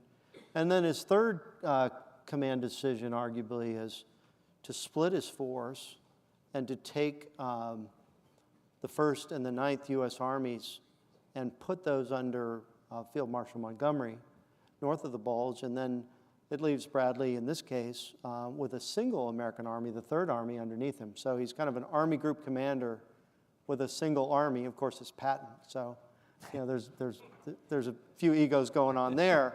But it kind of sets the stage here. Now, for those who don't know, Nigel has a very interesting, you know, background and actually a relationship with Field Marshal Montgomery. Maybe a little bit about how you know him and then how you became his official biographer. Well, Mike, I first met Monty when I was 13 years old, and he was retiring from NATO as Deputy Supreme Commander, and he had rebuilt an old water mill south of London in Hampshire, and my father took me and my brothers to visit the Field Marshal. My father had served as a volunteer, a battalion commander in World War II, and been decorated at Nijmegen and by the Field Marshal, and but had gone back into journalism and become editor-in-chief of the London Sunday Times and Times.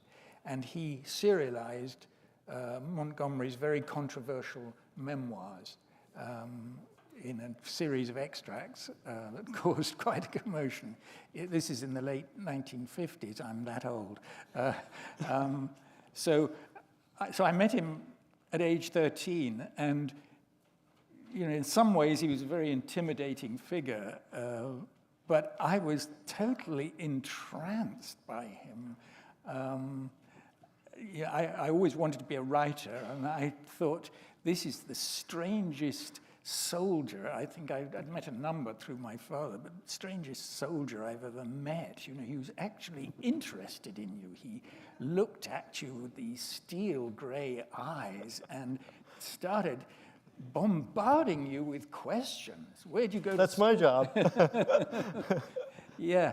But I didn't feel intimidated. I thought, wow, this person is actually interested in me. And I think that was one of his, later I found one of his great talents, was to actually be interested in you. Of course, I didn't realize then that he was judging you. He was sort of working out, you know, whether you were the sort of material for success or whether he could use you in some way. But it was a remarkable ability. Well, I became very close to him when I was a student at university, and Monty even took me to stay with Winston Churchill for a weekend, which was pretty extraordinary. I think I'm the last person outside the Churchill family to have stayed at Chartwell with Sir Winston. So I was very grateful for his help to me as a student. He never wanted me to go in the army. I mean, he knew I would be completely useless. useless. But I found his humor schoolboyish, but fun, and he was very positive and incredibly energetic. I mean, he was already in his 70s, but you know, from the moment he got up in the morning, you know, there had to be a plan that things were going to happen all day at certain times. And, you know, the myth is that he wore 2 watches, you know, to make sure you were on time. I mean, he was that sort of guy. Well, he died in 1976, and afterwards, my father had been really compelled by Monty, forced by Monty felt always that he was short of money for his retirement and whatever, and so he decided to sell his papers, and he forced my father, who was a director of this big newspaper organization in England, to buy his papers. And my father started looking around for a qualified historian to write Monty's life story, his biography. And then he said, well, but Nigel, there's probably nobody of the younger generation who actually knew him as well as you did, because I stayed with him for months at Islington Mill. He said, why don't you write just a short book? Short book. A short book. Yeah. Notice that? So 3 volumes later and 10 years afterwards came the Monty trilogy, yeah. So, I mean, you paint this incredible narrative of Montgomery, and, on one level, he's a sheer professional, he's this dedicated, brilliant battlefield commander. On the other one, he's boastful, he's petty, he's obnoxious, he's conceitful. I mean, how do you balance that person with kind of the character that we have sometimes as a commander? Well, I think as a biographer, first of all, you have to accept the contradictions in any human being. And I think that is the difference between history, where we tend to, what did Dr. Johnson say? History is about numbers, communities, groups, nations, armies. But the biographer deals with an individual, a human being, and the task of a biographer is to get into the mind of a human being. And as a biographer, you know that a human being is a complex mix of personality and emotion and motives. And so I felt when I started the trilogy, which was not going to be a trilogy, that I possibly had the disadvantage in that I was just this very young historian, but I had an advantage in that I knew more or less all this man's foibles, just how arrogant he could be, but also how incredibly clear-minded, how almost like it always seemed to me he was like a mathematician. He was always reducing everything. He on a piece of paper, if you said, I'm worried about this, or whether I can pay my college bill or whatever, he'd say, well, let's look at the problem. And he would start numbering in order the different aspects of the problem. He was always reducing, as a mathematician does in terms of an equation, always reducing it to its very simplest essential. And when I came to write the biography and follow his life course and started to interview, I'm sure I did over 400 interviews with people who'd served with him, from his family to military personnel. I found that essential desire to reduce things to their essential, simple the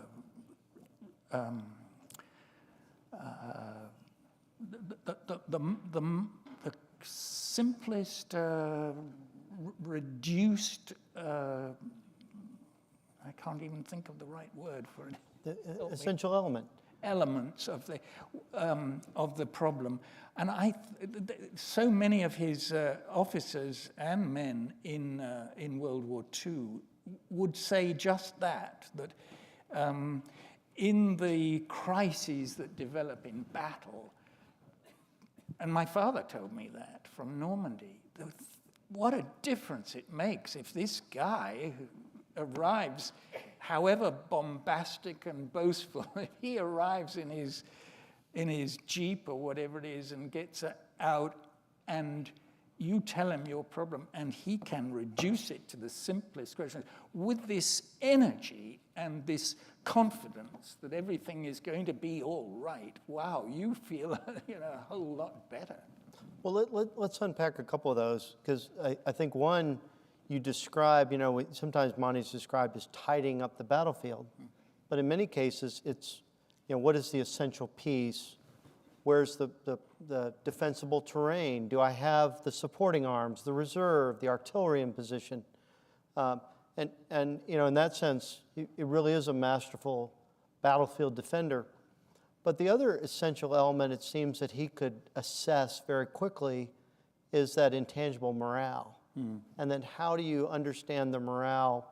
So let's look at the north shoulder of the bulge. So on the 20th, Eisenhower is going to split the command. Bradley's now moved south toward Luxembourg and is really out of communications with the 1st and the 9th Armies on the north shoulder, and Bradley's not happy about it, but Eisenhower will split the command structure and move Hodges' 1st Army and Simpson's 9th under Montgomery's command. What does Montgomery do right away in that initial period? The first day, congratulations, now you've got what you wanted. You've got 2 American field armies under your command as well. How does he respond to that? Well, first of all, one should say, there was, you're perfectly right in saying that Eisenhower made some really crucial decisions about sending those divisions to, those reserves, including the airborne division, to try and stem the German invasion. But Monty felt that in those days after that, there was very little central command. Monty had this series of liaison officers, gallopers, who were reporting back to him, and their reports were that their American colleagues hadn't heard anything from Bradley's headquarters. And so there was an air of despair almost at the senior headquarters. And so Monty kept complaining to Eisenhower, who was back in Paris, saying that somebody must take charge of the battle because he felt Bradley couldn't possibly in Luxembourg. Have we got the map that we can look at? Of course. What magic is this? That's... You want this one or you want the... probably, we might just say here... Yeah, no, we'll come back to this map, Mike. So yes, so here's the bulge, and can you see Luxembourg down there? Yeah, you see Luxembourg in the lower right corner. So there is the commander of the 3 American armies, who's right down at Luxembourg, and who's basically only has some limited radio contact with his 1st Army commander, General Hodges, and I don't think he had any contact with General Simpson. Sporadic. How about sporadic contact? And so Hodges, who was up at Spa, do we see Spa on the map? Can people see that? Would you describe it? My eyesight is so terrible. So I think my eyesight's about the same as yours. But yeah, if you look at the northern German, the 6th SS Panzer or 6th Panzer Army attack toward the north, it's going to kind of veer right towards Spa. And then Hodges, they actually abandoned their headquarters in the middle of the battle, well, unbeknownst to everybody. Well, that's the point. Monty kept telephoning Schaeff headquarters in Paris saying somebody's got to take charge because Bradley doesn't seem to be in charge, and his reports were that Hodges was not panicking, but there was terrible fear of what, that not Notice enough that, was not being panicking, but terrible fear. All right. I'm struggling not to overstate this, but so Monty, finally, General Eisenhower said, well, Monty, you're going to have to take charge of these two American armies and as you correctly say, he sort of split the middle and said, Monty, you will take charge of the two American armies north of the incursion, the invasion, and General Bradley will remain in charge south of that with one army under General Patton.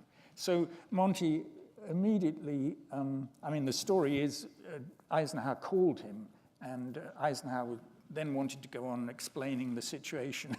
Monty pretended that the line was very bad and said, I can't hear anymore. It is very bad line, put the telephone down. Because this, in a sense, was, his moment. This was what he was born to do, is to take over in difficult circumstances. He'd been through 4 years of World War I, in the trenches, etc. He felt he was ready for this. Well, and arguably, he's not a huge fan, if you will, of Eisenhower's leadership at that moment. So we'll get to that in a second. We'll come back to that, because he adored Eisenhower. There's a lot of misunderstanding about that. Eisenhower was a very adorable person. It was very difficult not to warm to Ike. It was just that he felt his genius was dealing with allies and the ramifications. After all, Eisenhower had run the D-Day invasion in charge of the air forces, the navies, as well as the land armies.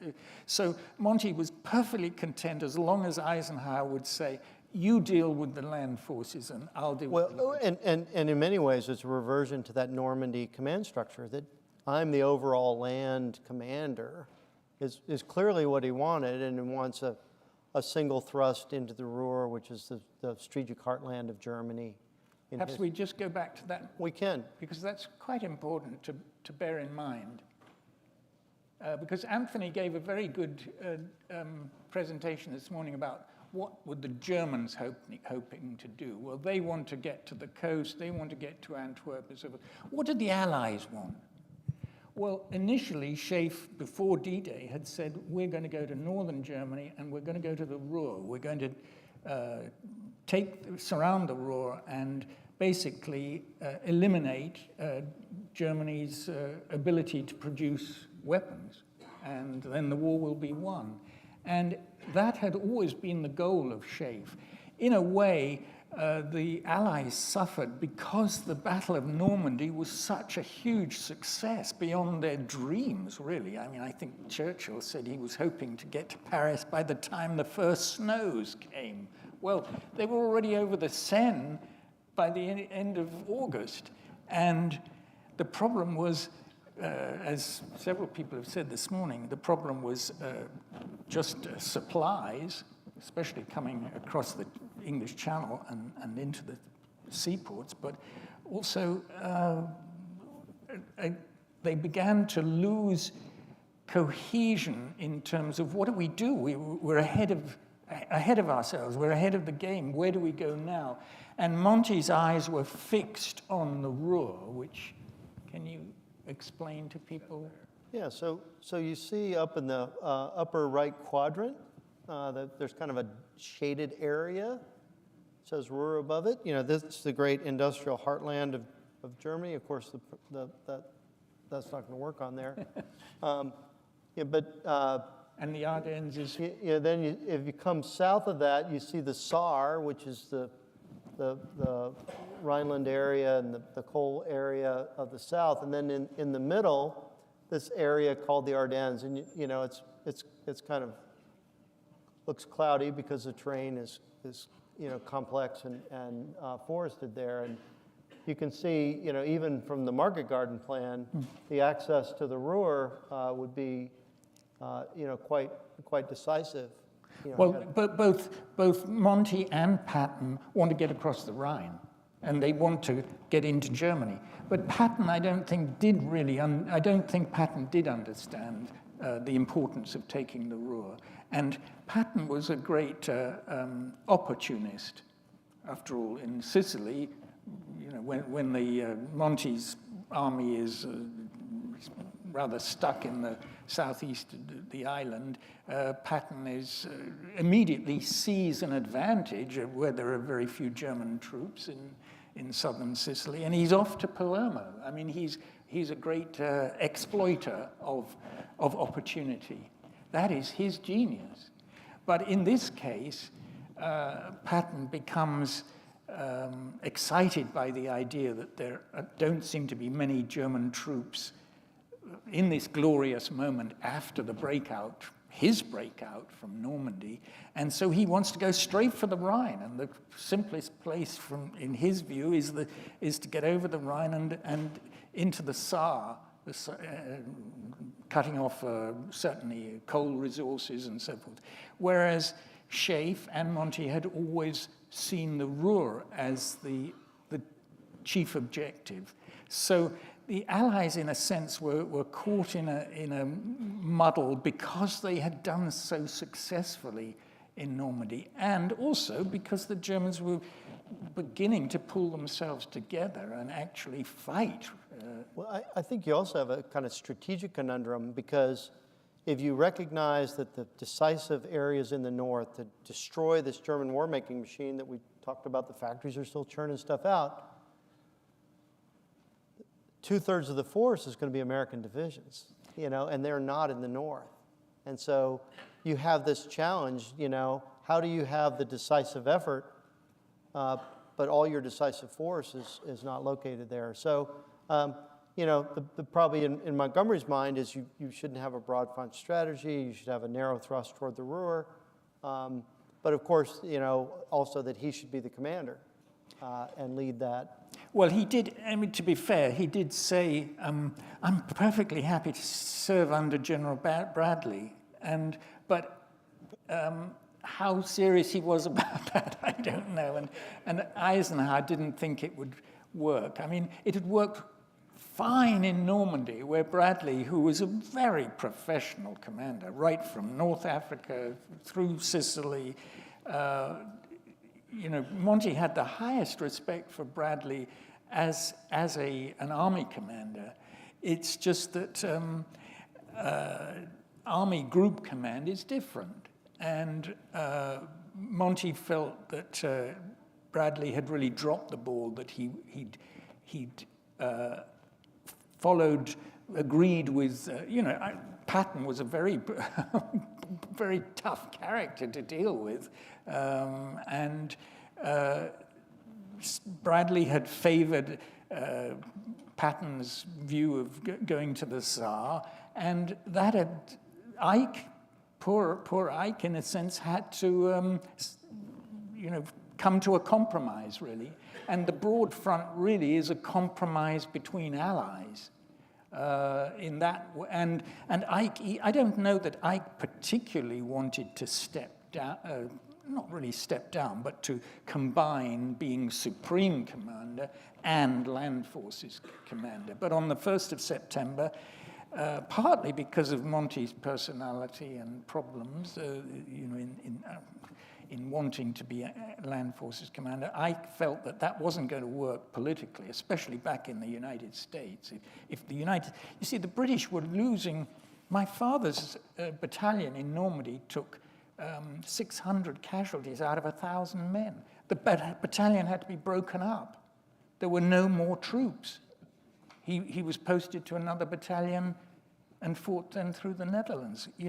The British were suffering manpower problems in a big way, and whereas there were more and more troops coming into Normandy in the American armies, I mean, gradually they began to run out of men, but it was clear that the United States was going to be the dominant partner in the reduction of the Nazi Third Reich, and Monty didn't see it that way. He saw it just in terms of, I'm a soldier, what's the best way of taking the Ruhr, ending this war and ending the German capacity to wage war, and and I'm the best guy to do it. So go back to what you originally asked was, what does he do on day one, so to speak, when Ike finally, after speaking to his staff, says, well, look, Monty's right. Somebody has got to take charge of this battle.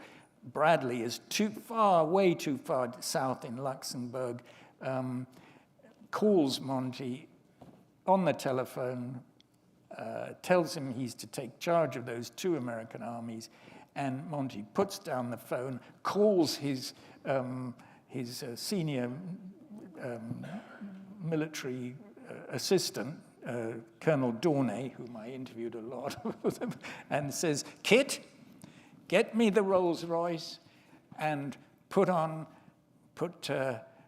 Union Jacks on the bonnet of the car, that's the hood, and let's be off, and starts visiting his new commanders in the field. I mean, that's Monty's genius. What is Bradley doing? He's worried about something we talked about earlier today, which was this German group, that paratroopers who were going behind American lines to assassinate the senior leaders. And Bradley, bravely, I suppose, stayed in Luxembourg. He wouldn't withdraw from that, but he lived in a hotel there as his headquarters, and stopped using. General Eisenhower had given him a Cadillac, and for Christmas, and but that Cadillac had to be put into a garage, and Bradley would only travel outside the hotel in a Jeep, and even covered his general's insignia.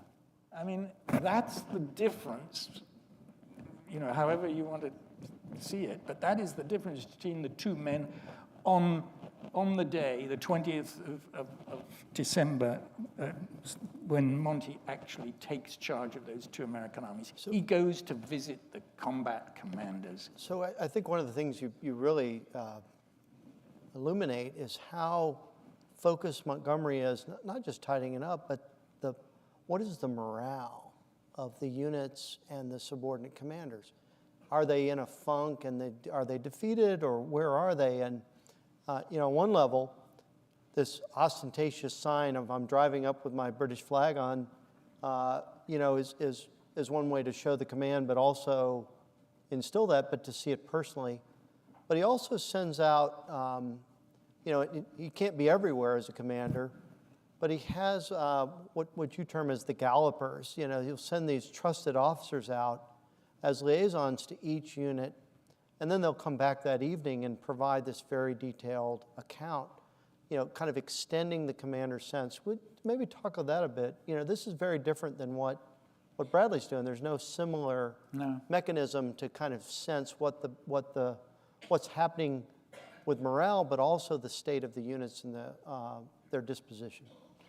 Well, gallopers is a term that comes back from the Duke of Wellington, so it went back a long way. But I don't know that in English military history anybody had ever done anything like it, where Monty had started it in the desert in North Africa, where you assemble some usually young, with a lot of energy, young men, young officers who will go and not only receive information from the headquarters of the different units in the army, but also assess, actually talk to the commanders. It was something for, once Monty took over American command, it was something for American generals to have, a captain coming saying, tell me, how is the morale, General?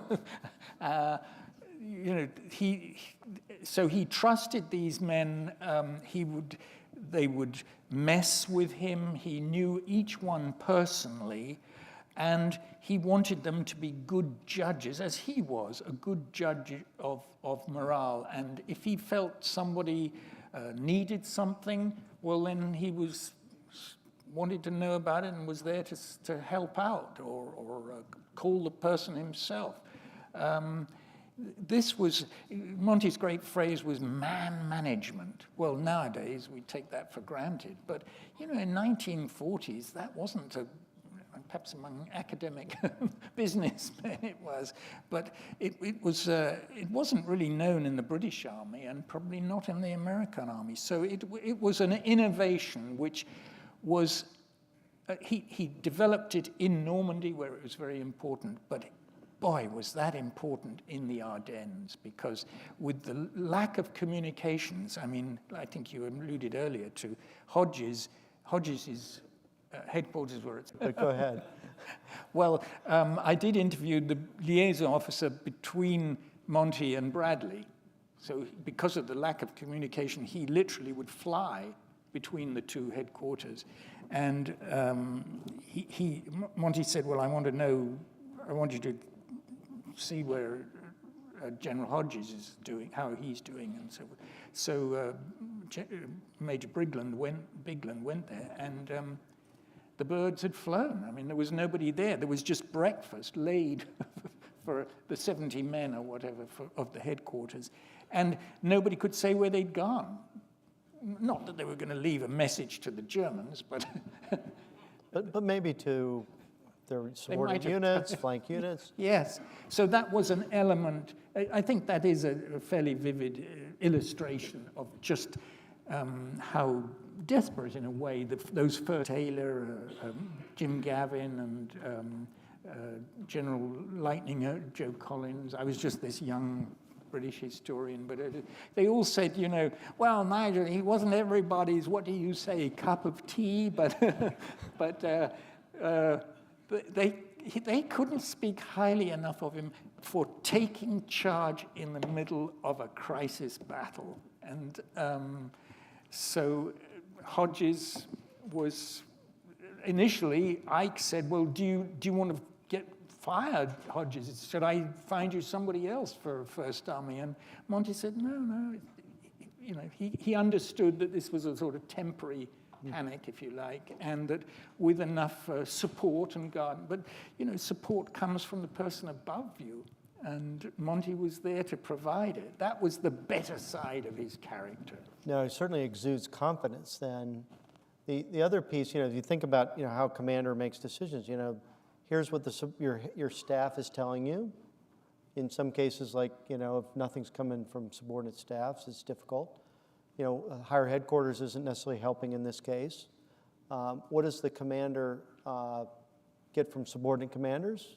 First Army, not much there. And then what is the commander able to see for himself, or in this case, through his trusted gallopers? Really has a very accurate picture of the dispositions on the North Shoulder quite quickly, and I think allows him then to make these decisions about, do you withdraw here? Do you tidy up here? Are we on the right terrain?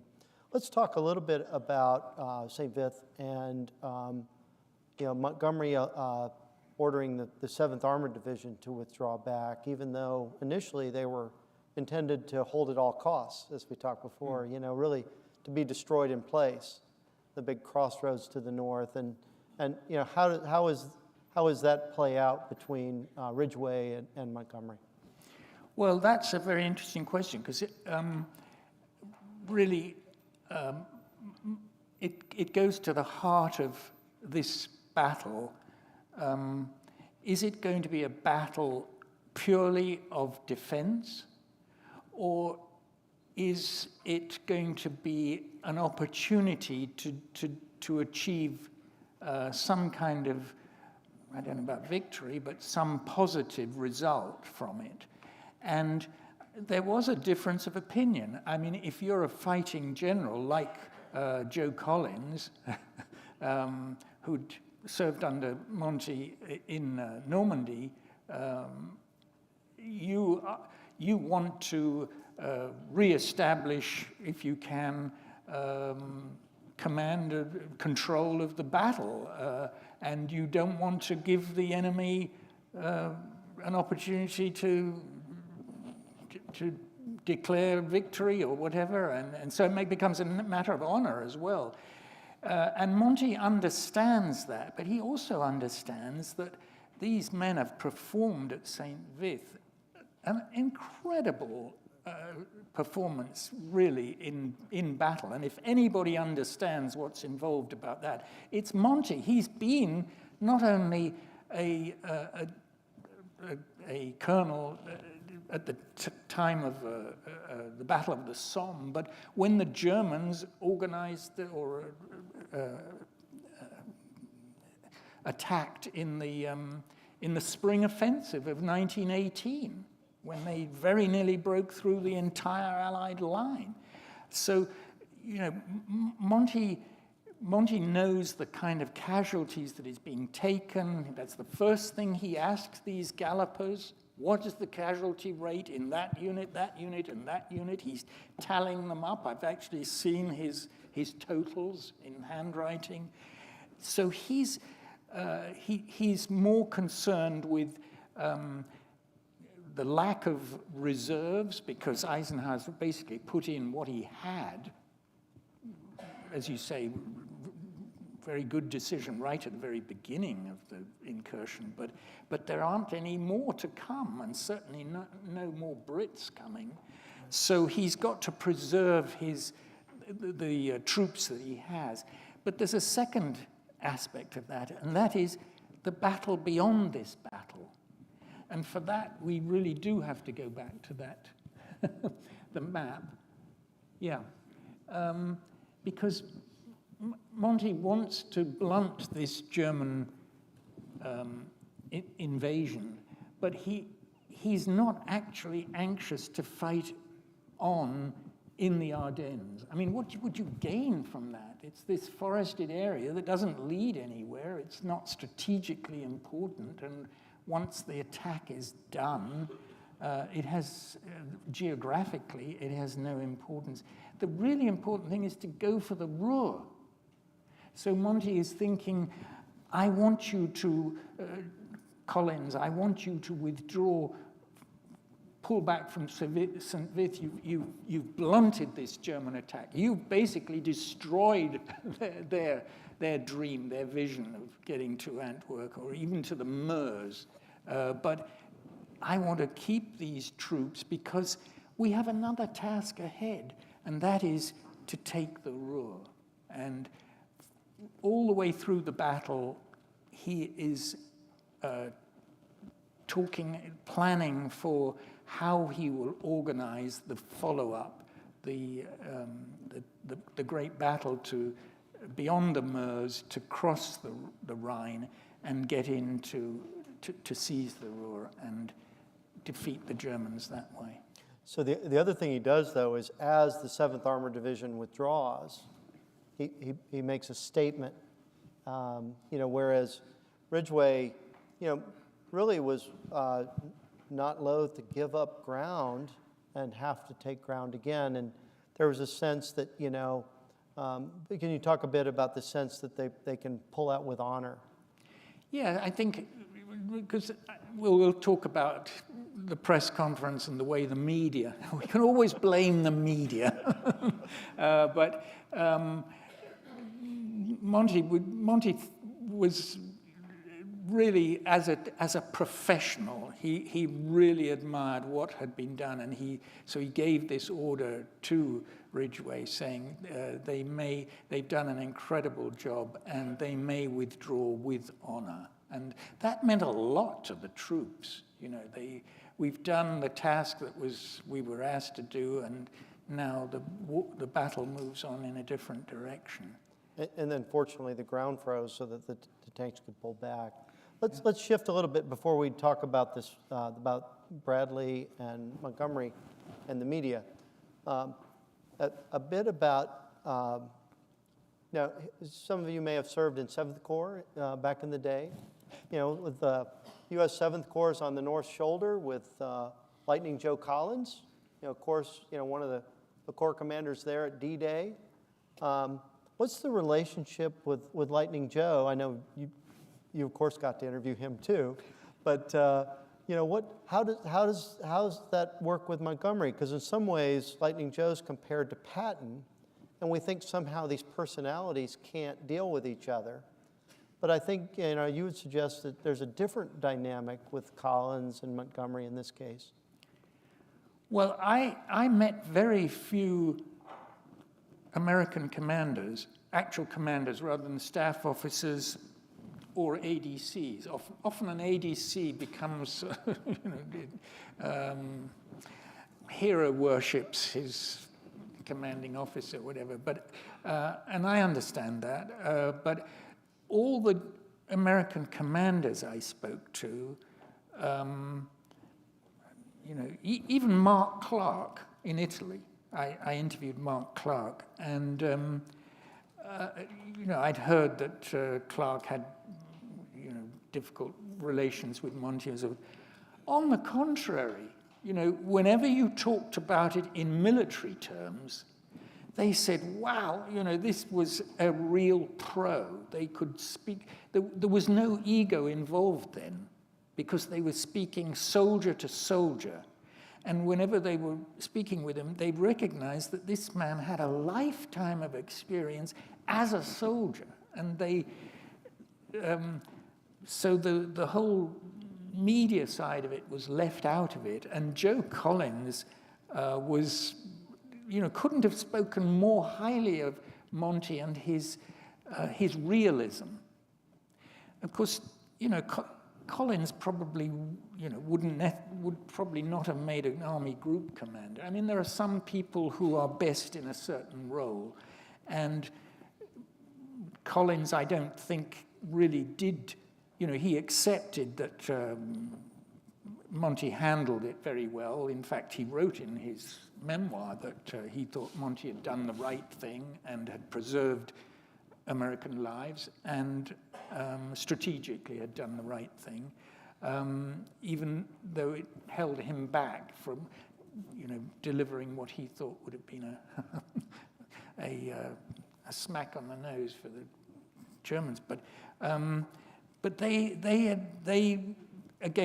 just responded to his professionalism, man to man, soldier to soldier. Let's put it that way.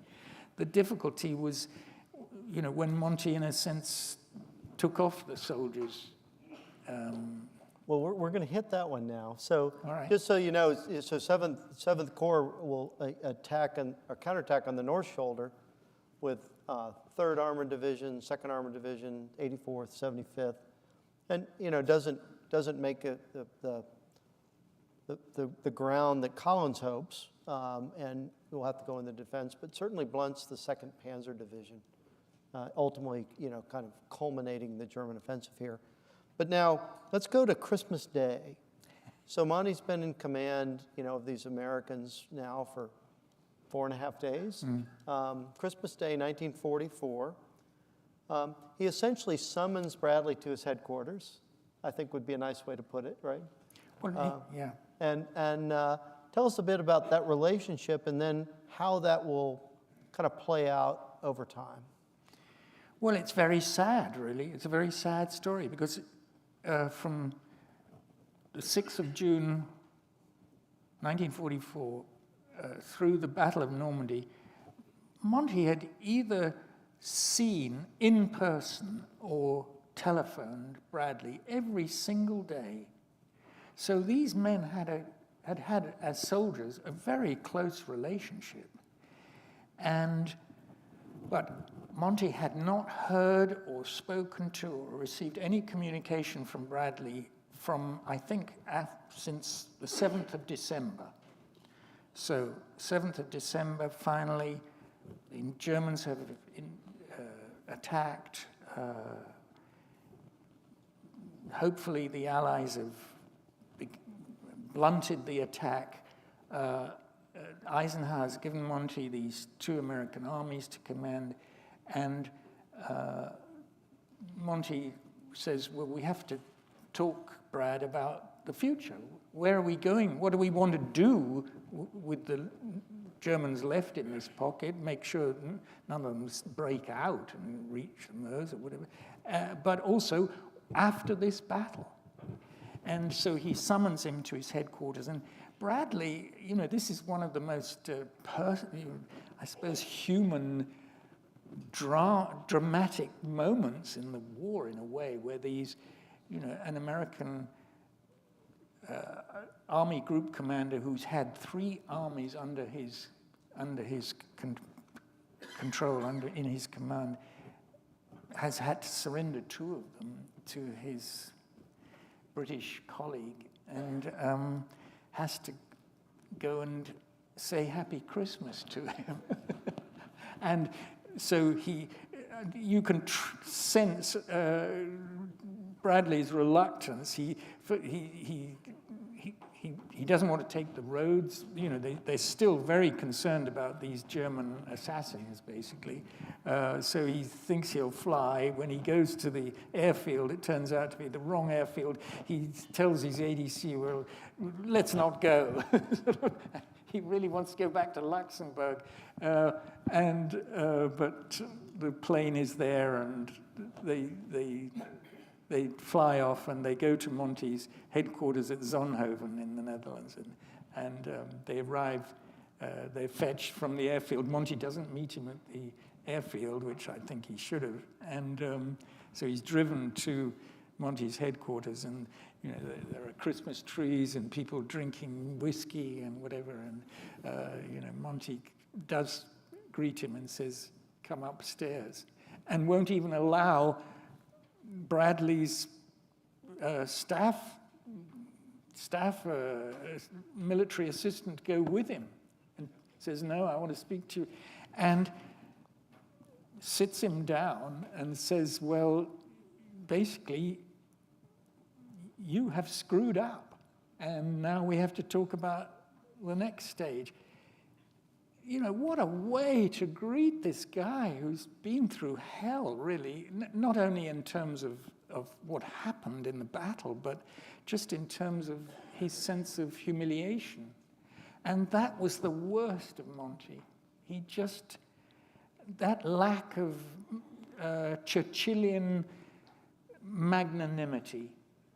I loved Monty for many reasons. He was like a grandfather to me. But boy, I again and again experienced myself what a kind of bully he could be, especially when he was on top. And he just, somehow the arrogance would overpower him. And so I did find a letter Monty wrote to a colleague of his in England describing the interview.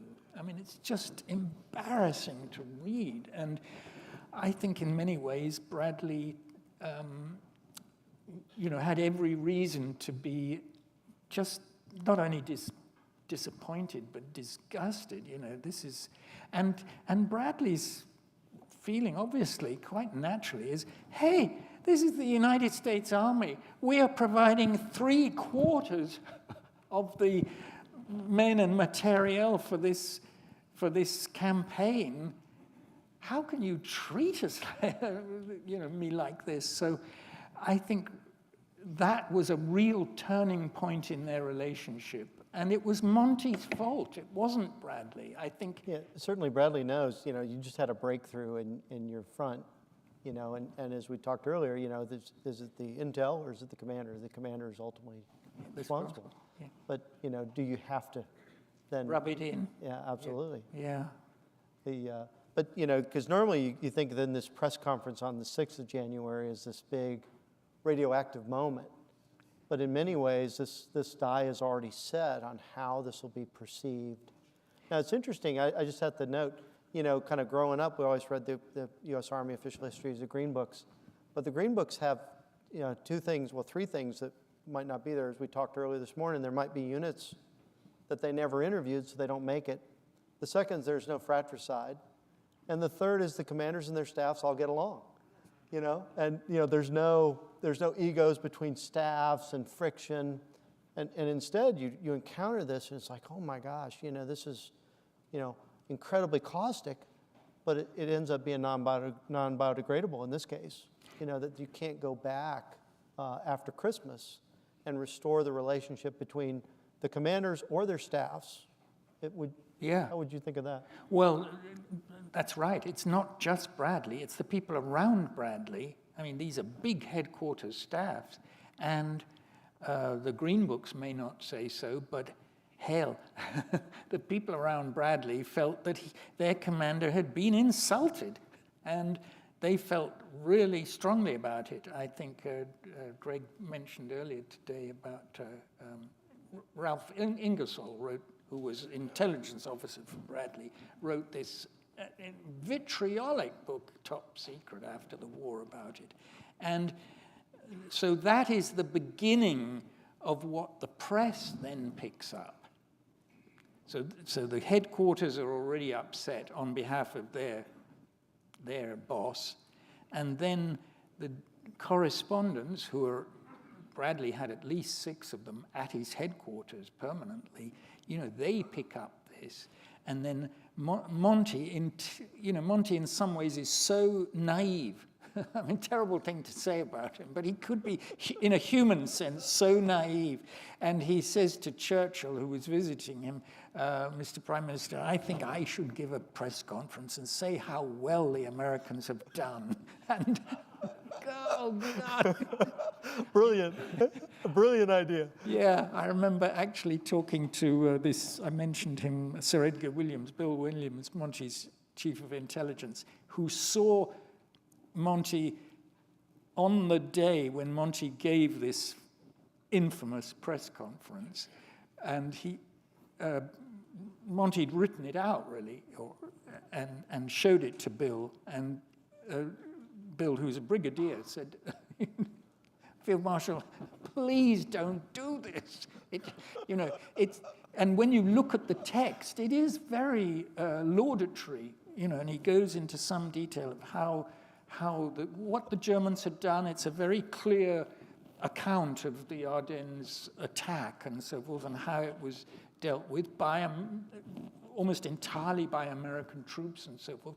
But he says things like, this was a very interesting little battle I fought. It was just most unfortunate. And initially, people apparently on the day, because he was so laudatory about the American commanders and the troops themselves, people thought, oh, well, he said something nice. But when the press got hold of it, not just in London, but in New York, that was really the end of Monty's reputation, because it spurred this sort of Anglo-American rivalry in a really new way, and anything that was done thereafter reflected that growing resentment, let's say. And ultimately, Bradley asked for his 2 armies back, and Eisenhower, I think, very courageously said, in human terms, said, Brad, no, you're not going to get 9th Army. The object of this war is now to take the Ruhr, and Monty will be in charge of the northern aspect of that, and he doesn't have enough British and Canadian troops. I am giving him General Simpson. That's that. And so that was another pill that Bradley had to swallow. So Monty did keep command of an American army for the crossing of the Meuse and the Rhine. And but once they were across the Rhine, Bradley was not going to watch Monty move on to Berlin. We're going beyond the Ardennes, I realize, but it's just an example of how this unfortunate resentment carried on right to the very end of the war. And as somebody said this morning, not just to Bradley post-war, but to Bradley's wife. Well, and they'll fight these out in their memoirs, and certainly then, Bradley with now First Army back, Third Army with Devers. The sense is, can we beat Montgomery across the Rhine, and these other pieces. So there's a competition that ensues. It's an interesting one behind the scenes as you look through it. I think the last piece, kind of briefly, Montgomery, the sense is that Eisenhower is kind of, almost in a funk, during this battle that is holed up in his headquarters. They're concerned about assassinations, that Eisenhower has a double that goes out and kind of doubling for him. I guess that's what doubles do. And is largely out of communication, and that there's a commander missing there. And so I know this, you paint a very different perspective of Eisenhower's leadership at this time than Stephen Ambrose and others do of Eisenhower. Just to entice people before the questions, maybe just give us a sense of that, of your view of that, and then how's that? Yes, I think there's the war and there's post-war, and post-war is memoirs and historians, and it's inevitable that national patriotism plays a part in that. I mean, look, the Ardennes was an American battle. I mean,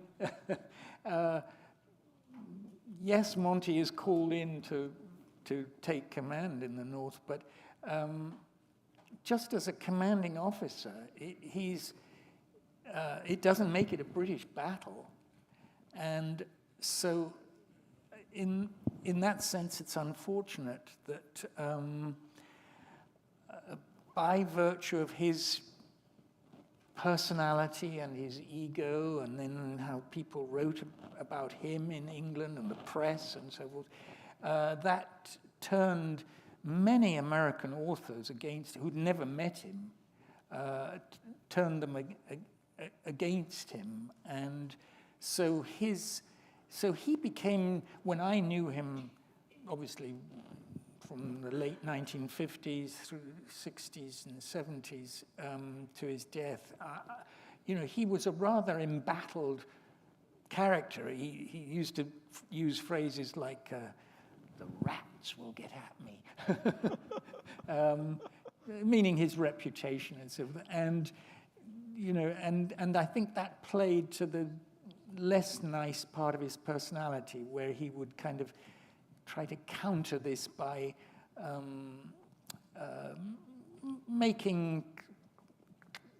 he would give interviews, and I think he did a famous television interview with the American documentary maker, whose name escapes me. Good night and good luck. Yes. Morrow. Edward R. Murrow. Ed Murrow, thank you. He did this interview with Ed Murrow on film, which was shown on American television, in which Monty is filmed sitting on the steps of one of his wartime caravans, I think his map lorry, saying, well, of course, Ike should have stayed up on his lofty perch, and he shouldn't have, got involved with the ground battles. He had no idea about it, and so in retrospect, as old people do, they oversimplify, and there was a degree of revanchism. He wanted to get back at his critics and so forth, but that was the less fortunate side. I just hope that as the generations go by, we see his real failings as a personality, as a human being. I think Eisenhower is quoted saying, what was it? On the outside, a great general; on the inside, a very little man. And there's a lot of truth in that. But he was a pro. I mean, when I did come to write the trilogy, I was just curious about his life before I'd ever met him.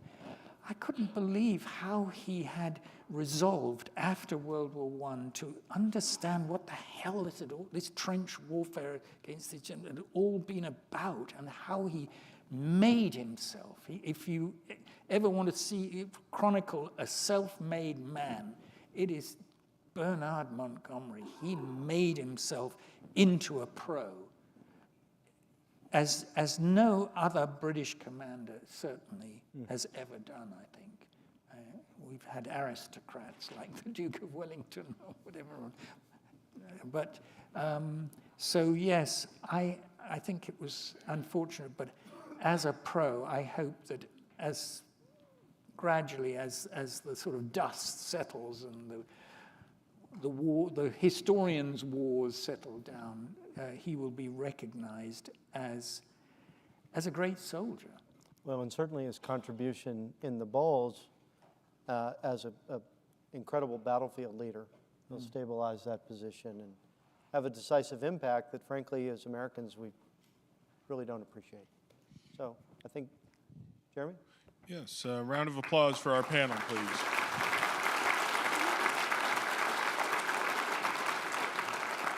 The first question is going to be all the way in the back to your right, please. I am taking a step beyond the Ardennes, but I'm curious, what are your thoughts about how realistic Montgomery's later desire to drive directly to Berlin on a narrow front were from a logistical and a tactical perspective? Berlin, yeah. Well, your map back? Sorry? You want your map back? No. Although, yeah, no, I don't think the map will help. Let's stay with this. Yes, I mean, that's an interesting question, because Monty, going back to the 1st of September 1944, he had this notion of a 40-division strong drive to the Ruhr, through the north. Now, I personally think, and I interviewed many of Monty's most senior staff, not just intelligence officers, but planning officers and operations officers. I think Monty was wrong about trying to circumvent the Siegfried line and to go to Arnhem. I think that was Monty's mistake, and we haven't mentioned it, but in some way that actually did lead to the Battle of the Bulge. Monty has some responsibility for that, because he's sort of way out of the way, leaving this area in the Ardennes relatively undefended.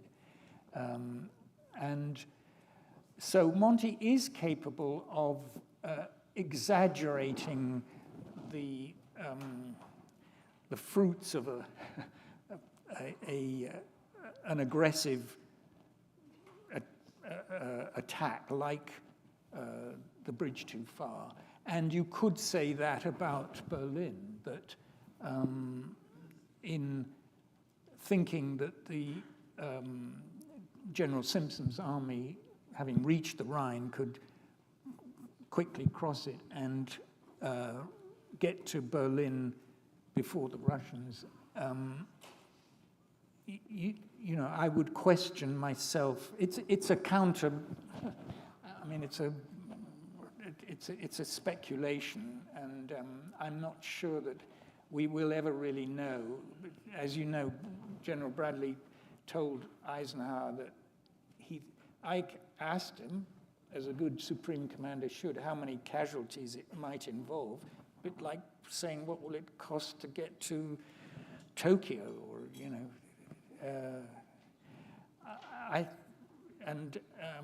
Bradley said he thought possibly 400,000 casualties. Well, that is a hell of a number after all the casualties that had been taken in Europe.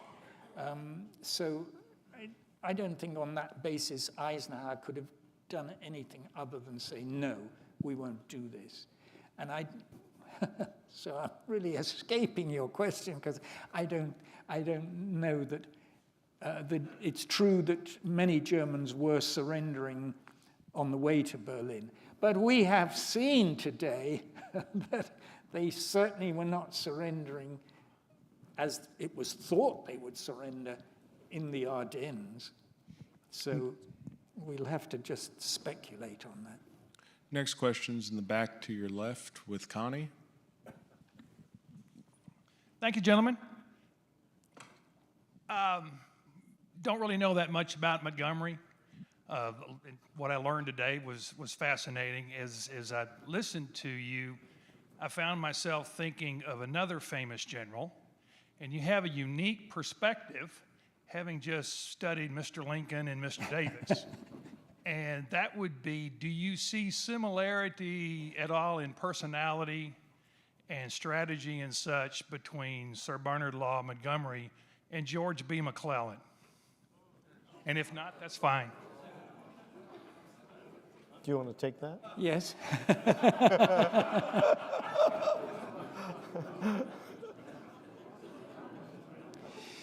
Well, my book came out a week or two ago, and it is a study of Lincoln and Jefferson Davis as commanders-in-chief. So I was, and it has taken 5 years to write the book, and so I have thought and researched and written a lot about this. It's really the first 2 years of the Civil War. And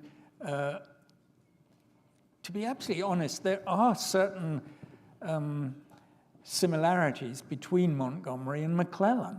You know, McClellan did clearly have an ability to connect with ordinary soldiers, well, I suppose what we'd call GIs. You know, and McClellan loved to issue these messages to the troops, these orders of the day, to foster a sense that the army commander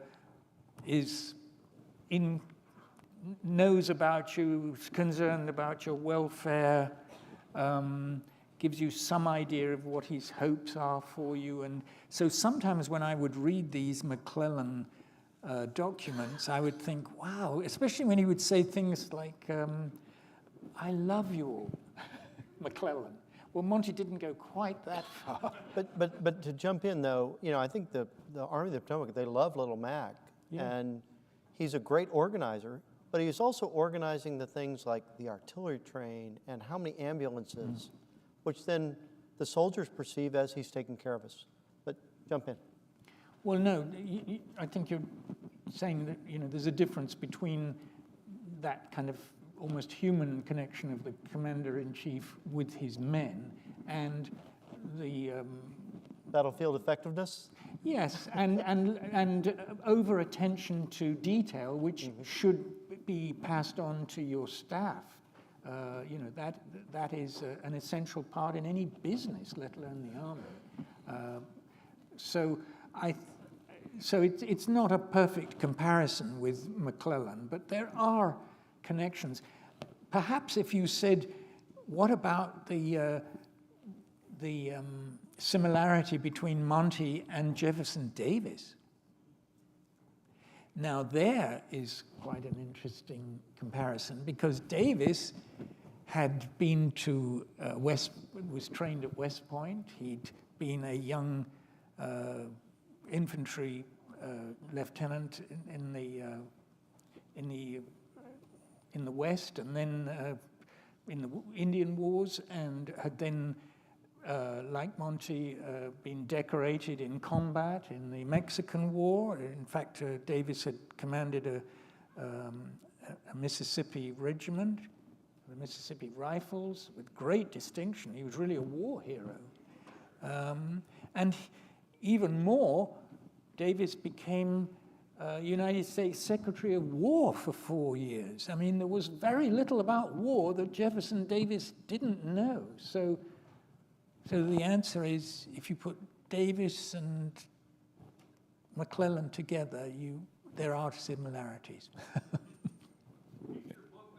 And you can buy the book at that break. Next question's all the way on the left towards the front with Connie, please. You touched base on it about the assassination plots and the rumors with the commandos. I've seen in a number of sources stating that Americans, when Monty went up to meet with them, a patrol actually captured him and kept him as a prisoner. Could you speak to that and like how that affected his command and his ego? Would have been interesting if they had. Yeah, that's a myth. But we didn't really discuss one of the great decisions that Monty made early in the battle was to send British troops behind the American lines to cover all the Meuse bridges. And, you know, they weren't in the end required because the Germans only came, they were 6 miles within the distance of the bridges. But, you know, that gives you an idea of how Monty is thinking. He's thinking, well, I don't want to tread on my neighbor's shoes, but I want to be damn sure that the bridges are covered and sends enough armored troops there. If you'd show the slide real quick, just to give a sense. So, you know, 7th Corps is going to come in the north shoulder, but behind them are British troops, and then to their right flank along the Meuse itself, British elements as well. So, you know, he's really setting the battlefield geometry, if you will, the conditions for that. Yeah, that's well put. Yeah. Next question is going to be in the center aisle with me, please, about halfway back.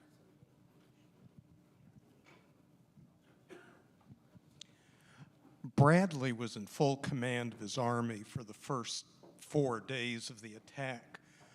Why didn't he relocate? He would have been the first person to realize that he was out of contact with the two armies in the north. And I'm wondering if that failure caused a loss of confidence in him with Eisenhower, and that may be one of the reasons why he turned to Montgomery and even gave him 9th Army afterwards, as you were saying. Oh, absolutely. No, you're very much so. I think Eisenhower wanted Bradley to move his headquarters back, and I think he felt that Bradley had made a mistake there. That because after all, Patton moved his headquarters to Luxembourg, so there was an army commander. There was no real reason beyond honor, and given that, as I said earlier, given that Bradley wouldn't even wear, I think he wore some sort of covering over his uniform when he went outside, and he covered his general's insignia in an open Jeep with no markings. It was cold out, though. You needed the coat. Yeah, but no markings of a general. I mean, yeah.